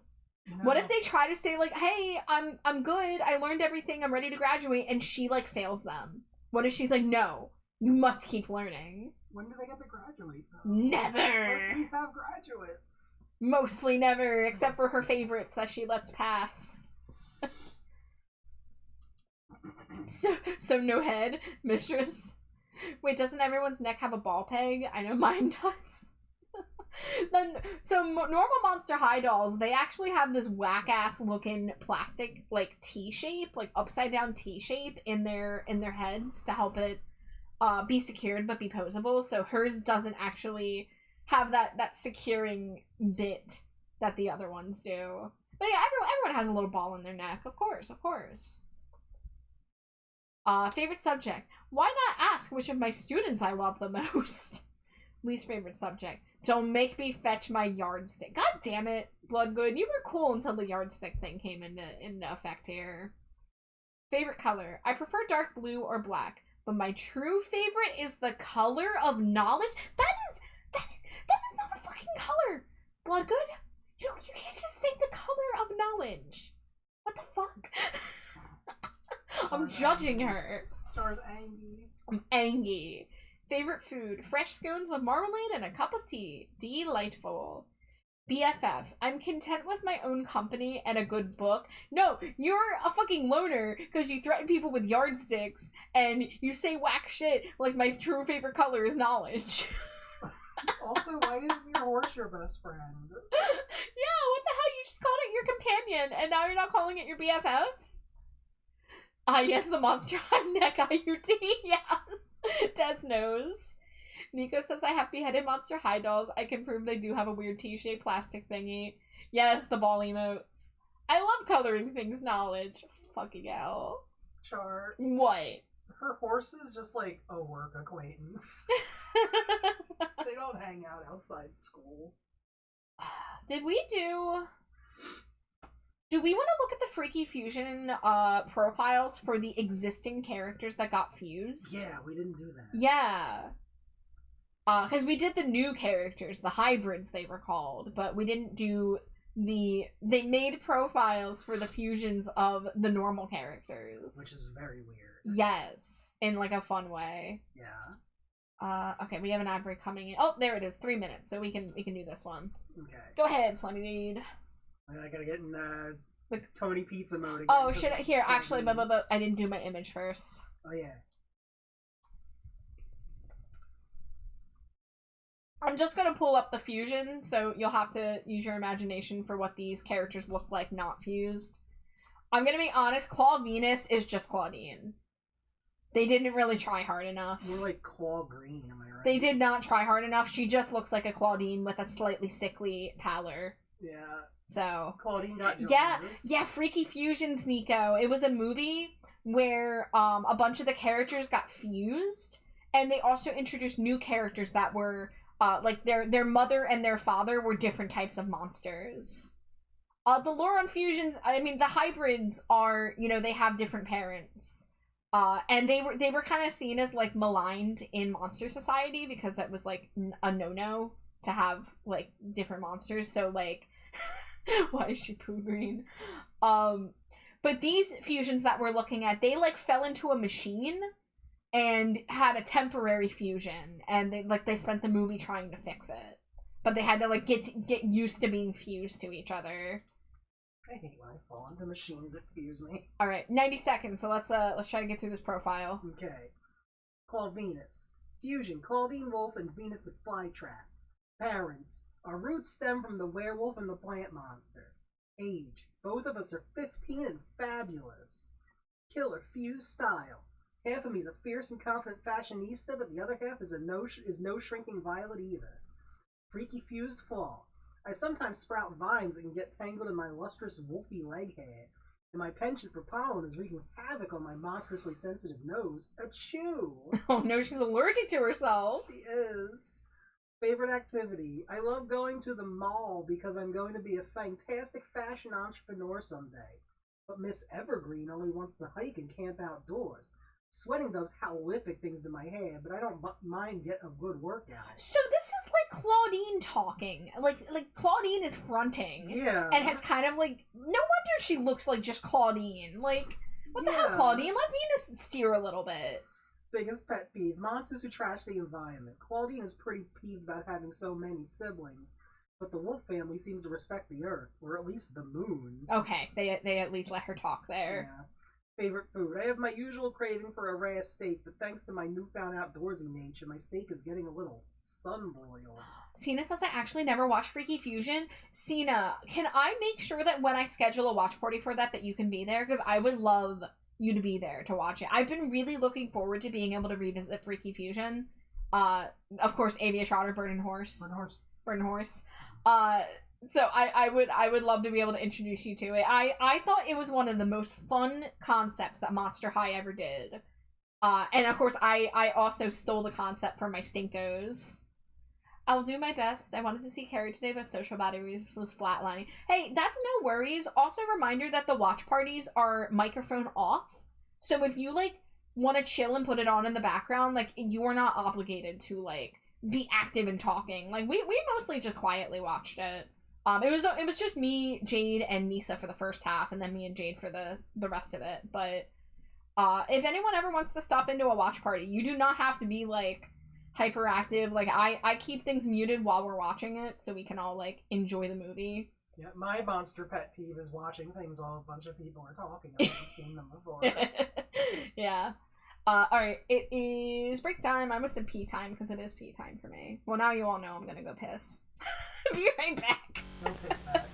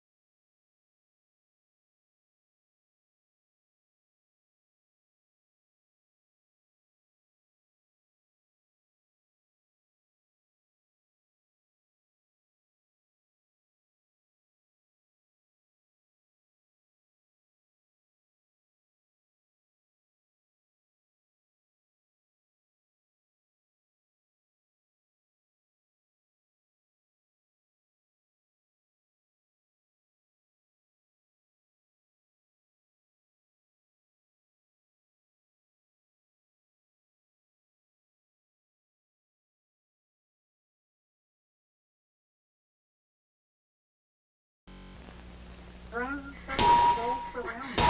you mean I came back to nuclear warfare? Hold up, guys. What do you mean Jade dropped the bomb while I was pissing? Oh my god, no. Oh, I forgot to put the turn music back on. Sorry about that. Oh my god, okay. Oh, we have fun here. We have fun here. You know you can't leave me unattended. Yeah. It's nuclear war. Let's see. I want to say Cleo Lie for you, because I want you to do the Tora Lie one. I want to do Dracubecca. Dangerously Hi, cheesy. Dracubecca. Who's that? Hi, Zero. Thank you for the Cheeto. Hi. Zero. All the theys are dead except for one. They survived. They survived. Ooh, so blurry. Not high quality. Enough for you to see what's going on, though. So this is Draculaura, who you all should know Draculaura by now. Fused with Rebecca Steam, the steampunk robot.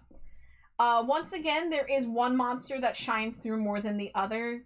It very much looks like a Draculaura cosplaying Rebecca, because they did not try to like balance out the fact that their skin tones are very different.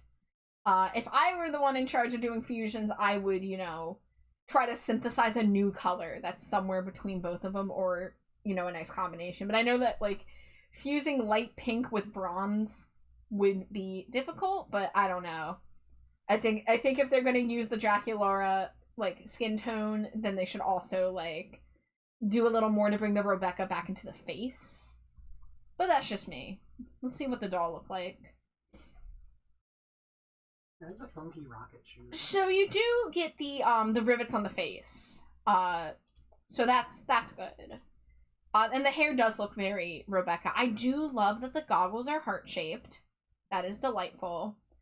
And I think I did talk about the color palette could use a little help, but overall I think this was fun. But let's go ahead and read her profile. The tentacle. Oh, Poggy note. Oh god, who's shooting? Who's shooting me? Wait! No, they is shooting balls. Oh my god. Okay. Dracubecca's profile. Fusion, Draculaura, and Rebecca Steen. Parents. The honorable and distinguished gentle monsters, Count Dracula, and a mad scientist, R.S. Wait. Oh, they signed their... Oh! They signed the end of, like, who's talking. That's cute. Okay, so that was... Cute. So that was Rebecca. Why are we still calling him mad scientist? Do we still not know that his name is Hezekiah? Age, 1600 and 116, but we both look fab for our ages. Draculaura.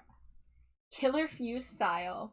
A cheery blend of... oh wait, this is Draculaura. I just assumed it was going back and forth. A cheery blend of steampunk with splashes of pink, topped with a frilly umbrella, but it's totes just for agorableness. Since being fused, I don't need any SPF 500 to be out in the sun. Draculaura. Freaky Fuse flaw. Being polite doesn't seem like much of a flaw, but I'm not complaining. My father always said, good manners are the key to a well-oiled society. But it's challenging when two monsters always try to let the other go first. Neither of us goes, then we both go. Then we get stuck. Then there are a lot of, I'm sorries. No, I'm sorry. That can go on for a while. Rebecca Steen. Favorite activity. I love smiling, laughing, and encouraging my friends. But now I do that while performing scaredevil stunts and tricks with my rocket boots. So if you see me hanging from a rafter in Monster High, expect a rallying hang in there, ghoul. Draculaura. Biggest pet peeve. Being late due to a malfunctioning internal clock was difficult enough, but now I can't see in the mirror, making my morning rush to get ready for school even more fraught with mishap. You should see my makeup. No, really, you should, because I can't. Rebecca Steen. Wow. Favorite food. I'm a vegetarian, so only fruits and vegetables for me. But I've added some coal to my diet because that's vegetarian. It gets our gears going. I also enjoy a cup of ginger tea with an added iron boost. Draculaura. Okay, that was a profile. The war rages on. Man, two monsters who are too polite and they just get locked up. Sounds like hell. Let's see, you want to do Cleoli? Yeah. Yeah, give me Cleoli. Oh, here's a quick 3D picture of Dracubecca. There she is. There they are.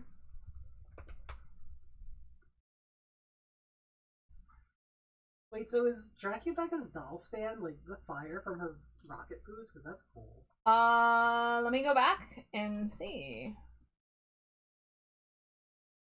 No, it's just a yellow stand. I think, yeah, they all got yellow stands in Freaky Fusion. It looked fiery. Man, disappointment. Yeah, that would have been cool. So, we got Cleo Denial, the mummy, with Toralei Stripe, the werecat. It leans very heavily Cleo. But, you know, we got the cat ears, we got the cat tail, we got the orange stripe, we got the stripes on the face. So, like, they tried a little harder here, I feel. By their powers combined, they're just, like, the biggest jerk ever imagined. Oh my god, I wasn't even thinking about that. We really gotta watch the movie. Hi, Ivy. Welcome in. It's good to see you. It's doll yap time. Cleo but cat. Alright, SlimeyJade. Have at it. Cleoli. Fusion. Cleo Denial and Toralei Stripe. Parents.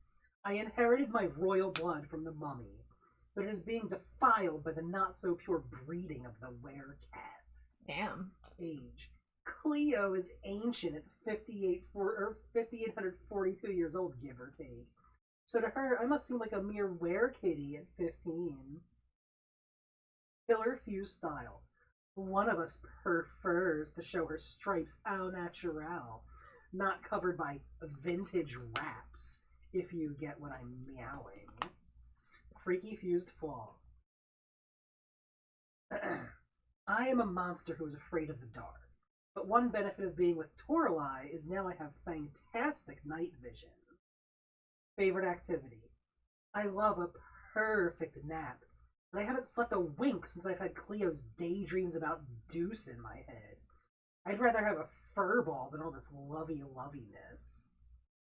Biggest pet peeve. When someone refuses to obey me, like when a certain cat with killer curiosity touches things she shouldn't. In science labs where there are time teleporter and weird vortexes, just as an example. Favorite food. Anchovies. Fed to me one at a time the way her royalness likes her grapes. I think she's on to something there.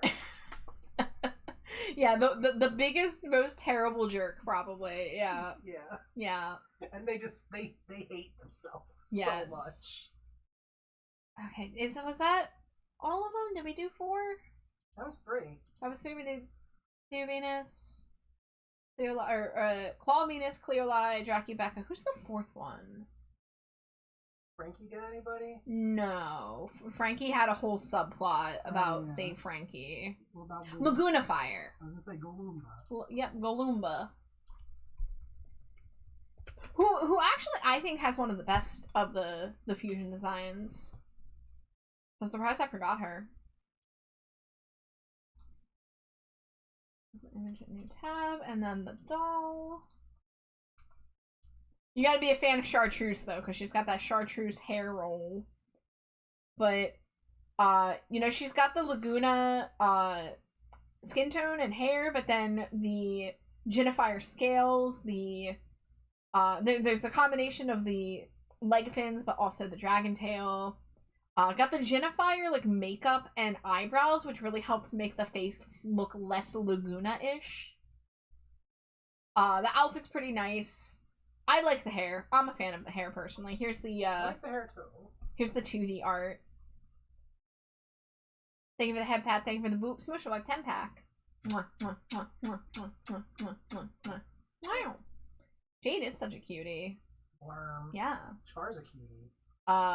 Jade's a cutie. Yoda's a cutie. So many cuties. Everyone's a cutie.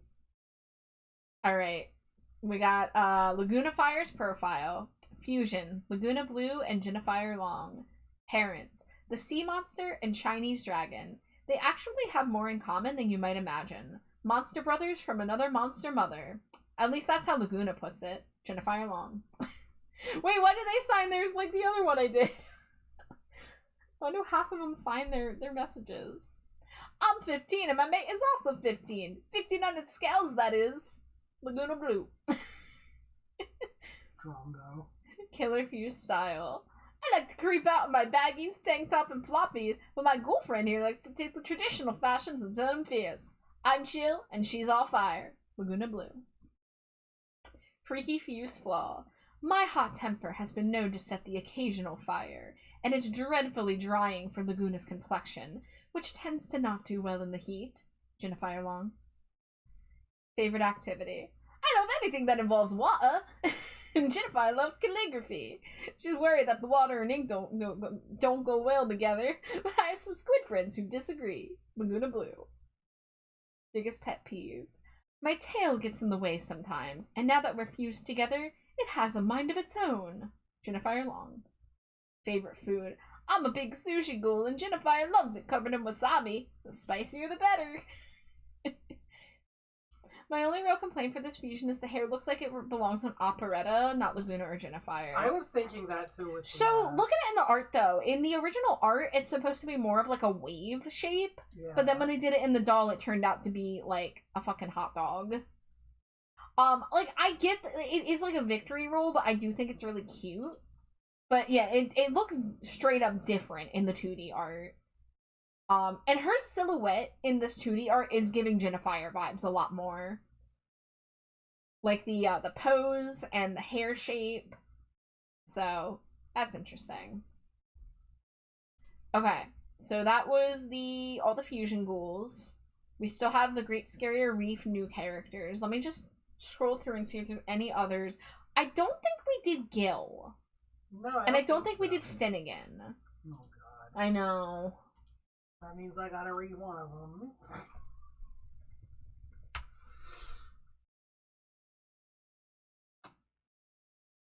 So the fusion to the other people, yeah, they were temporary. It was the plot of a movie. The hair is very leather jacket 50s biker girl to me. Yeah. Yeah, I love those like 50s rockabilly hairstyles. That's why Operetta was so fun in G1. Okay, I see his 2D art. But he never really got a official doll, so I guess we'll just look at his he got like 2 dolls, I think. So this is one of them. He's got the wall eyes. He's not looking too hot here. He's not really Wait. What? The doll. Yes. Look at his accessory in his hand. The pineapple? Yeah, it's a drink. Yeah. With a straw. Yeah. He's got a fucking dome on his head. Don't worry about it. How's he drink his fucking pineapple drink? This is a tragedy. Alright. Gillington Gil Weber's profile. Oh, are you doing this one? Oh, did I do the last one? Okay, yeah, this is you, my bad. Yeah, you got to do Gillington. Yay.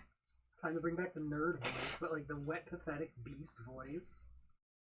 Gillington Gil Weber. Parent, the river monster. Age 16. Killer shorts. I wear shorts. They're killer style. Killer shorts. I wear shorts. They're comfy and easy to wear. Flip-flops and t-shirts to make me feel like I fit in on land. But my helmet means I can't ever wear anything tight around the neck or drink my pineapple drink. Freaky flaw. I have a certain amount of fear of the open sea. Favorite activity? Swimming! Biggest pet peeve? I totally can't bear it when my monster parents dictate what I have to do. Favorite school subject? Math. When I grow up, I want to be a hydro engineer, so I'll need math for that. Least favorite school subject? Horror literature. I'd rather read textbooks than novels. What nerd. Favorite color? Blue, like crystal clear water. Favorite food? Seaweed. I know it sounds slightly exotic for a freshwater monster, but it tastes freakily good. Freakily good. Pet. Right now I don't have one, but I really dote on Laguna's pet piranha, Neptuna. BFFs. Laguna Blue. And Clawed Wolf. Oh my god. What a pathetic monster. My pineapple drink. My pineapple drink. No, my pineapple. I'm sorry. Don't be. I'm a little sorry. No, people love it. Okay, so this character here, Finnegan Wake, he actually used to be known as Ryder, like with a Y, and at some point they changed his name. But he was the winner of a fan vote of what, like, new character to make a doll for. And he's really cool representation because he gets a wheelchair, like a tricked out wheelchair. He's like an athletic daredevil mermaid in a wheelchair, and he can't, like, have legs. So he's got that going for him. Just made Gil the most pathetic thing on earth. We didn't have to make him that way, Raz. He just is that way. Yeah. Got some Thunderburker vibe. I didn't want to say anything, but yeah, Jade's Gil voice was very close to her Thunderburker voice. Well, that was my wet pathetic beast. Yeah. voice. Yeah, they're all overlapping in the Venn diagram. Is that my boy Gil? No, well, this is Finnegan. We just did Gil. We were at, is Gil really your boy? Because we were just trash talking Gil. But this is Finnegan, who is also a boy aquatic creature. In a wheelchair. He's very much the disability stereotype of like, yeah, woo, I'm extreme and can do anything. Just because I'm disabled doesn't mean I can't do sports. Yeah. No, not really, but he's chill. I like that there, Finnegan. Well, let's find out more about him. Parents, a mermaid, age 17. Killer style. My blue mohawk and claws and tats may say punk rocker, but my fierce fashions are scary cool racewear. Freaky flaw. I'm a scare devil who doesn't like to be told that's too dangerous. Though sometimes I may dive headfirst in too quickly. Pet. A ghost cheetah would be my skultimate pet, because they're the fastest creature in the monster world, but they're too wild to be tamed. Favorite activity. When I'm not wheeling around the school in my chair, you can find me working out in the school pool, Akloon Beach, or in the ocean. Water workouts really keep my fins fit. Biggest pet peeve? Monsters who think that because I'm in a chair, my handicap will hold me back. I may be a fish out of water, but I know what I can and can't do. Literally almost word for word what you were saying that they were going for. Yup. Favorite subject? Metal shop. I love to build things and work with my hands. One day, I want to design my own line of stunt chairs. Least favorite subject? Drama. Dude, life is so full of excitement and adventure. I don't need to pretend. Favorite color? Black and purple? Hold on. Sir. Two colors, he has nothing. The only black in his design is his tattoo and the metal parts of his chair. And there is not an ounce of purple on this man. What the fuck do you... He's wearing yellow. The complementary / opposite to purple. What do you mean purple's his favorite color? Favorite food? Kelp smoothies with protein boost. They taste spooktastic and they give me lots of energy, so I'm always ready to roll. Pun intended. Hey. BFFs Lorna and Gigi. Did we do Lorna McNessie? I think so. Okay. Do you think if you ate a mermaid, it would have two different meat textures? Like the tail would be different from the person parts? Like surf and turf? 100%. Absolutely, yes. I think so. Oh, by the way, I unlocked the Genshin recipe for you. Okay. It's called Surf, Turf, and Perch. Okay. Just letting since Surf, Turf was mentioned. I see. Oh, yeah. Edgy Fish Bro. Spooktastic. Okay. Let me go back and see if there's any other ones I'm missing before we do the final movie characters. Let's see. We didn't do Garot, I don't think. Garrot? Garot? Oh, this needs to be a SlimeyJade one because this is a Scaresian character. Oh, I gotta bring back my French voice. You do. I love your French voice. Oh. How you say, the monster high? Oh, that image didn't work. What about this one? Okay, so Garrett, I don't know how to say his name. He is a gargoyle from Scaris. He's Rochelle's boyfriend. These look a little different. His vibe is a little different. I don't think he's very I like his dipshit little scarf, but I don't know. His face is unnerving to me. Is that just me? I don't like that he's staring straight ahead. I think that's it. Yeah. Can we? Okay, we can look at him. Oh god, he looks like he's looking at the camera. I went to go look at an inbox, and it looks like his eyes are following you. But look at the art though. The art's cute. Yeah, smooching Rochelle and Rochelle's like, oh look at me, wee. I am how you say the girlfriend. Yeah. Okay. All right. From ZA. Everyone strap in for the incredible SlimeyJade Scaris accent. Why can't there be one good boy? This fella did not translate the doll well. 2D art, charming emo boy. 3D doll, Prince Charming but make him gray. Garot the Rogue.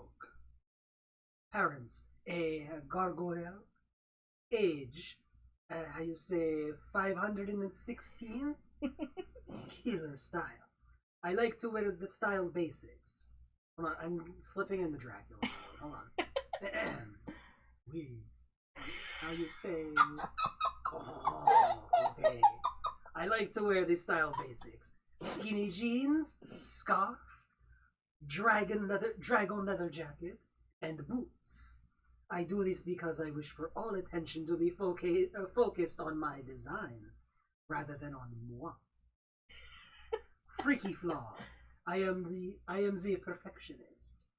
I know of monsters that say this, but I unlive it. I cannot get every detail on the design the way I think it should look.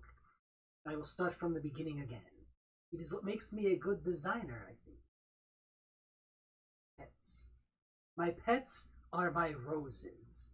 I feed them, talk to them, and make sure they receive plenty of sun and water. Water? No, that's Dracula again. In return, they give me beauty and, how you say, inspiration? I'm not French tonight, I'm sorry. No, you're doing amazing, sweetie. Favorite activity. I love to sketch and design fashion.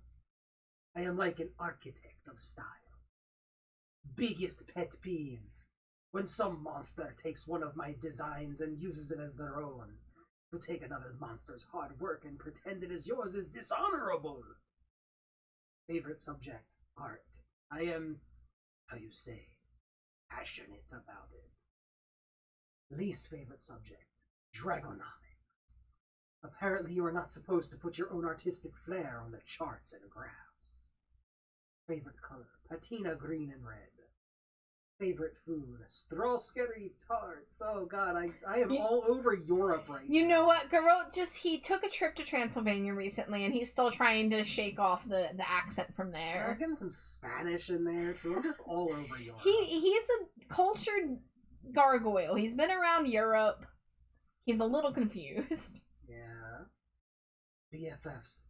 Rochelle Goyle, my beloved, and Claudine Wolf. That was bad. I really like when you had to stop yourself to get in character, and the first thing you did was wee wee. That like took me out. What are you saying? Hon.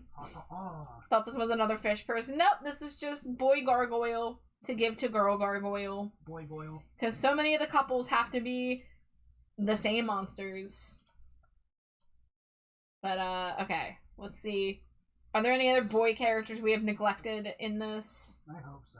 They deserve it. Let's see. I don't know if we did Calliope yet. Headless Headmistress, we did Heath, we did Holt, we did Honey, we did Invisibility, I'm pretty sure. Yeah, we did Invisibility. I feel like we did Calliope. Did we do Valentine? That I'm not sure. Oh, yeah, yeah, because I remember you doing the voice for that. Did we do Manny Tar? I don't think so. No. And did we do Iris Klops? I also don't think so. Yeah, I guess not. Let's see. Most of the ones that are movies we would have done. Oh, Ryder Wake has his own entry, even though it probably just goes to the same guy. Slow-mo. Did we do slow-mo? I'm not sure.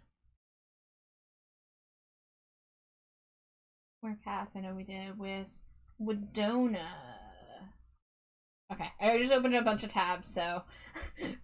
I know, I thought we were gonna have time to get to the actual diaries, but I didn't realize how many profiles we had left to do. We still have to do Great Scarier Reef after these ones I just opened. Wow.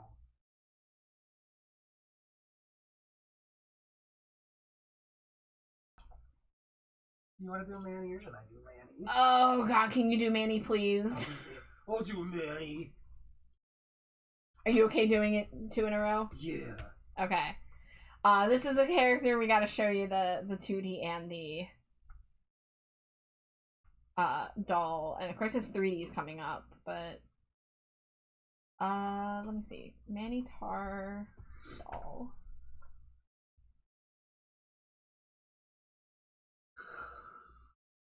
Yeah, I'll show him posed with Iris so you can kind of get a feel for context. So there's his 2D art. There he is. Oh yeah, he's a furry baby. And here's him with his girlfriend. Manny Tor is the beta design for Alex. Oh my god.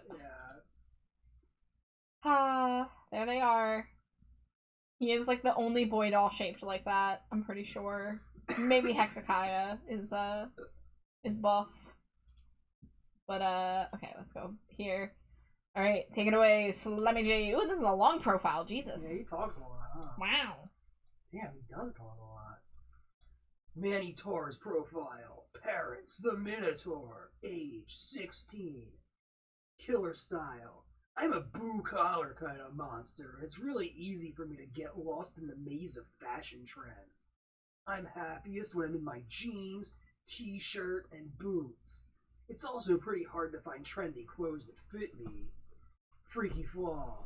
I tend to break stuff, not usually on purpose, mind you, but you probably still wouldn't want to invite me to a tea party where you're planning on using your Grand Monster's heirloom china. I also have a hard time putting my feelings into words.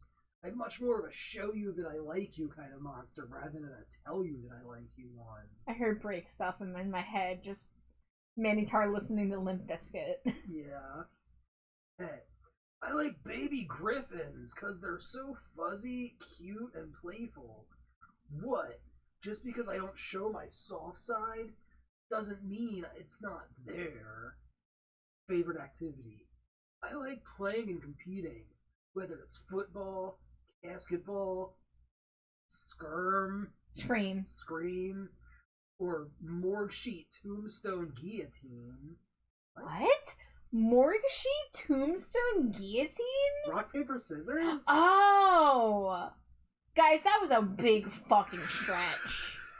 Morgue sheet, tombstone, guillotine. What the fuck, Monster High? Morgue sheet beats tombstone. Tombstone beats guillotine. I'm always up for the challenge. Biggest pet peeve. When monsters try to make me see red, it may be funny for them, but it's not for me. Also, stop asking me for directions. Just because I was born in a maze doesn't mean I can tell you the best way to get somewhere. Favorite subject, physical education. I don't always have to worry about trying to be gentle. Least favorite subject, dead languages. I have a hard enough time wanting to speak out loud in my own language. Favorite color, gray. Love old black and white films. No red to distract me. Favorite food, cornbread with lots of butter and honey. My mom makes it best. Man, that sounds good. That's Yeah, I think there's stuff from hot cornbread right now. Oh, he's so good. Yeah. BFS, Heath Burns and Iris Klops. Hex says, "Oh, this dude, I barely remember he existed." Hex, I wish that were me. He's too prevalent in the webisodes. He is too prevalent. He's everywhere in the webisode. Des says, "I could legitimately accept this as a canon voice. Can I find what he sounds like in G1 to show you guys? Because it's insufferable. He's so bad. It's not good. Let's see what happens if I type in Monster High Manitar.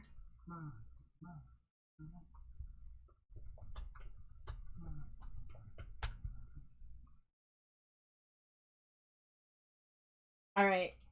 Let's quickly throw on a Manny episode so you can hear him. Let's skip the intro.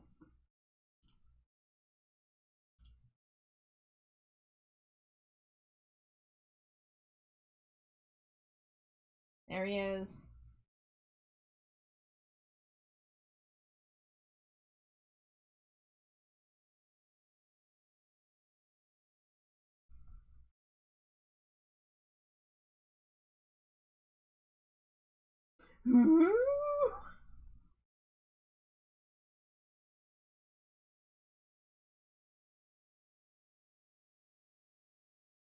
His voice is always cracking.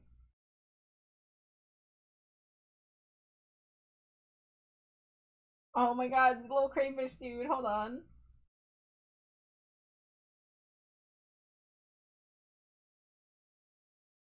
He's not as insufferable here. I will end it there. But episodes where he's being an asshole get really annoying. There's a Cyclops since when? Iris has been there since early on, but it took her a while to get a doll. Her first doll was the 2-pack with Manny. It was a San Diego Comic-Con doll. I want to say 2014-ish, and then the only other doll she got was a I Heart Fashion doll in like 2015. So she was on the tail end of G1. But she was there in the background for a while, and then they added her to the webisodes after a few years. You forgot that was Manny's voice again. I wish that were me, dude. I wish that were me. He is tall. But speaking of Iris, let's oh, I guess I didn't have to close that. Let me pull up 2D art of Iris.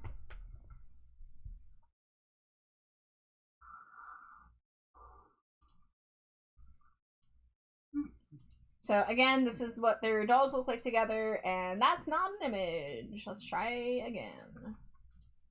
Why is the internet like this? 2D Iris, 2D Iris, 2D Iris. How about this? This is a redraw, but close enough. Yeah, we'll just look at her doll. Let's see. Where do I have her? There she is. All right. Let's get to know Iris the Cyclops. Something about Manny's doll face is kind of cursed. It super is. Like, they tried their best, but it did just come off as a little hard to look at. The eyes are so far apart. Like, the nose is good, but the eyes are too far apart, and like the chin area also looks like it's like not big enough. And his head, the top of his head is like really flat. Cause they did the well, here, you guys can't see it, let me scroll out.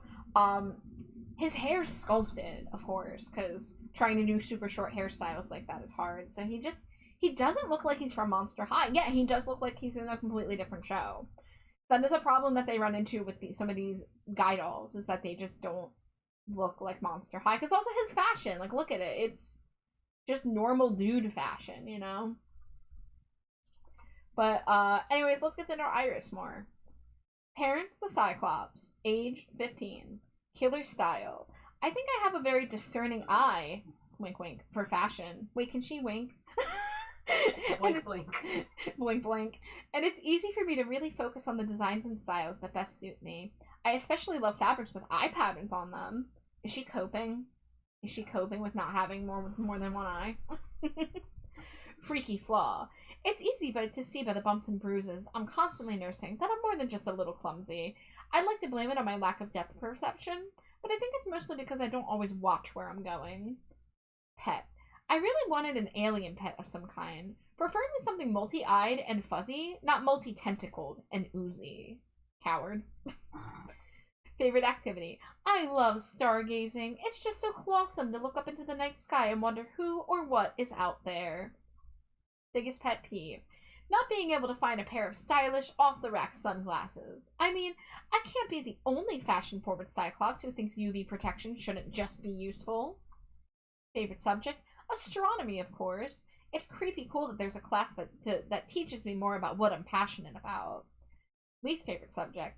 Physical education. Hello! It's like the perfect storm for a monster with bad depth perception and a clumsy streak. I must love to say clumsy steak. Favorite color? Maroon. Favorite food? Black-eyed peas. BFFs? Gigi Grant, Manny Tar. The eye puns. Like, we get it. We get it. We get it. Alright, going back to the boyfriends that were forced upon the main characters. We're gonna look at Slow-Mo. Sloman Mornovich. And he is another one who, oh my god, his translation to doll was rough. Oh, yeah. Was rough. So, in the cartoons, he has this very, like, asymmetric, cartoony kind of face to him. His eyes are just, like, dots. Ivy says, I wonder if she can blink half her eye like a Sonic character. People don't realize that Sonic is a two-pupil Cyclops. Yeah, you don't really think about it until you really look at Sonic. Yeah, Slow-Mo is a not super important character. He was in, like, a couple webisodes. He got 2 dolls, I think. One of his dolls is this atrocious thing. It was a... Here, let me zoom out. It was part of a Ghoul Spirit, like, 5-pack. And let's just zoom in on that face for a moment. So that's what his hair looked like. That's what his face looked like. Not great. Let's pull up his 2-pack with Ghoulia to see if it's any better. Oh my god. From a distance, his face is kind of giving handsome Squidward. So, like, look at their art, and then, like, look at his doll. Like, it's a little hard because of the plastic, but he's got these, like, fucked up, like drooping eyes and, like, the weird smile. But then, like, look at his fucking face. Look at his stupid flat top. His hair is not supposed to look like that. Why didn't they give him sculpted hair? Why didn't they give him the fucking vanilla ice? Like, come on. Also, the greenish, sickly color they chose to darken his eye sockets? Ugh. Blah. Choices were made and none of them were good. Choices were made. And then he's wearing a fucking t-shirt suit. Yeah. Like, oh my god, t-shirt tuxedo, come on, man. Get it Dudes don't have good fashions. Those are different dudes, for real, for real. Get it together. Ghoulia deserves better than this, okay? Alright, let's read his profile. Yay, I get to do this one. Oh, is it your turn?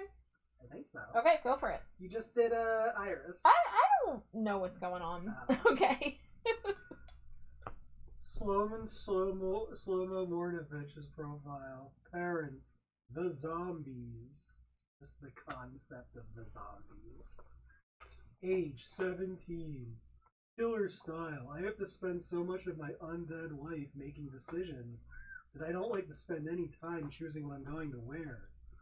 My killer style is plain and simple. Jeans, t-shirts, trainers, and my sports team jacket. This gives me all the more time for the really important decisions. Where I'm gonna meet up with Ghoulia, for example. Can I just talk about how they are stretching to make it character traits? Why they under-designed the boy dolls? Yeah. Being like, oh, these boys, they just don't like flashy fashion. They just like it as plain as possible, and that's what we're gonna sell. Like, shouldn't you be doing the reverse? Shouldn't you be making interesting designs and then making up reasons for why they would be interested in it? Even if it's like, my girlfriend dressed me. Yeah, like, come on. Give me 11 switches.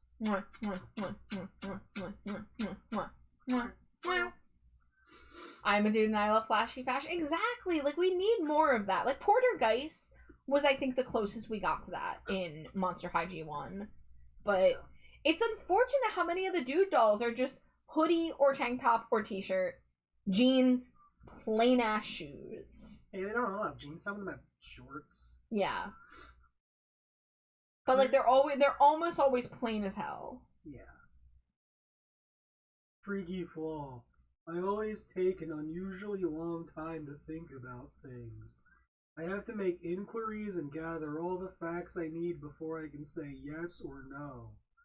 I don't know if that's a typical zombie flaw or if it's all down to me. In any case, what Ghoulia always says is that I'm spontaneous as a glacier.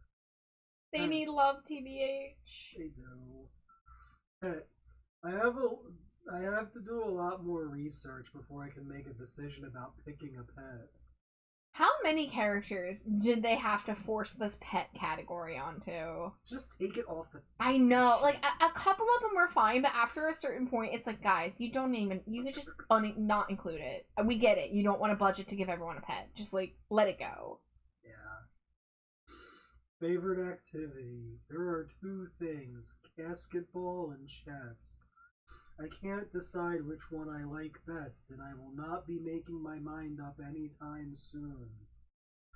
Biggest pet peeve. Monsters who don't understand my sense of humor. I hate having to explain the punchline. It ruins the whole joke. Favorite school subject. Advanced maths. Even when it's devilishly difficult, I think calculus is amazingly interesting. Least favorite school subject. Rhetoric, or strictly speaking, having to talk spontaneously in front of other people. I need time to prepare. Favorite color, purple. Wow, he made a decision on something. Yeah. He likes purple. Wow. Favorite food, Grave flakes with milk. It's my best choice. BFFs, Ghoulia, Yelps, and Deuce Gorgon. Forcing them to like the same species of monster is very boring. Yeah, I'm glad to see that they're not doing that in G3. They actually are not really focusing on relationships too much. Yeah, They did keep Laguna and Gil, which is fine because they still have like, you know, they're different types of sea creatures. Frankie and Cleo get to be together, which is fun. I mean, Cleo got to be with Deuce before, so like it wasn't like, oh, mummy and mummy, but as time went on, every time there was time to introduce a new boyfriend, it was just like, let's choose that character and make a boy version of that monster. I'm shocked they had Draculaura and Claude. Yeah, and that was a major like plot point. Yeah. But I guess to make that more special, they had to adhere to the status quo that they created by showing all the other relationships being monotype. And then there was Abby and Heath. Yeah, with the fire and ice. Yeah. So I guess there is like a healthy mix of it, but it does like, especially when it's not a very charismatic character or a well-designed character. Like Slow-Mo is like, he doesn't feel like a right fit for Ghoulia, other than the fact that they are both, you know, able to be patient with each other's slowness as being monsters. But like, I guess he's a little into like school subjects. They didn't really show this side of him in the webisodes, I feel. Didn't they have a whole episode where he like didn't feel smart enough for Ghoulia, so he took a potion and became super smart? Yeah. And then Ghoulia didn't like it, and so he had to undo it and go back to like not talking. Well, yeah. Well, but the thing was, it wasn't just super smart. He was like very smug about it and like condescending. But in this bio, they're saying that even when it's difficult, he thinks it's interesting. So I guess he's like, he likes a challenge, but he's not necessarily the best at it. Whereas Ghoulia is like a perfect student. Right. Ghoulia and Slow-Mo feel like queer platonic friends to me. Yeah, I just don't see them as romantic. Like, and you know, like, maybe because I have my own opinions on Ghoulia, and I think she should be with like Wedona Spider or something. But I don't know. Hi, Ambi. It's good to see you. Welcome in. Who do we got next? Oh, actually, speaking of, we got. Wait, do you want to read? Dangerously cheesy. Did we do Free Sushi? Did we do Goliath? I think we did, but maybe I'm wrong. Let me look at this thing. Thank you for the Cheeto. I don't think we did. Maybe we didn't. Do you want to do Goliath? Unless you want to. No, you can. Oh wait, is it my turn? It is your turn. I'll do Wedona. Okay. Because I like Wedona. So, Wedona was originally introduced looking like this, because her first doll actually was a superhero doll that came with a civilian outfit, but then it gave her a fashion doll. So this was her original fit, which, nice, classic, black, white, and red, always a good color combo.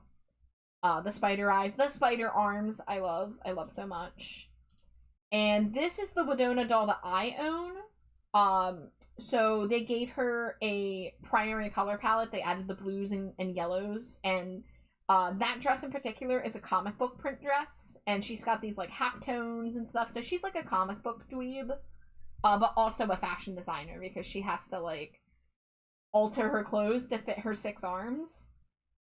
You have her as well. Yeah, her and I Heart Fashion Scara were like a big deal for me when they came out. They were some of my favorite dolls, and I have made sure to take good care of them. My Scara doll, unfortunately, has the nastiest case of glue head right now, but I haven't had the heart in me to try to wash it, so I just try to not touch her. But Wedona's held up really well. I had to dust the hell out of her because the dust showing up on her black plastic was rough, but I've cleaned her up, and she is on my shelf next to Ghoulia, as she should be. But let's go ahead and read about Wedona. Parent is Arachne, age 16. Killer style. I like to call my style rock and roll geek. I love to get wrapped up in spikes, studs, and colors that totally scream. It may look intimidating, but my heart is as soft as silk. Freaky flaw. I'm such a multitasker that sometimes I can totally get burnt out. I don't even realize it until I find myself curled up into a ball, wondering how I got so tired all of a sudden, in quotes. Pet. Shu is my pet fly. She's always supplying me with buzzworthy moments. What does that mean? What is her fly getting up to? Her fly's hanging out with the Spectra and getting all the gossip. Hell yeah. Favorite activity. I love lending helping hands to my friends by taking their ideas and bringing them to unlife with my illustration and sewing skills. Since I'm really a fangirl at heart, it's scary cool that they trust me with their vision. See, she's nice. She's supposed to be nice. I reject the novel canon where she is a villain. Fuck that. Wedona is cool. I love Wedona. Yeah. Biggest pet peeve. Can every monster just stop it with the Black Widow thing? It's just as unfunny the thousandth time as it was the first, and it really gets my web in a tangle. What, like, people... What does that mean, the Black Widow thing? Like, do they call her... A Black Widow? A Black Widow? Is she not one? Because she's Wedona's... Well, she's the daughter of Arachne, specifically. Yeah. Favorite school subject. Art, home ec, and geometry. I can do all three at the same time and never get stuck. Least favorite school subject. Dead languages. I basically have to sit on my hands the whole class, which makes me anxious. Favorite color? Red. Favorite food? Fondue is my favorite because with 6 arms, I can do sweet and savory at the same time. Wedona! Don't put the marshmallows and the cheese in your mouth at the same time. No! Let her cook. Back to the Future Part 1 coming back to theaters for 40th anniversary. Nice, nice. Welcome in. Yeah, I love Wedona. Guys, I think I told this story before, but, this doll, here, let me pull up the actual picture of her. Oh, okay, here's her inbox. This doll here, I got scammed trying to buy this doll. So here's what happened. So this was in 2013, and I had a friend that was going to New York Comic Con, and I asked her if she would be willing to swing by the Mattel booth and try to get me one of these. Unfortunately for me, she did not know Monster High. I think she either went to the wrong booth or just, like, looked at the wrong thing, and she got me Caddy Noir instead, who was also, you know, black plastic with silver accents, so, like, I kind of get it. But I was heartbroken. I actually think I might have given or sold that Caddy Noir to Cena in chat, if I'm not mistaken. So I was really wanting this doll. I loved her from the moment I saw her. And I ran into a listing for her that someone was going to sell her for, like, I think, like, $50. This is back when the collector dolls were, like, normal doll price and not, like, super inflated like they are now. It might have been more than 50, I don't remember. But I even, like, asked them for proof, because usually, like, when people sell secondhand dolls and you're trying to avoid scammers, you get them to, like, write on a piece of paper their username and the date and, like, prove that they own the doll. But I paid for it and then didn't receive it, and that was my first experience having to do a PayPal dispute, because I was 19 and tried to buy a doll.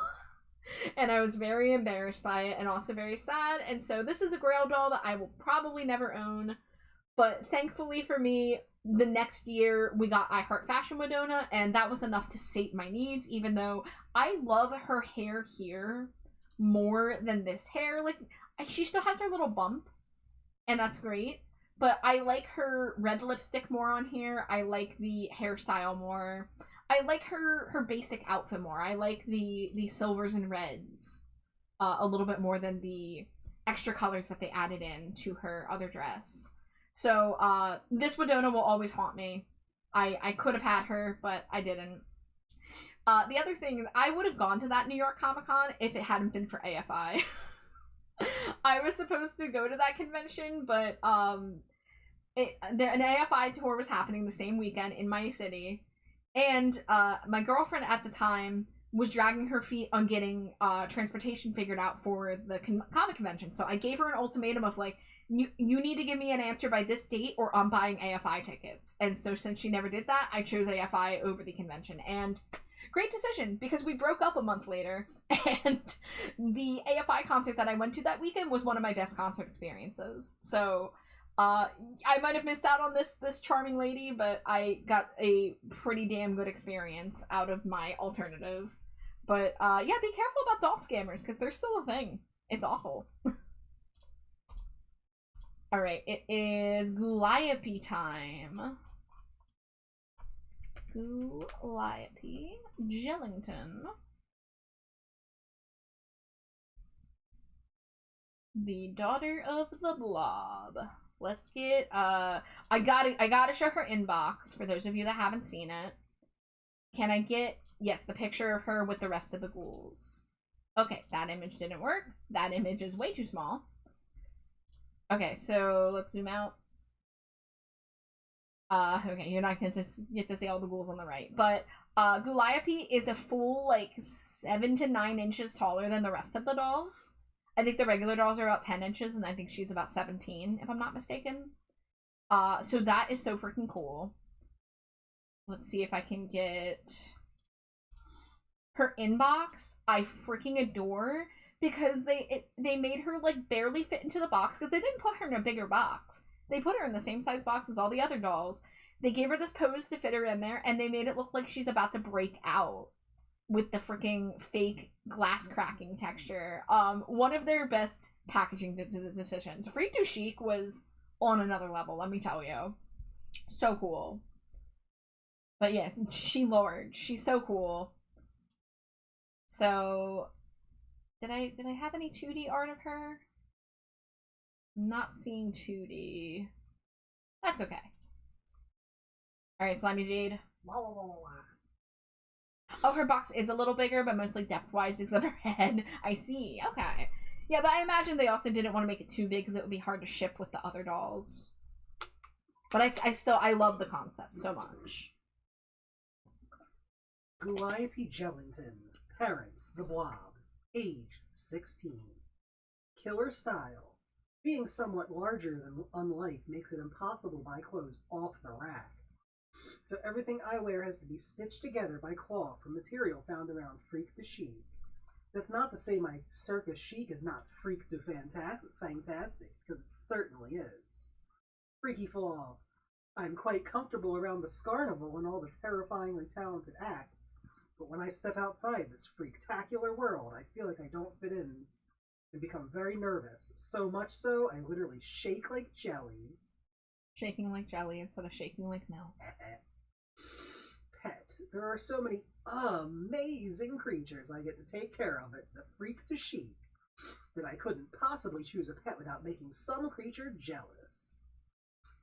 The two methods of I don't have a pet are either I can't decide on a pet or I know too many animals and I don't want to make anyone sad. Yeah. Favorite activity. I love putting on ginormous freak to chic productions, building sets, creating costumes. You name it, I do it all. I'm definitely a DIY kind of ghoul. Biggest pet peeve. When other monsters treat the members of the freak to chic like freaks. Just because we're not normal in the eyes of outsiders doesn't mean we don't have the same feelings as everyone else. Favorite subject, history. Just because I don't know where I'm from doesn't mean I don't delight in learning the history of other monsters. Least favorite subject, mad science. Something about the subject makes me quiver, and not in a good way.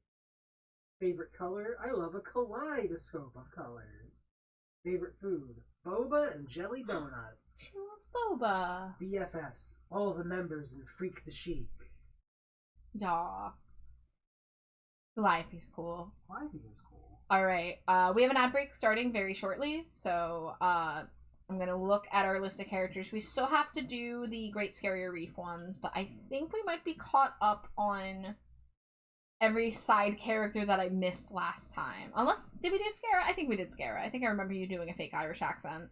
Oh god, yeah. And it was a struggle. We definitely did Persephone. Okay, so we want Posea. We want... Did we do Nephira? Thoughts? I don't know. I don't know anything anymore. 3 years older than Cleo. I know I read that fact till Aiden was taken back by it, but I don't know. Okay, we'll assume we did it even though it doesn't seem familiar, but that's okay. I don't care about Jima Nefero. Sorry. She's so mean. Sorry, not sorry. Okay, we want calamari. We need, what are the names of the Perry and Pearl? There they are. Pearl and Perry. Is there anyone else I'm forgetting?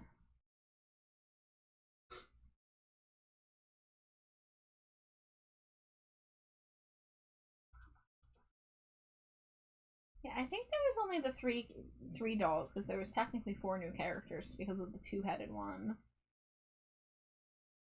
We did Caddy. Did we do Cast of Fierce? I think we did. And Amanita, we probably also did. Okay, I'm gonna BRB, and when we get back, we'll finish these last profiles. Great.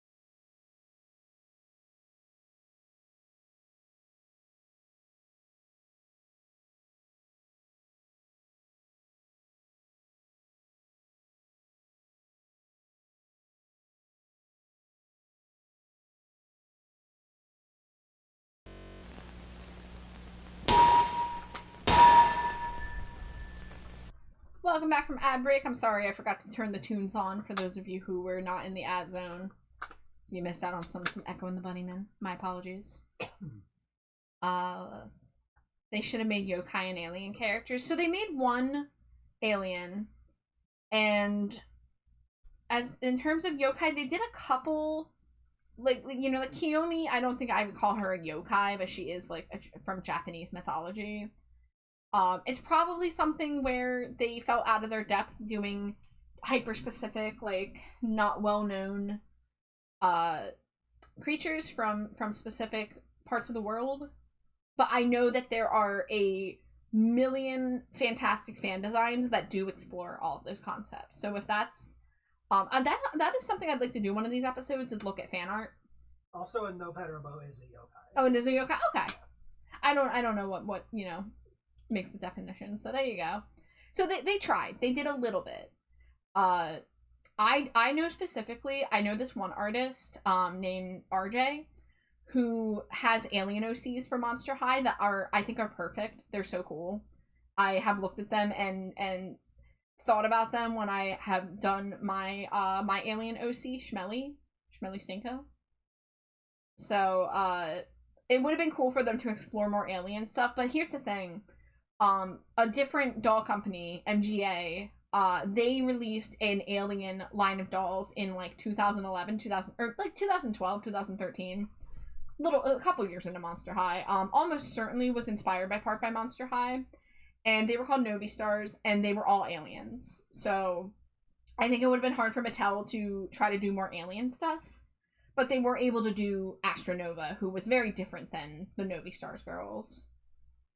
Rest in peace, Novi Stars. Rest in peace, my old Novi Stars dolls that I stupidly threw out instead of selling or keeping. And now they are astronomically expensive because I didn't know they were going to go out of business. Astronomically? Wow. HR. Hey, what? Morgue sheets. Tombstones, guillotines. It just raises a lot of questions, does it not? Hi, Revan. Like what? What questions does it raise? Dangerously cheesy. I said this to Jade off break, so we're kind of repeating our conversation here for y'all. I was Everybody loves Thunderburger. Funderburger. While I do this, you got it. Let me say. Why would you do this to your favorite bat tuber? Alright, it's Funderburger time. Oh, Funderburger head pads. Let's go. Funderburger likes it. Smooch the wife. Mwah. So, I was thinking about the part how rock, paper, scissors in Monster High is morgue sheet, tombstone, guillotine. And I was like, what did guillotines have to do with monsters, if not for having monsters that are the spirit of people who died via guillotine? Because, like, what is a headless horseman? Are they not a human who was killed by guillotine and reborn as a ghost with a detachable head? Like, that just raises questions about where Headless Headmistress Bloodgood comes from. But Monster High, like, they try to distance themselves from being humans who died. It's monsters. They're their own species. They were born this way. And then that brings up whether or not, like, okay, if you're a headless horseman and you're born that way, when you're birthed, does your head and your body come out separately? That would be horrifying. I hate it. I do it to my favorite bat tuber because they're being good at being a bat. I need to add tube to the bat tuber by introducing the Funderburger. Friendly reminder from Jason Funderburger that the bat is non-binary and uses they them pronouns. Thank you. Oh, my hand slipped. That's okay. But yeah, we gotta have the Funderburger chaos. It adds flavor to the stream, you know. Plus, it's late. Most people are, like, quiet lurking at this point. No worries. Absolutely no worries. That's why it's a friendly reminder. That's all it has to be. They balls day day. They balls day day. Oh, I didn't mean to close that tab. Oh, it was the first tab. I'm silly. Let's see. I was gonna look up Calamari. So I think we have 3 more characters to read profiles for. Hooray! So this is from the movie Great Scarier Reef, where they all turn into mermaids temporarily. So here is the doll, here is the 2D art. Nope, because they lied. Oh my gosh, why are image searches so hard nowadays? Literally none of these are opening. Cool, excellent. Love that for me. Okay, I'm just opening this one. I do not feel like fighting the DuckDuckGo search engine. So Calamari is an octopus mermaid, squid mermaid. I don't know the difference. Has 4 arms, very cool.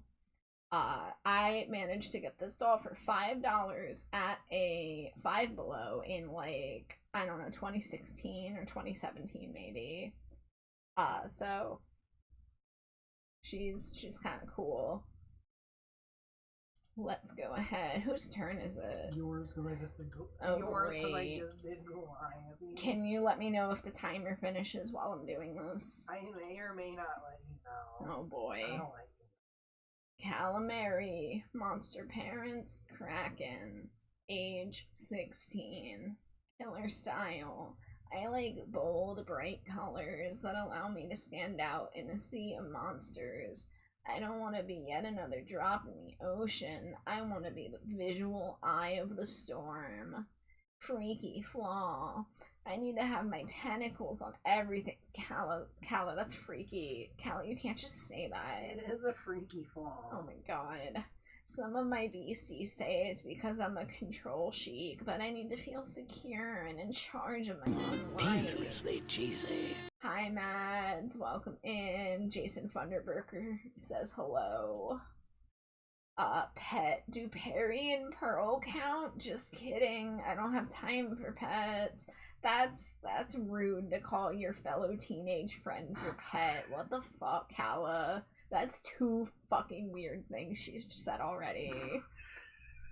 Favorite activity. I'm a natural performer and love to dance all my scares away. Biggest pet peeve. When other monsters think they know you based on shallow stereotypes and underwater legends.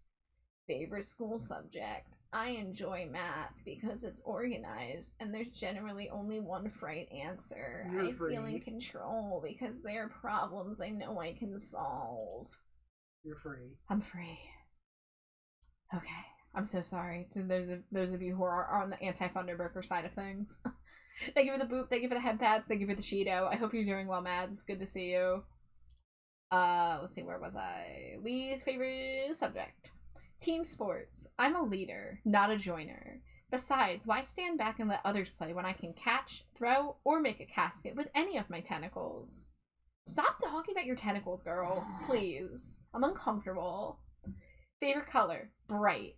Dark drab colors are for less sensational monsters. Fuck off. You're gonna smack talk Gots now, too? Man, I own this doll, and she's becoming my mortal enemy in this one profile. Favorite food. Ever down under, go love some shrimp on the bobby. BFF's Perry and Pearl Serpentine. You mean the your friends that you pets? just fucking disrespected by calling your pets? Whatever, Kala. Whatever. You got some shit going on. Alright, let's pull up Perry and Pearl. So this was a very unique doll. I mean, all of these are unique in different ways. Except for Elizabeth. Yeah. But, didn't work, of course. Why would it? Why would I be allowed to look at the file that is showing up on the image search? I don't understand what that's doing. I don't know. Is it a DuckDuckGo thing? No, I don't think so. And now we got the AOL 2003 dial-up speed for downloading this image. Okay, the doll one showed up. Okay, you can't see the full tail, but please load in. I beg of you, please.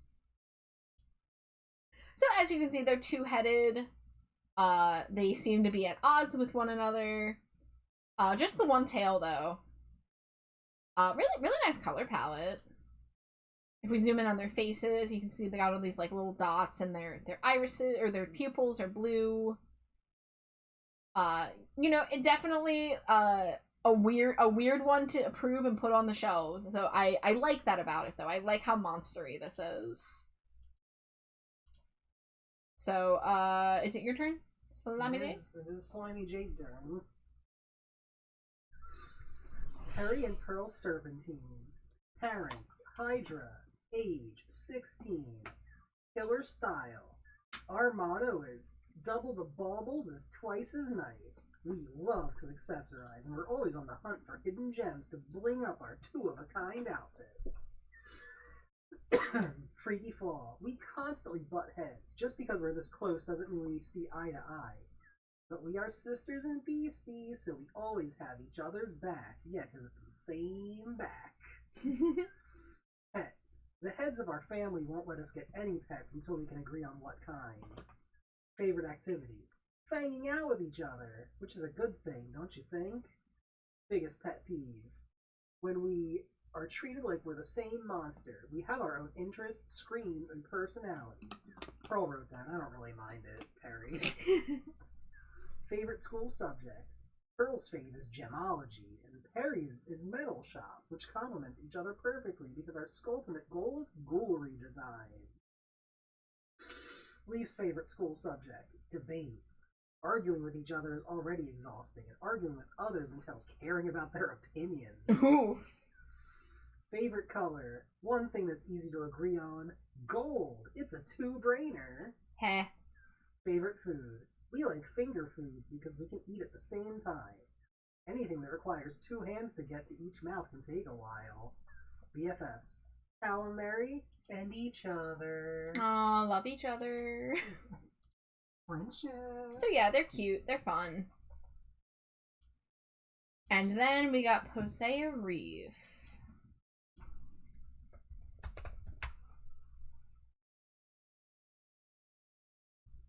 Who I believe is the daughter of Poseidon. Okay, cool. That one opened, and that one opened. Wow, we actually got it first try. So her mermaid tail, we talked about it. She was the best design to come out of Great Scarier Reef. Her tail is badass with the seaweed and the things caught in it. And even like her hair and stuff is really pretty. It's like that nice berry color with the teal streak, but her whole like underwater flora and fauna vibe is really cool. So, Posea Reef's profile. Parents, Poseidon. Age, 17. Killer style. I'm a go-with-the-flow kind of ghoul. Literally and fashionably. I love to feel flowing fabric and accessories swirl and sway around me as though they have a life of their own. Freaky flaw. I know about a lot, but my knowledge can get tangled like kelp in my head. I know that it's in there somewhere, but I can't always fish it out. Pet. All the creatures of the sea are my friends, and I would never consider any of them pets. There's one of those categories of pet descriptions. Yep. I know too many animals. Favorite activity? Gardening. I love being out in the seashine, tending my beautiful aquatic plants. Biggest pet peeve? When monsters swim from their fears. Maybe it's not so much a peeve as something that makes me sad and determined to help. Favorite school subject? Aquaculture. As a sea goddess in training, it's my duty to learn all about sea life, from tiny to frightful creatures to giant, secretive, and possibly misunderstood scare monsters. Least favorite school subject? Math. I'm good at it, but I refer to things with more than one right answer. I like to have options, analyze scenarios, and choose my own way. Plus, a little creative chaos never hurt anyone. Favorite color? Kelpie green. It just feels like a natural. Favorite food? Saltwater taffy. Chewy, gooey, yummy. That's not scary. I want some saltwater taffy. Yeah. BFF's the sea mares. The sea mares? Wait. The sea mares? Monster High Sea Mares. Tell me more. Oh, yeah. Look at these fuckers. They're like little horsies. Did they ever get those? No, I'm almost positive. They're the small assistants of Posea Reef, humanoid seahorses with, one's a vampire, one's a kraken, and one's a skeleton. Oh, that's cool. What are their names? Do they have names? Maybe if you go down. They all have the same voice actor. Yeah, they don't have names. No. These are pets. Damn. Can we... Nope, won't let me zoom in on that one. Yeah, the Frightmare is like the other thing that's coming up, so... Oh, unreleased sea mares. Please let me look at this. Please let me view the file. Going to Reddit. Oh boy. Who's this pumpkin Narita? Hi, Sarah. Hi, how are you? Alright, it's not letting me. I'm trying my best. You can see it a little bit. I really want to get a better look at this image, but yeah, it's saying no. Dangerously Will cheesy. it let me look at the actual Reddit post? Okay, this might work. Who was that? Hi, Rad. Hi. Thank you for the Cheeto. Oh, you're one Cheeto away from nice. Welcome in. Alright. Seamare G1 prototype doll. You can see the 3D of them down there.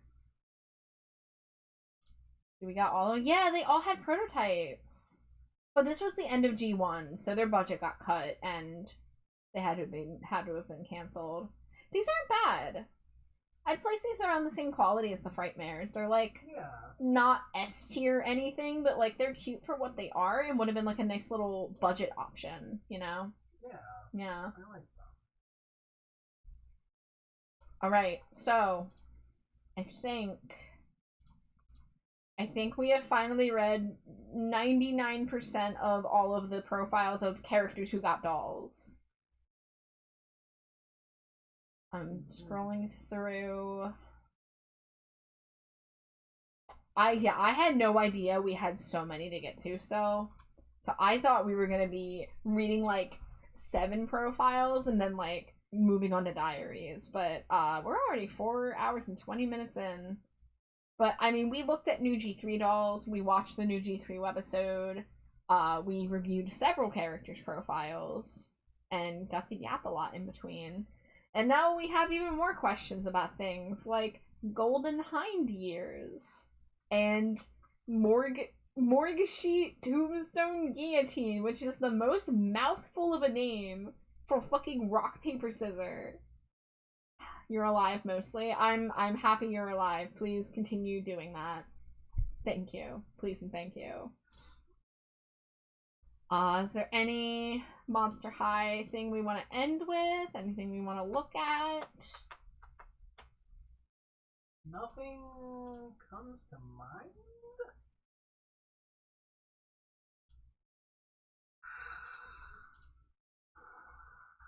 Any Monster High stuff on my front page? Rearranging my entire Monster High collection. Oh, can I hide this thing? Yeah, I don't want to look at YouTube games.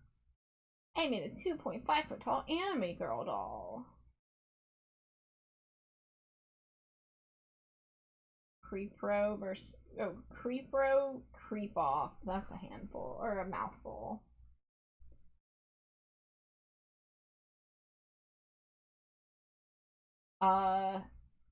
Yeah, I mean, at some point, I think I would... I want to schedule a couple more Monster High watch parties. We didn't have a really good turnout the last few times I've tried to do Monster High watch parties, so I'm going to try more times. I actually, if you're in the Discord, or if you want to be in the Discord, I'm running a poll right now asking what times work best for people for watching movies on Discord, because I'm going to be wanting to do a lot of those in the next few months for spooky movie season, which I kicked off today. Me, Jade, and Nisa watched the original Carrie, because it was about to leave HBO Max like tomorrow. So if you want to watch Carrie, watch it tonight or tomorrow before it leaves HBO Max, unless you want to yark har har. But I can pull up my list of movies while we're here, because I'm gonna be pushing this, because I would really love to celebrate my favorite season by watching stuff with y'all. Let's see, I gotta... Nope, wrong thing. Scooch this over. There we go. So, some of these are going to be watched in Alex's server or with other friends. The ones with stars are ones that were mentioned to watch with Alex specifically. But I have a lot of options. We're not going to get to all of these, almost certainly. I don't think I've ever broken 20 in my spooky movie marathon time period. And of course, you know, horror movies and stuff are year-round. I just like to cram a bunch of them into this season, since I don't have a lot of other ways to celebrate Halloween. But we've got some comedy ones. We've got some classics from the 80s. We got a couple newer movies that were recommended, like Nisa recommended Fresh.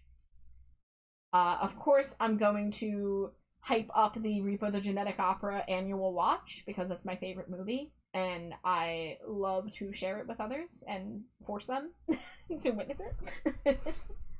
I've never seen Scooby-Doo on Zombie Island. No, Sarah, I really didn't watch a lot of Scooby-Doo growing up. It was pretty much just the live-action movies for me. And what's that? Oh, the Carrie custom? Yeah, you've seen Oh, I probably have seen this one, but I've seen a few takes on Monster High Carrie, which would be an amazing selector, but they would not do as good a job as the customizers have already done. I like this one. I like the bucket of blood. Oh, yeah. I definitely saw this one, but let me move this. Look at this. So they built the blood into the dress with like a shiny material. Yeah. Beautifully done. There's multiple images, right? Yeah, the second picture is closer to The the shoe. heels! The blood bucket heels! That is an object heel done to perfection. Yeah. But I had only ever seen the remake because I had a date with somebody in 2013 where we went to see the Carrie remake together, and I didn't really have a lot of thoughts about it. I barely remember it, frankly. So I finally went back and watched the original one today. Oh, we're getting ready. Razzalicious Heart, welcome in. Thank you so much for the raid. Oh my god, another Date Everything raider. You're the second person tonight to raid me with a Date Everything stream. That's awesome. Bat support bats for real all the time. Yes, I love my fellow bats. Welcome in. How are you? How was stream? How was Date Everything? How many things did you date? Like 3 at least? Welcome in, Raiders. If it's your first time meeting me, my name is Trashbat Char. My pronouns are they, them. You can call me Char or Trashbat. I'm joined with my wife, SlimeyJade. Gloop. And we've been talking about Monster High tonight. I'm usually an art streamer. Sometimes I do games. But sometimes we yap together. So we've been talking about Monster High. This is a custom doll that somebody made based on the movie Carrie. Because me and Jade actually just watched the original Carrie earlier today to kick off spooky movie season. You almost died live on stream 3 separate times. Wait, in the game or for real? Imagine dating.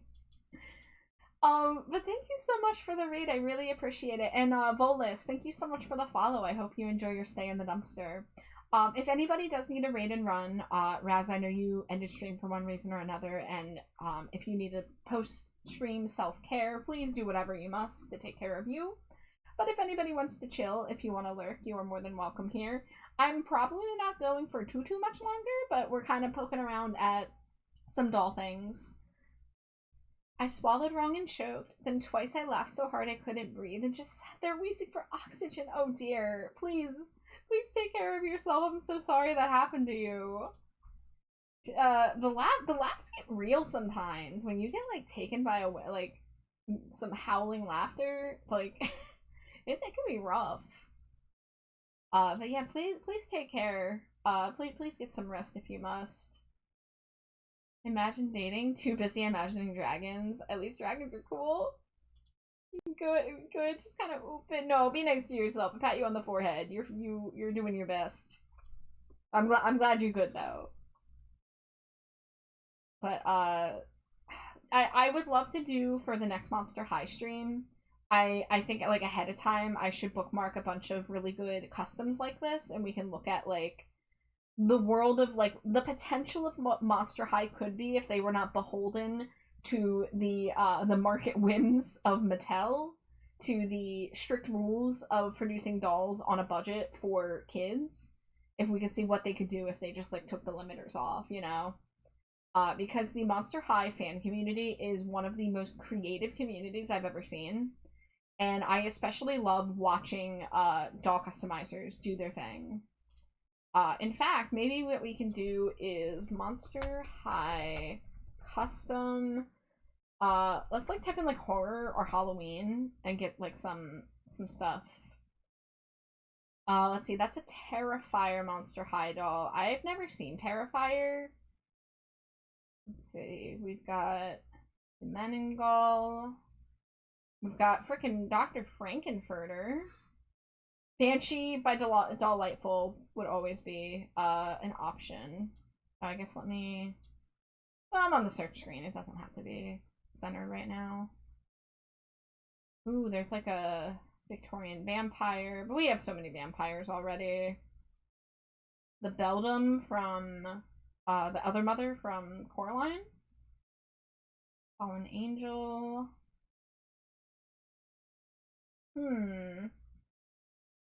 I was gonna see if there were any like based on. Well, I guess the Terrifier one is based on a movie character. What happens if I type in Halloween? I know there's been a lot of Halloween Monster High custom collaborations. You have a cat lie on your face? How are you even seeing chat? Okay, this is gonna show a bunch of oh whoa, a Cenobite. Okay. This is gonna show a bunch of like actual IRL Halloween costumes from like Spirit Halloween. Okay, yeah, this is like cosplay. Well, you know, I've never seen Terrifier, but I am curious by the silhouette that they showed that it's going to be a very, like, Monster High girly take on it. I see the trash bag. I know about the trash bag. I did draw somebody in a Terrifier costume for a commission before.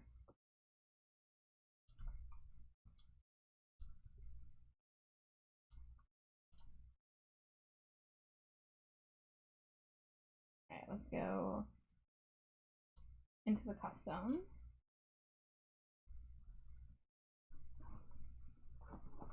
That's G1CA Cupid. Thank you.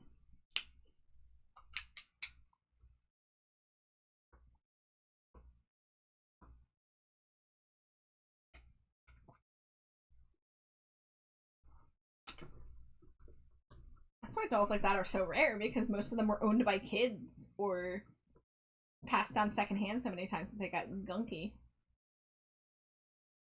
So gunky. So gunky. Just like me. For real, for real. Damn.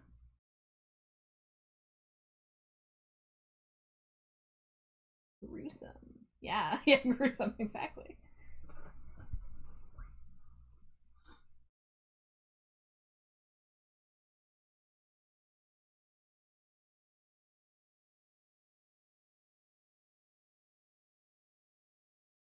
Guys, I've only tried to do Monster High customs a couple times, but the process of trying to get the glue out of their head is hell. It's awful.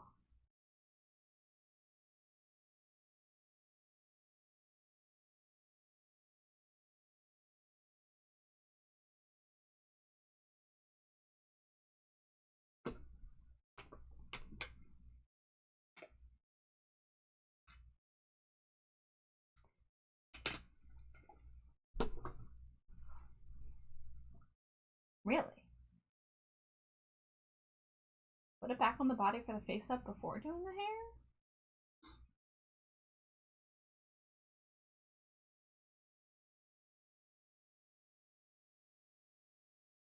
hair? This is an interesting process. Basically starting with a full layer of black eyeshadow and then painting the eye whites over it.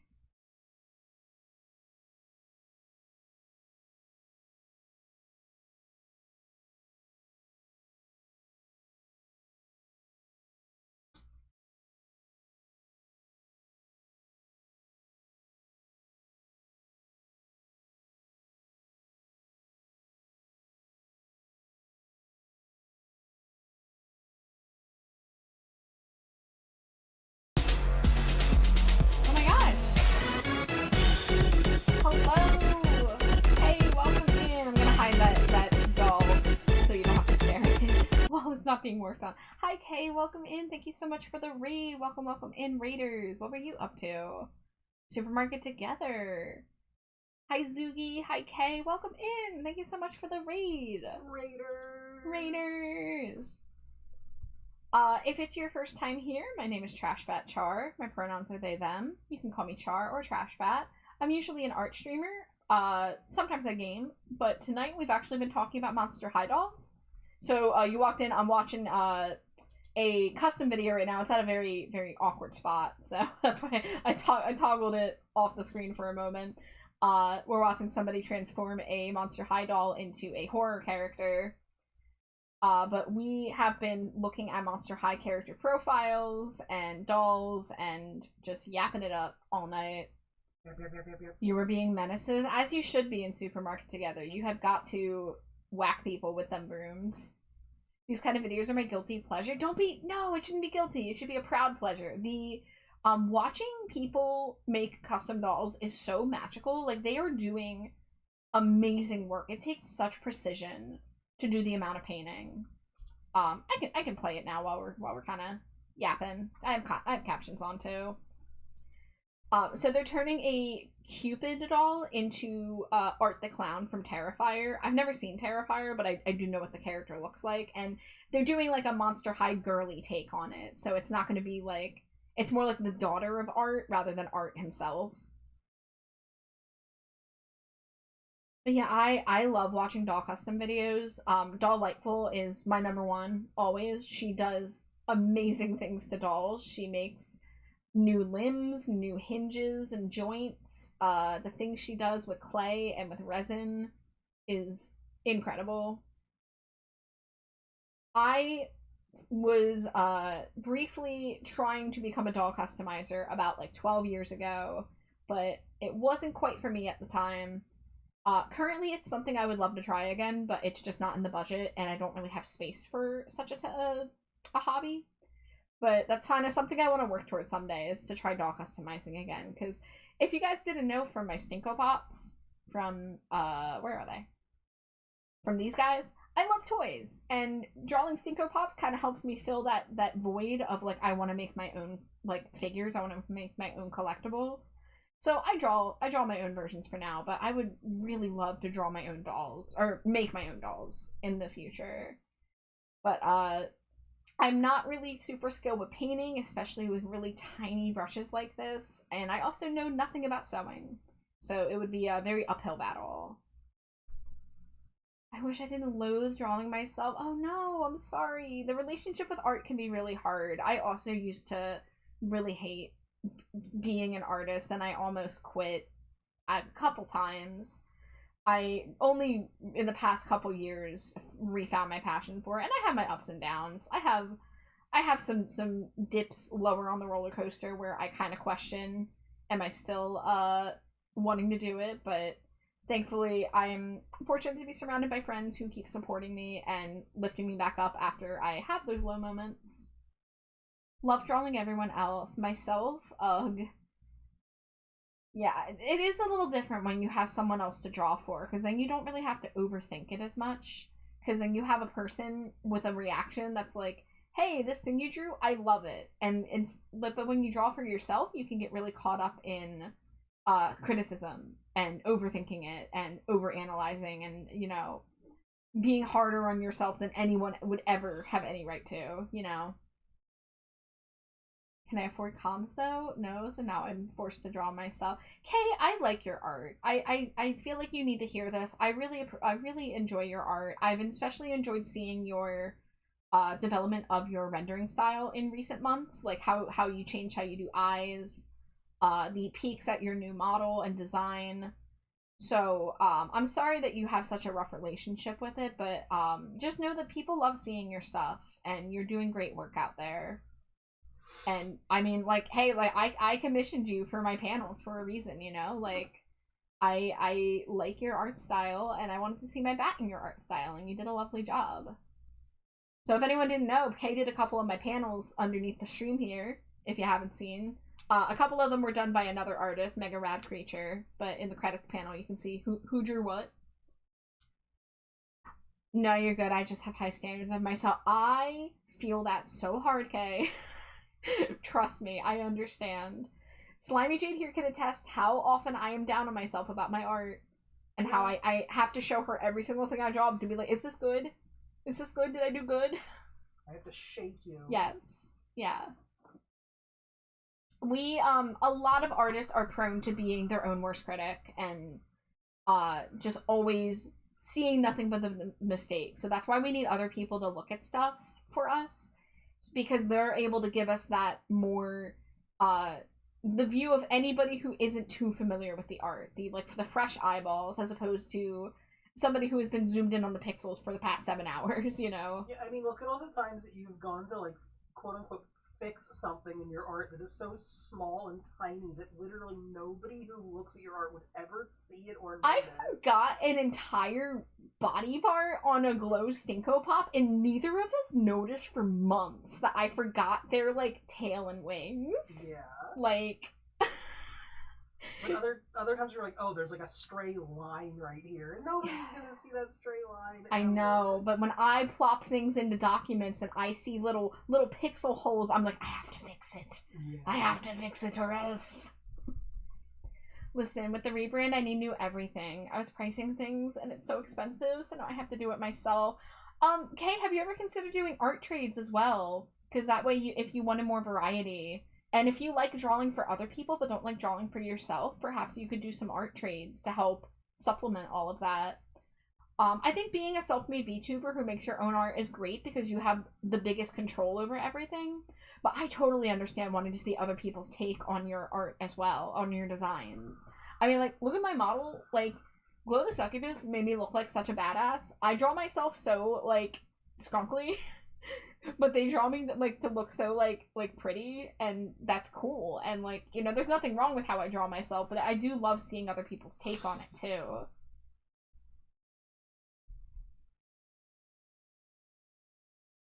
Is this character gonna have... Oh, yeah, this character's gonna have pigtails from the silhouette. Yeah, I could not do this sewing shit. Let me tell ya. You've tried, you posted in VGen Discord and got no takes. Bit sad, but it's all good. I would say reach out to people you're already, like, mutuals with. Because doing an art trade with a random person is probably going to be a lot harder than somebody who already knows who you are and knows your art. Me personally, I mean, I've only ever done art trades with people whom I know already. Because, you know, some people are busier than others, and some people do art for different reasons. But, you know, I would reach out to your community and possibly see.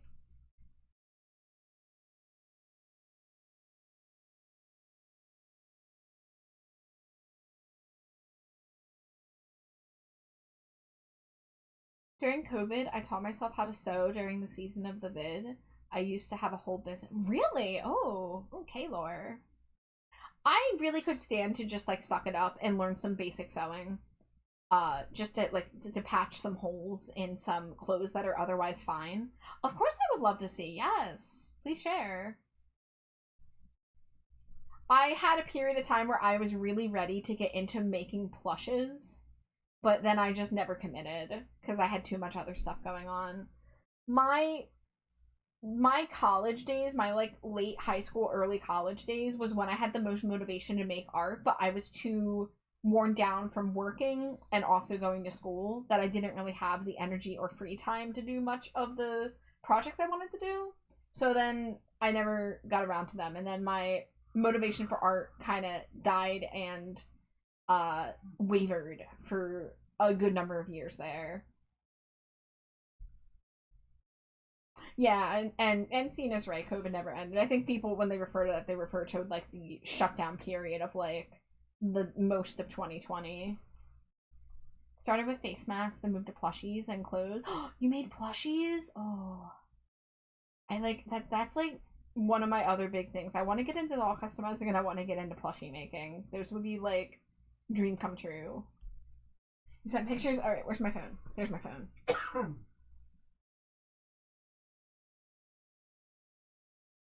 I am opening Discord. You made bats! I think I recognize this pattern. I think I ordered I ordered plushes from the original creator of this pattern, and I know that they sell it, and so a lot of people make bats now, but like this little floral succulent spring bat. Yeah, BC Art. Yeah, I like supported one of their Kickstarters years ago. I don't know if I own any of the Galaxy bats anymore, because I think my partner ended up taking them, my ex-partner rather. But this is so cute. I've never seen this kind of, like, pattern colorway before. This is so precious. You did a really good job. I would kill to get custom bat plush from you. Oh my god. You used to make the bats with anime patterns? That is awesome. I will never stop loving bat plushes of all shapes and sizes. If I had more money, I'd have more Monster High dolls, and I would have a big bat collection. Just a roost of bats. It'd be really fun to, like, hang them upside down from, like, the ceiling or from a grid or whatever.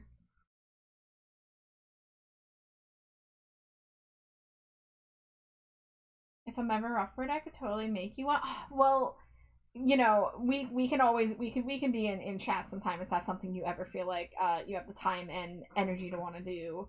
But we could definitely chat. My inbox is always open to UK. But you know, I was just talking about art trades. So that could be an option. Wink wink. I did it for a long time. It's good to brush up on my skills. What made you stop, if you don't mind me asking? Just other stuff going on in life? Wanted to focus on other things? Oh, hot gluing the wefts. That would freak me out. I don't have a lot of hot glue experience. That would freak me out to do. But also rerouting hair is like, oof, ouch. Look at these yarn webs holding their shape.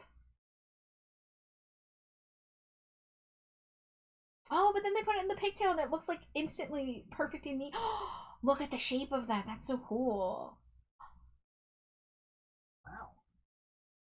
And the bangs. Oh, with the streak, of course. You gotta have the white streak in the bangs. You know I'm into that shit.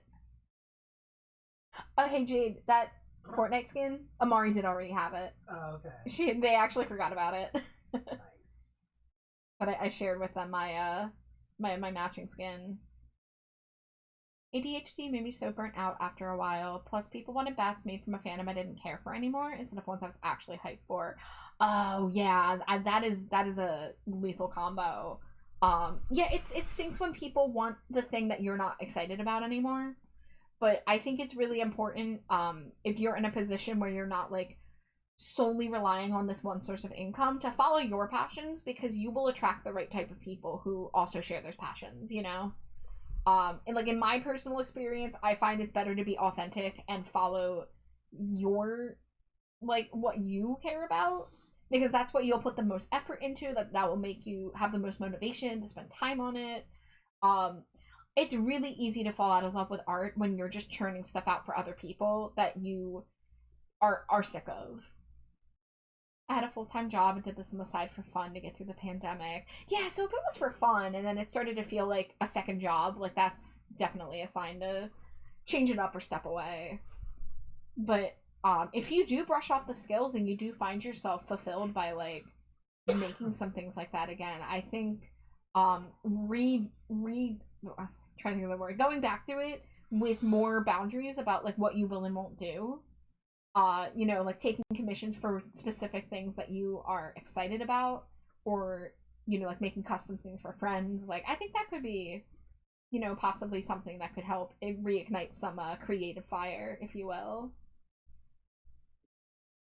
What are they making? Is this a top hat out of construction paper?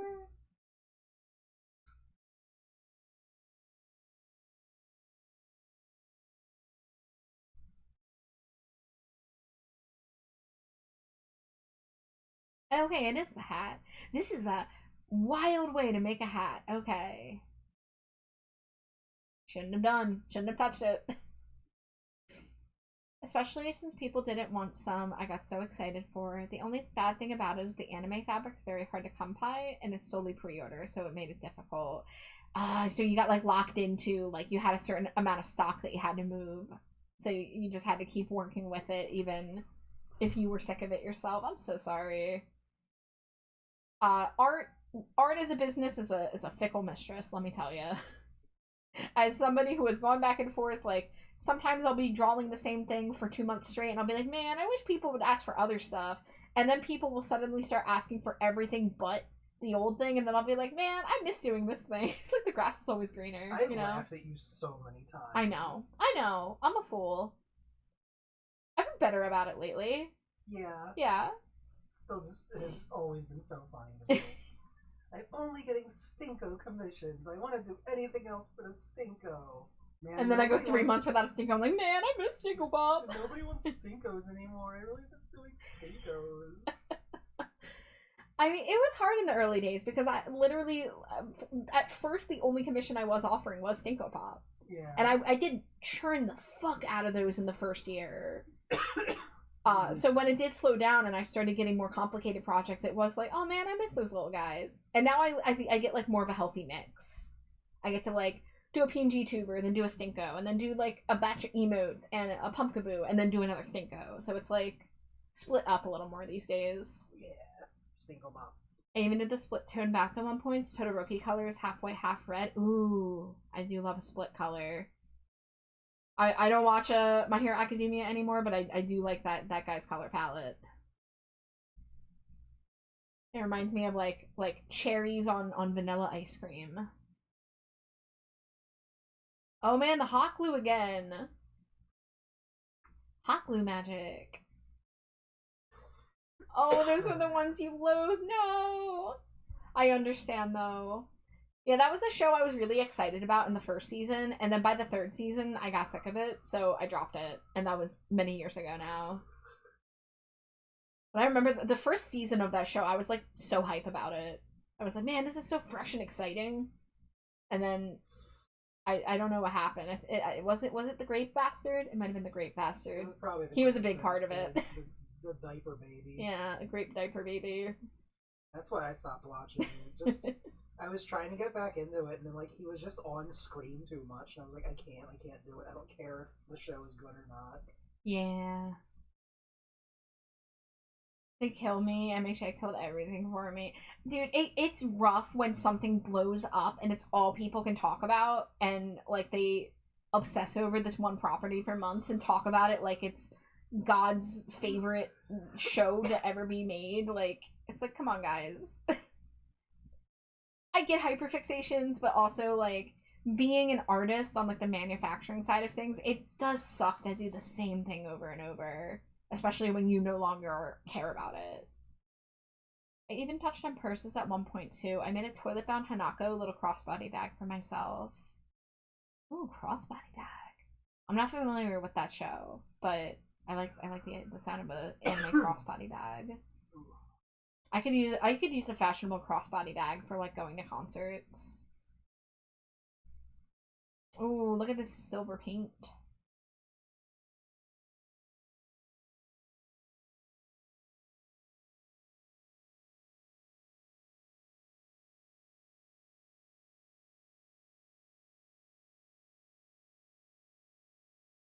A tasteful amount of blood.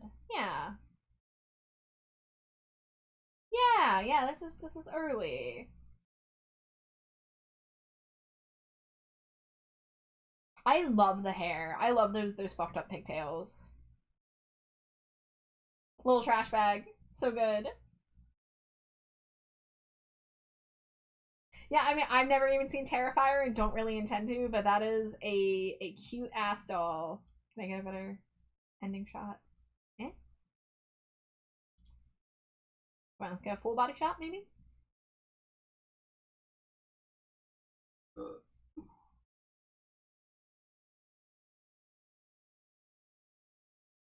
Okay, let's pause it there. You'll have to dig it out of the closet and send a pic. Yeah, no rush at all whatsoever, but I am interested to see. I think it's awesome that you have that sewing ability. To me, that's like a magical skill that I hope to someday maybe open myself up to. Pumpkaboo, the pumpkin Pokemon. Hug the pumpkin. Hi, Sharky. Hi. Of course I'll hug the giant pumpkaboo. Ooh, stretch. Hopefully I didn't knock into the mic there. Ooh, giant pumpkaboo. How you doing, Sharky? It's good to see you. Curlia in chat. Yeah, I'll throw a Pokeball at that. You're tired. I'm sorry, friend. I hope you get some good rest when you are able to. But we are actually, I think, wrapping up here. I think we're gonna wrap up before the next ad break tries to slide in here. Because I'm hungry too. I want to go eat a snack. Popcorn. Of course, I got my beloved white cheddar. Let's popcorn. But I had not done a Monster High stream in like nearly a month, I think. So I was really happy to come back to this, and thank you so much to everybody who like participates in chat, because it's really fun to like bounce off of y'all and talk about all this crazy stuff that we dug up with the character profiles and lore and everything. And it means a lot to me that people care about these streams, because and even if you don't know Monster High, even if you're just kind of like along for my crazy ride, like it means a lot to me to have a space where I can like nerd out about something that I care about so much, and learn new stuff too, because I'm delving deeper in than I previously have, so I'm learning new things, and Wife is also along for the ride, which is awesome. Yeah, so thank you, Wife. I missed this. Yeah. So, yeah, I think maybe next time we'll either do the diary reading like we've been saying, since we decided to read every character profile first, or we'll round up a bunch of customs and look at some videos and images about, like, that side of Monster High. Someone should buy us the PS5 game. Play it on stream. Yeah, if someone bought us Skulltimate Secrets, the game, I would play it on stream. It's only like 4 hours of gameplay. I sent a picture of the bag, but I'm gonna run and do some reading. Alright, Kay, I'll take a look at it after stream. I'm wrapping up here. Thank you so much for the rating in. Thank you for chatting with me and sharing your images. I really appreciate it. And I hope you have a lovely night. Alright, let's see who is live. There's a possible stream target. Let's see, I feel like I don't get to read him often. Let me look at my list if I can. Oh, network error. Are you still going? Oh no. Did your stream die? No! Wow. Maybe he just ended. Wow. I was gonna see if Stove was available. Cause I don't think I usually get to raid Stove. Let me just check my list. Yeah, I don't think I've been able to raid him for a while, because I don't even have it listed when the last time I raided him was. But his stream's not up, no! I wanted to send the love to the best Stove.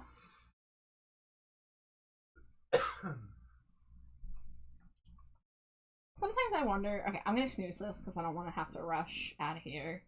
But I don't want you guys to get hit by ads right as we end. Let's see. Don't really see anybody doing art tonight. I want to keep things kind of chill, maybe, if we can.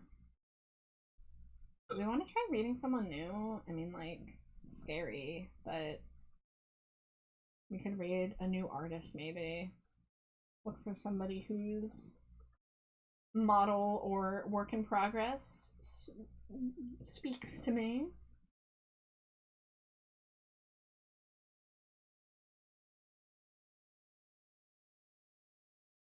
I also, if anyone is out there and has any raid recs, like somebody you can vouch for, I will accept those, since I'm kind of struggling to find a target tonight.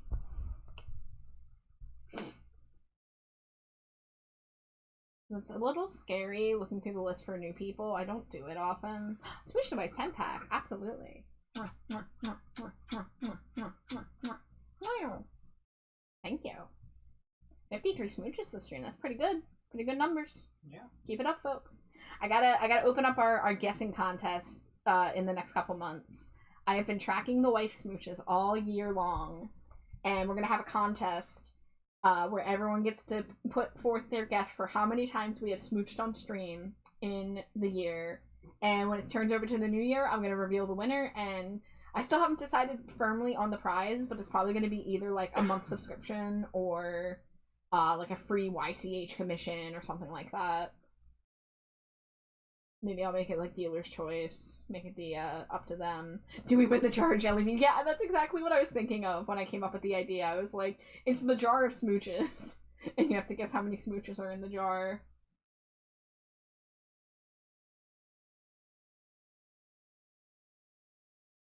Okay, here's someone doing cute art. Oh no, pre-rolls.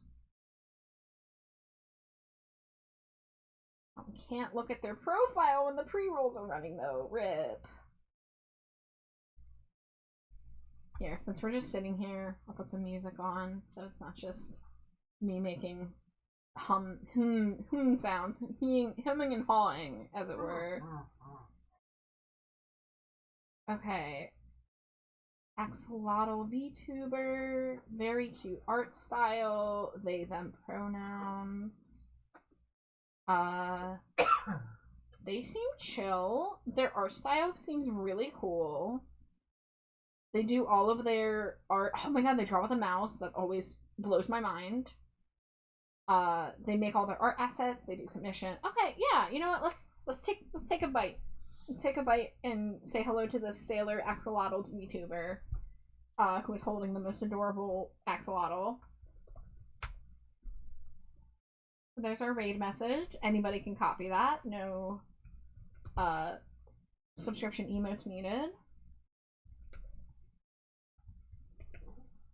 Alright, so we are going to raid. I forgot the L.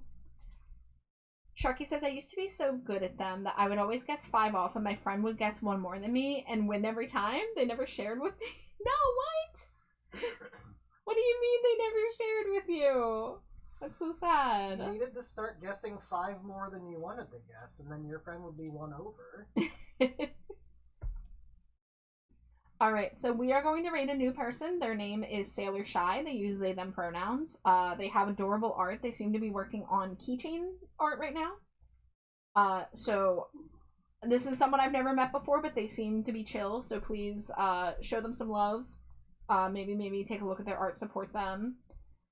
But thank you guys so much for hanging out for Monster High Doll Yap Saturday. Like I just said, I already was mushy towards y'all, but just to say it again, I love you all. Thank you so much to everybody who chills, who lurks, who participates in chat. You mean the world to me. And I will be back tomorrow night for episode 2 of the Soul Link Nuzlocke in Pokemon Infinite Fusion with Alex. We are both so hyped to get back to this. We are like, we've been spreadsheeting, we've been theorizing, we've been like preparing for this. And we're still probably going to be on a wild ride tomorrow. So if you are into watching us suffer, or you would like to help us through, please come by tomorrow night. But take care of yourselves, stay hydrated, stay trashy, eat cheese and sin. And I will see you next time. Goodbye. Say goodbye, SlimeyJade. Goodbye, I'm SlimeyJade. Yeah, that's you. Give him a gloop. Gloop, gloop. Alright, goodbye. Scream. Gloop. Creep. You threw a keep and a scream? SlimeyJade, that's too much. Wow. Look at this little sea captain.